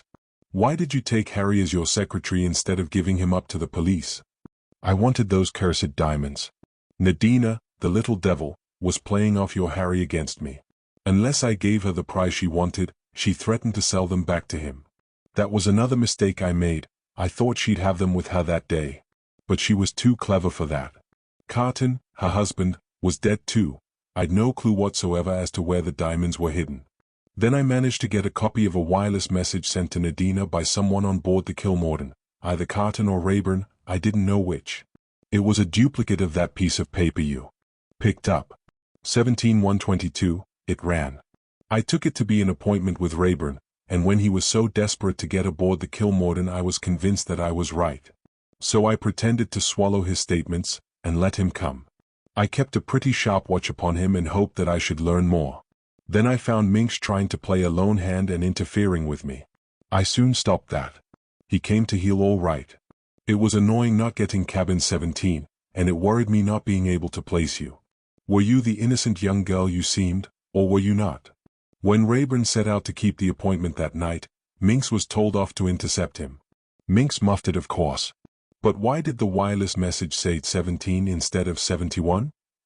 I've thought that out. Carton must have given that wireless operator his own memorandum to copy off onto a form, and he never read the copy through. The operator made the same mistake we all did, and read it as the 17th of January 22 instead of 1.71.22. The thing I don't know is how Minx got onto cabin 17. It must have been sheer instinct. And the dispatch to General Smuts? Who tampered with that? My dear Anne, you don't suppose I was going to have a lot of my plans given away, without making an effort to save them? With an escaped murderer as a secretary, I had no hesitation whatever in substituting blanks. Nobody would think of suspecting poor old peddler. What about Colonel Race? Yes, that was a nasty jar. When Paget told me he was a Secret Service fellow, I had an unpleasant feeling down the spine. I remembered that he'd been nosing around Nadina in Paris during the war, and I had a horrible suspicion that he was out after me. I don't like the way he's stuck to me ever since. He's one of those strong, silent men who have always got something up their sleeve. A whistle sounded. Sir Eustace picked up the tube, listened for a minute or two, then answered, "Very well, I'll see him now." "Business," he remarked. "Miss Anne, let me show you your room." He ushered me into a small shabby apartment. A Carrefour boy brought up my small suitcase, and Sir Eustace, urging me to ask for anything I wanted, withdrew, the picture of a courteous host. A can of hot water was on the washstand, and I proceeded to unpack a few necessaries. Something hard and unfamiliar in my sponge bag puzzled me greatly. I untied the string and looked inside. To my utter amazement I drew out a small pearl-handled revolver. It hadn't been there when I started from Kimberley. I examined the thing gingerly. It appeared to be loaded. I handled it with a comfortable feeling. It was a useful thing to have in a house such as this.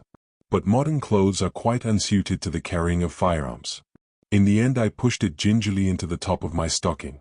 It made a terrible bulge, and I expected every minute that it would go off and shoot me in the leg, but it really seemed the only place. Chapter 33. I was not summoned to Sir Eustace's presence until late in the afternoon. 11 o'clock tea and a substantial lunch had been served to me in my own apartment, and I felt fortified for further conflict. Sir Eustace was alone. He was walking up and down the room, and there was a gleam in his eye and a restlessness in his manner which did not escape me. He was exultant about something. There was a subtle change in his manner towards me. "I have news for you. Your young man is on his way. He will be here in a few minutes. Moderate your transports, I have something more to say. You attempted to deceive me this morning. I warned you that you would be wise to stick to the truth, and up to a certain point you obeyed me. Then you ran off the rails. You attempted to make me believe that the diamonds were in Harry Rayburn's possession. At the time, I accepted your statement because it facilitated my task, the task of inducing you to decoy Harry Rayburn here. But, my dear Anne, the diamonds have been in my possession ever since I left the Falls, though I only discovered the fact yesterday." "You know?"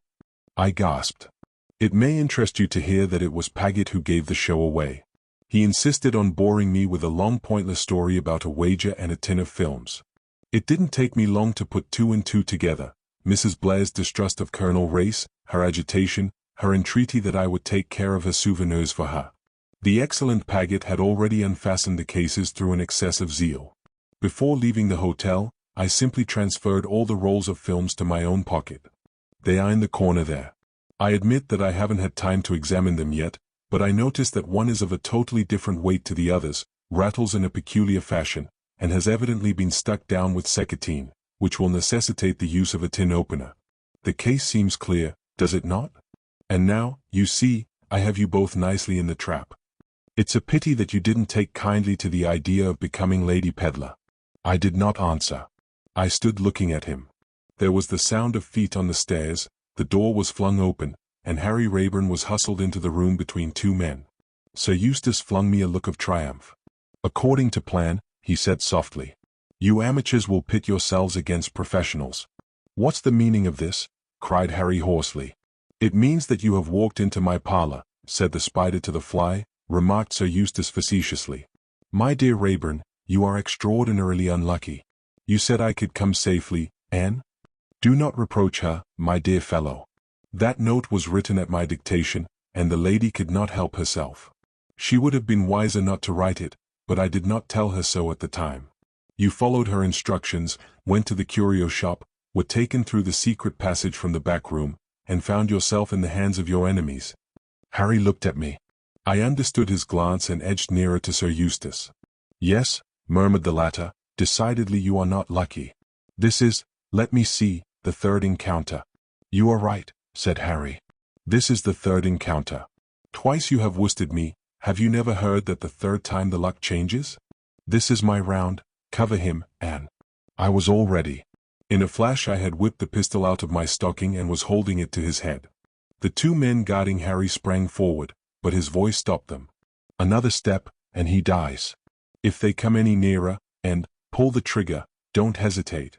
I shan't, I replied cheerfully. I'm rather afraid of pulling it, anyway.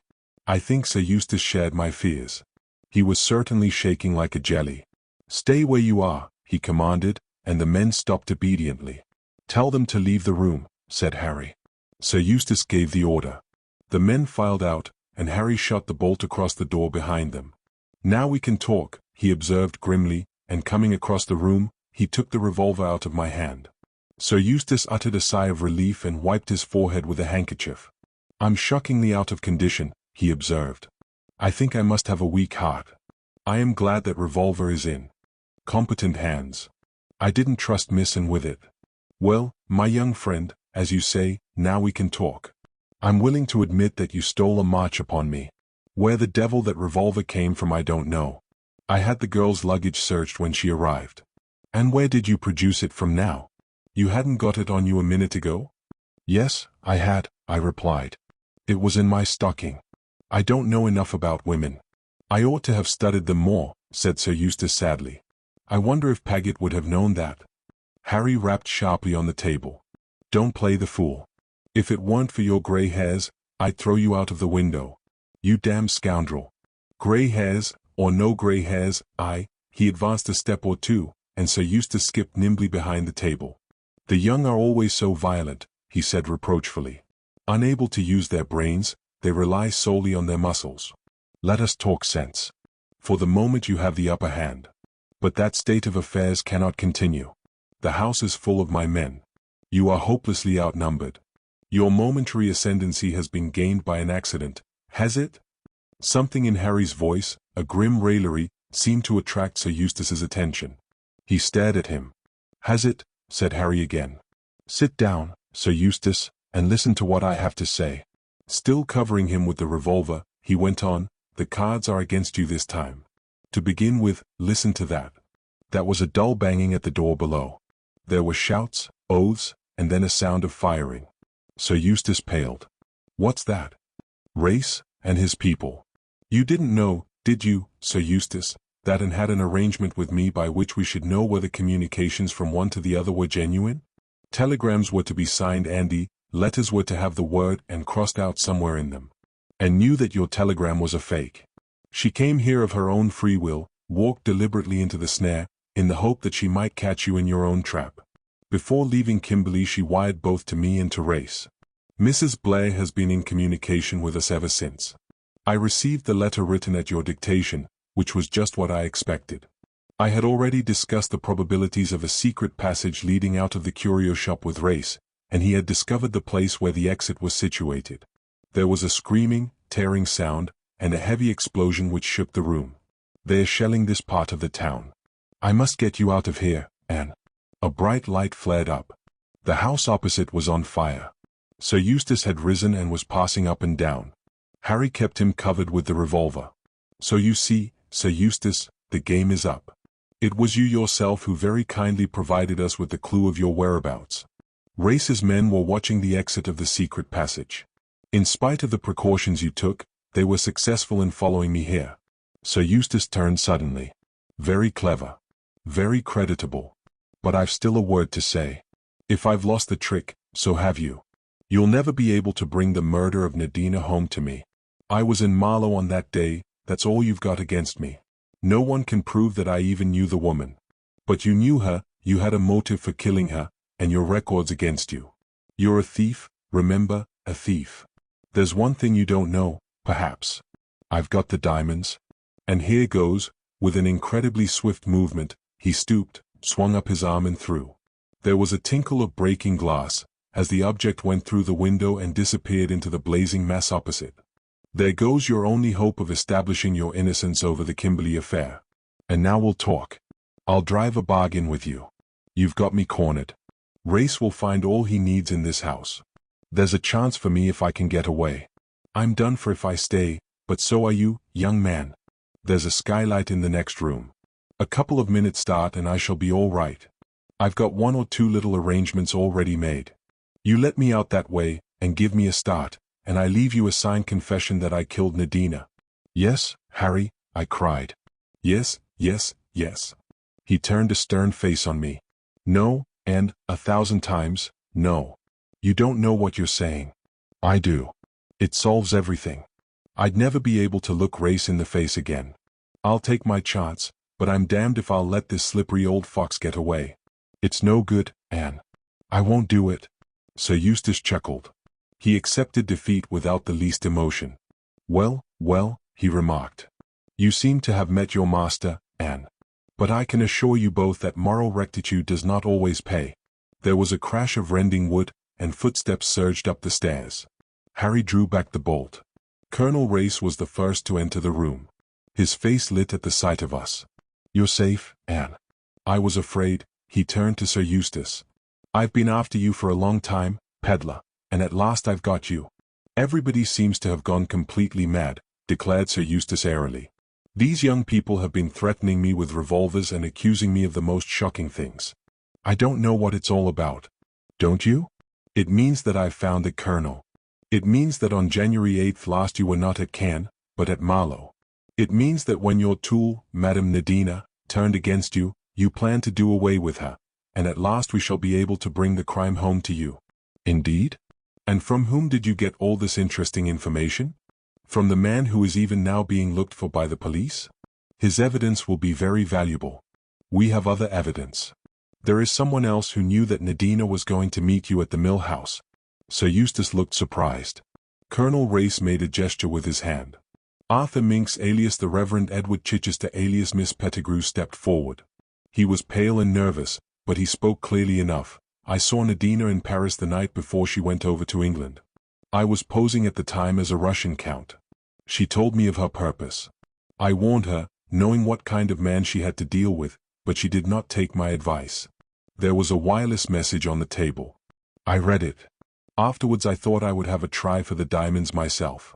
In Johannesburg, Mr. Rayburn accosted me. He persuaded me to come over to his side. Sir Eustace looked at him. He said nothing, but Minks seemed visibly to wilt. Rats always leaving a sinking ship, observed Sir Eustace. I don't care for rats. Sooner or later, I destroy vermin. There's just one thing I'd like to tell you, Sir Eustace, I remarked. That tin you threw out of the window didn't contain the diamonds. It had common pebbles in it.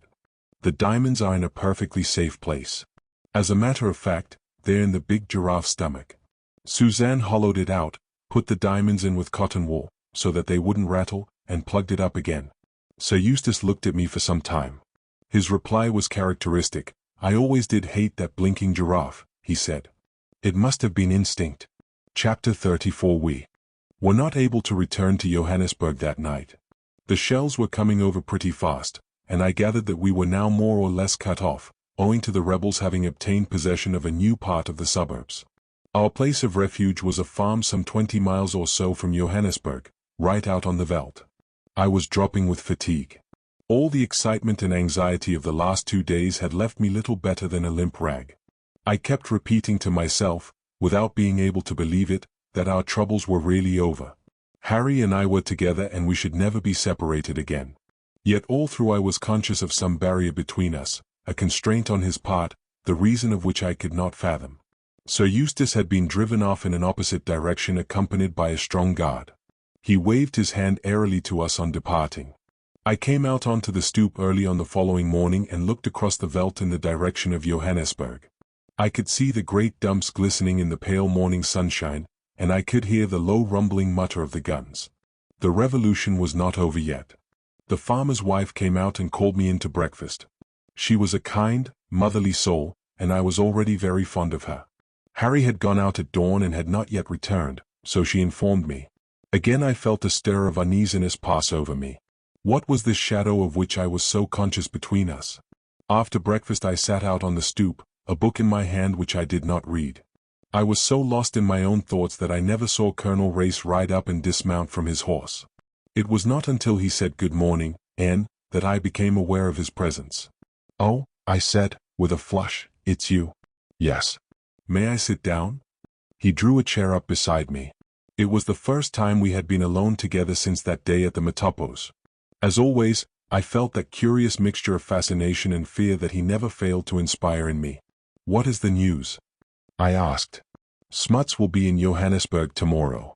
I give this outbreak 3 days more before it collapses utterly. In the meantime the fighting goes on. I wish," I said, "that one could be sure that the right people were the ones to get killed. I mean the ones who wanted to fight, not just all the poor people who happen to live in the parts where the fighting is going on." He nodded. "I know what you mean, Anne. That's the unfairness of war. But I've other news for you." "Yes?" "A confession of incompetency on my part. Peddler has managed to escape."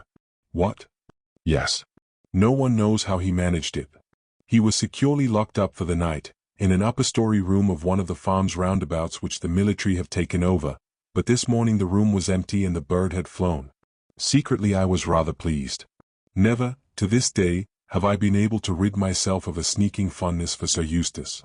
I dare say it's reprehensible, but there it is. I admired him. He was a thoroughgoing villain, I dare say, but he was a pleasant one. I've never met anyone half so amusing since. I concealed my feelings, of course. Naturally Colonel Race would feel quite differently about it. He wanted Sir Eustace brought to justice. There was nothing very surprising in his escape when one came to think of it. All round Joburg he must have innumerable spies and agents. And, whatever Colonel Race might think, I was exceedingly doubtful that they would ever catch him. He probably had a well-planned line of retreat. Indeed, he had said as much to us. I expressed myself suitably, though in a rather lukewarm manner, and the conversation languished. Then Colonel Race asked suddenly for Harry. I told him that he had gone off at dawn and that I hadn't seen him this morning. You understand, don't you, and that apart from formalities, he is completely cleared? There are technicalities, of course, but Sir Eustace's guilt is well assured. There is nothing now to keep you apart.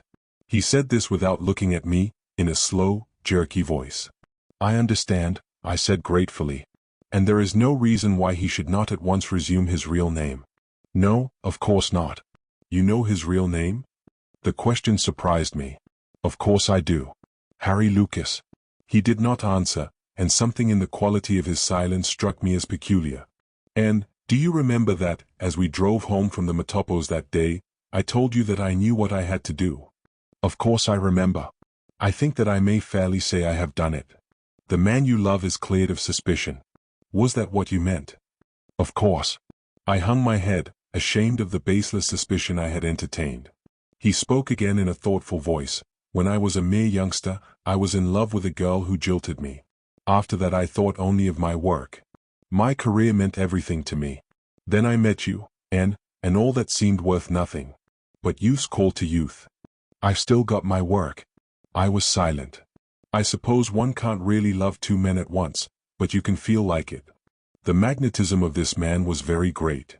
I looked up at him suddenly. I think that you'll go very far, I said dreamily. I think that you've got a great career ahead of you. You'll be one of the world's big men. I felt as though I was uttering a prophecy. I shall be alone, though. All the people who do really big things are. You think so? I'm sure of it. He took my hand and said in a low voice, I'd rather have had the other. Then Harry came striding round the corner of the house. Colonel Race rose.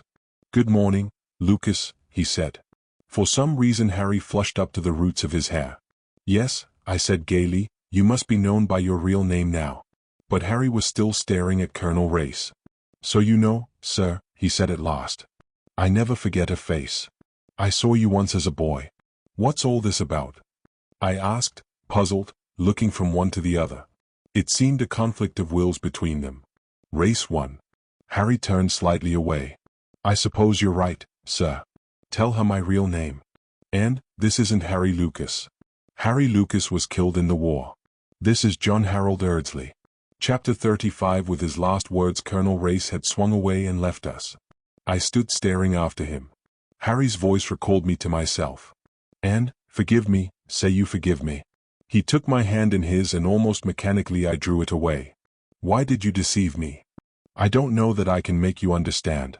I was afraid of all that sort of thing, the power and fascination of wealth. I wanted you to care for me just for myself, for the man I was, without ornaments and trappings. You mean you didn't trust me? You can put it that way if you like, but it isn't quite true. I'd become embittered, suspicious, always prone to look for ulterior motives, and it was so wonderful to be cared for in the way you cared for me. I see, I said slowly.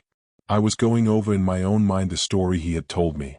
For the first time I noted discrepancies in it which I had disregarded, an assurance of money, the power to buy back the diamonds of Nadina, the way in which he had preferred to speak of both men from the point of view of an outsider. And when he had said my friend he had meant, not Erdsley, but Lucas. It was Lucas, the quiet fellow, who had loved Nadina so deeply. How did it come about? I asked. We were both reckless, anxious to get killed.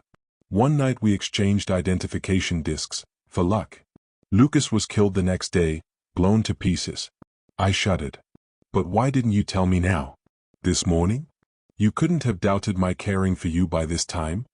And, I didn't want to spoil it all. I wanted to take you back to the island. What's the good of money? It can't buy happiness. Would have been happy on the island. I tell you I'm afraid of that other life. It nearly rotted me through once. Did Sir Eustace know who you really were? Oh, yes. And Carton? No. He saw us both with Nadina at Kimberley one night, but he didn't know which was which. He accepted my statement that I was Lucas, and Nadina was deceived by his cable. She was never afraid of Lucas. He was a quiet chap, very deep. But I always had the devil's own temper. She'd have been scared out of her life if she'd known that I'd come to life again. Harry, if Colonel Race hadn't told me, what did you mean to do? Say nothing. Go on as Lucas. And your father's millions? Race was welcome to them. Anyway, he would make a better use of them than I ever shall. And, what are you thinking about? You're frowning so. I'm thinking, I said slowly, that I almost wish Colonel Race hadn't made you tell me. No. He was right. I owed you the truth. He paused, then said suddenly, you know, and I'm jealous of Race. He loves you too, and he's a bigger man than I am or ever shall be. I turned to him, laughing. Harry, you idiot. It's you I want, and that's all that matters. As soon as possible we started for Cape Town. There Suzanne was waiting to greet me, and we disemboweled the big giraffe together. When the revolution was finally quelled, Colonel Race came down to Cape Town and at his suggestion the big villa at Musenberg that had belonged to Sir Lawrence Erdsley was reopened and we all took up our abode in it.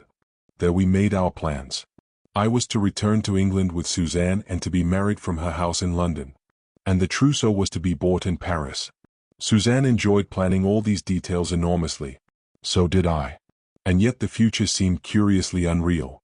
And sometimes, without knowing why, I felt absolutely stifled, as though I couldn't breathe. It was the night before we were to sail. I couldn't sleep. I was miserable, and I didn't know why. I hated leaving Africa. When I came back to it, would it be the same thing? Would it ever be the same thing again? And then I was startled by an authoritative rap on the shutter. I sprang up. Harry was on the stoop outside. "Put some clothes on, Anne, and come out. I want to speak to you." I huddled on a few garments, and stepped out into the cool night air, still and scented, with its velvety feel. Harry beckoned me out of earshot of the house. His face looked pale and determined, and his eyes were blazing. "Anne, do you remember saying to me once that women enjoyed doing the things they disliked for the sake of someone they liked?" "Yes," I said, wondering what was coming. He caught me in his arms. "Anne, come away with me, now, tonight. Back to Rhodesia, back to the island. I can't stand all this tomfoolery. I can't wait for you any longer." I disengaged myself a minute. "And what about my French frocks?" I lamented mockingly. To this day Harry never knows when I'm in earnest and when I'm only teasing him. "Damn your French frocks. Do you think I want to put frocks on you? I'm a damn sight more likely to want to tear them off you. I'm not going to let you go, do you hear? You're my woman. If I let you go away, I may lose you. I'm never sure of you. You're coming with me now, tonight, and damn everybody." He held me to him, kissing me until I could hardly breathe. "I can't do without you any longer, Anne. I can't indeed. I hate all this money. Let Race have it. Come on. Let's go." "My toothbrush?" I demurred. "You can buy one. I know I'm a lunatic, but for God's sake, come." He stalked off at a furious pace. I followed him as meekly as the Barotse woman I had observed at the falls. Only I wasn't carrying a frying pan on my head. He walked so fast that it was very difficult to keep up with him. "Harry," I said at last, in a meek voice, "are we going to walk all the way to Rhodesia?" He turned suddenly and with a great shout of laughter gathered me up in his arms. "I'm mad, sweetheart, I know it. But I do love you so. We're a couple of lunatics. And, oh, Harry, you never asked me, but I'm not making a sacrifice at all. I wanted to come." Chapter 36. That was 2 years ago. We still live on the island. Before me, on the rough wooden table, is the letter that Suzanne wrote me. "Dear babes in the wood, dear lunatics in love, I'm not surprised, not at all. All the time we've been talking Paris and frocks I felt that it wasn't a bit real, that you'd vanish into the blue some day to be married over the tongs in the good old gypsy fashion. But you are a couple of lunatics. This idea of renouncing a vast fortune is absurd. Colonel Race wanted to argue the matter, but I have persuaded him to leave the argument to time. He can administer the estate for Harry, and none better. Because, after all, honeymoons don't last forever, you're not here, and, so I can safely say that without having you fly out at me like a little wildcat, love in the wilderness will last a good while, but one day you will suddenly begin to dream of houses in Park Lane, sumptuous furs, Paris frocks, the largest thing in motors and the latest thing in perambulators, French maids and Norland nurses. Oh, yes, you will.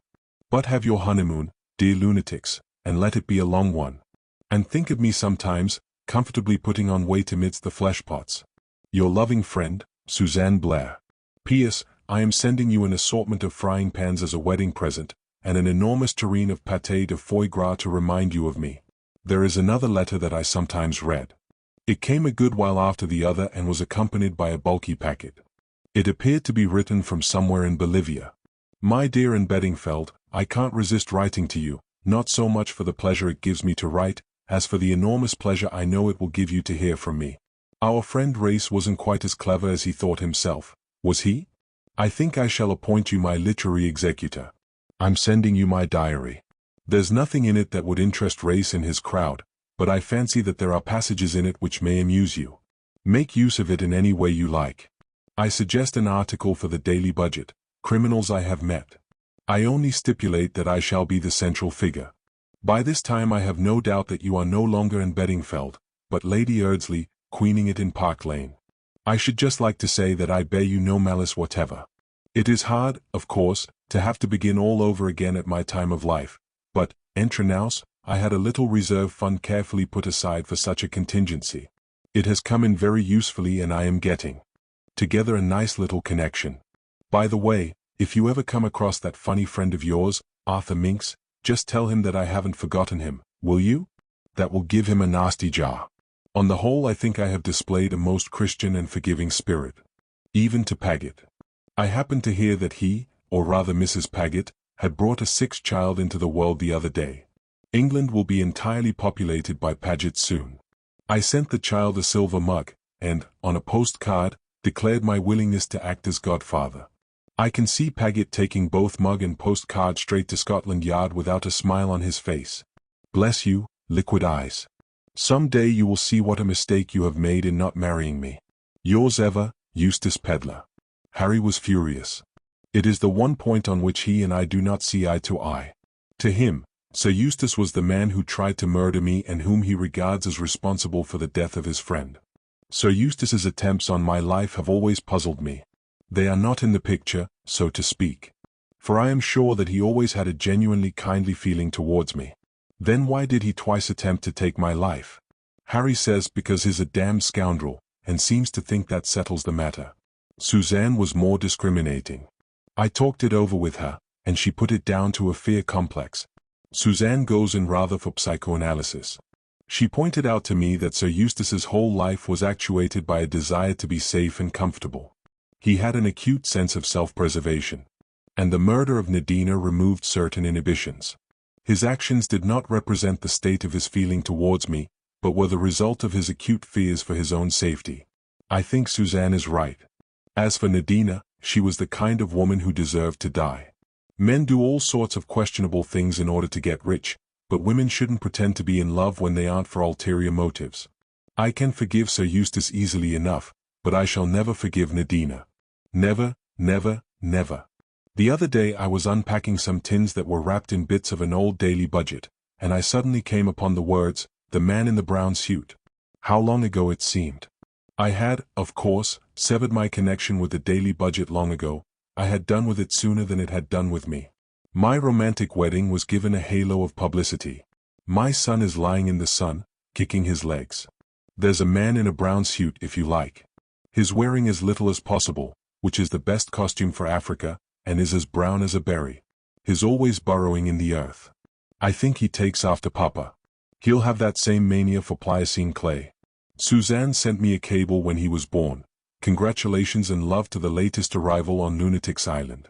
Is his head dolichocephalic or brachycephalic? I wasn't going to stand that from Suzanne.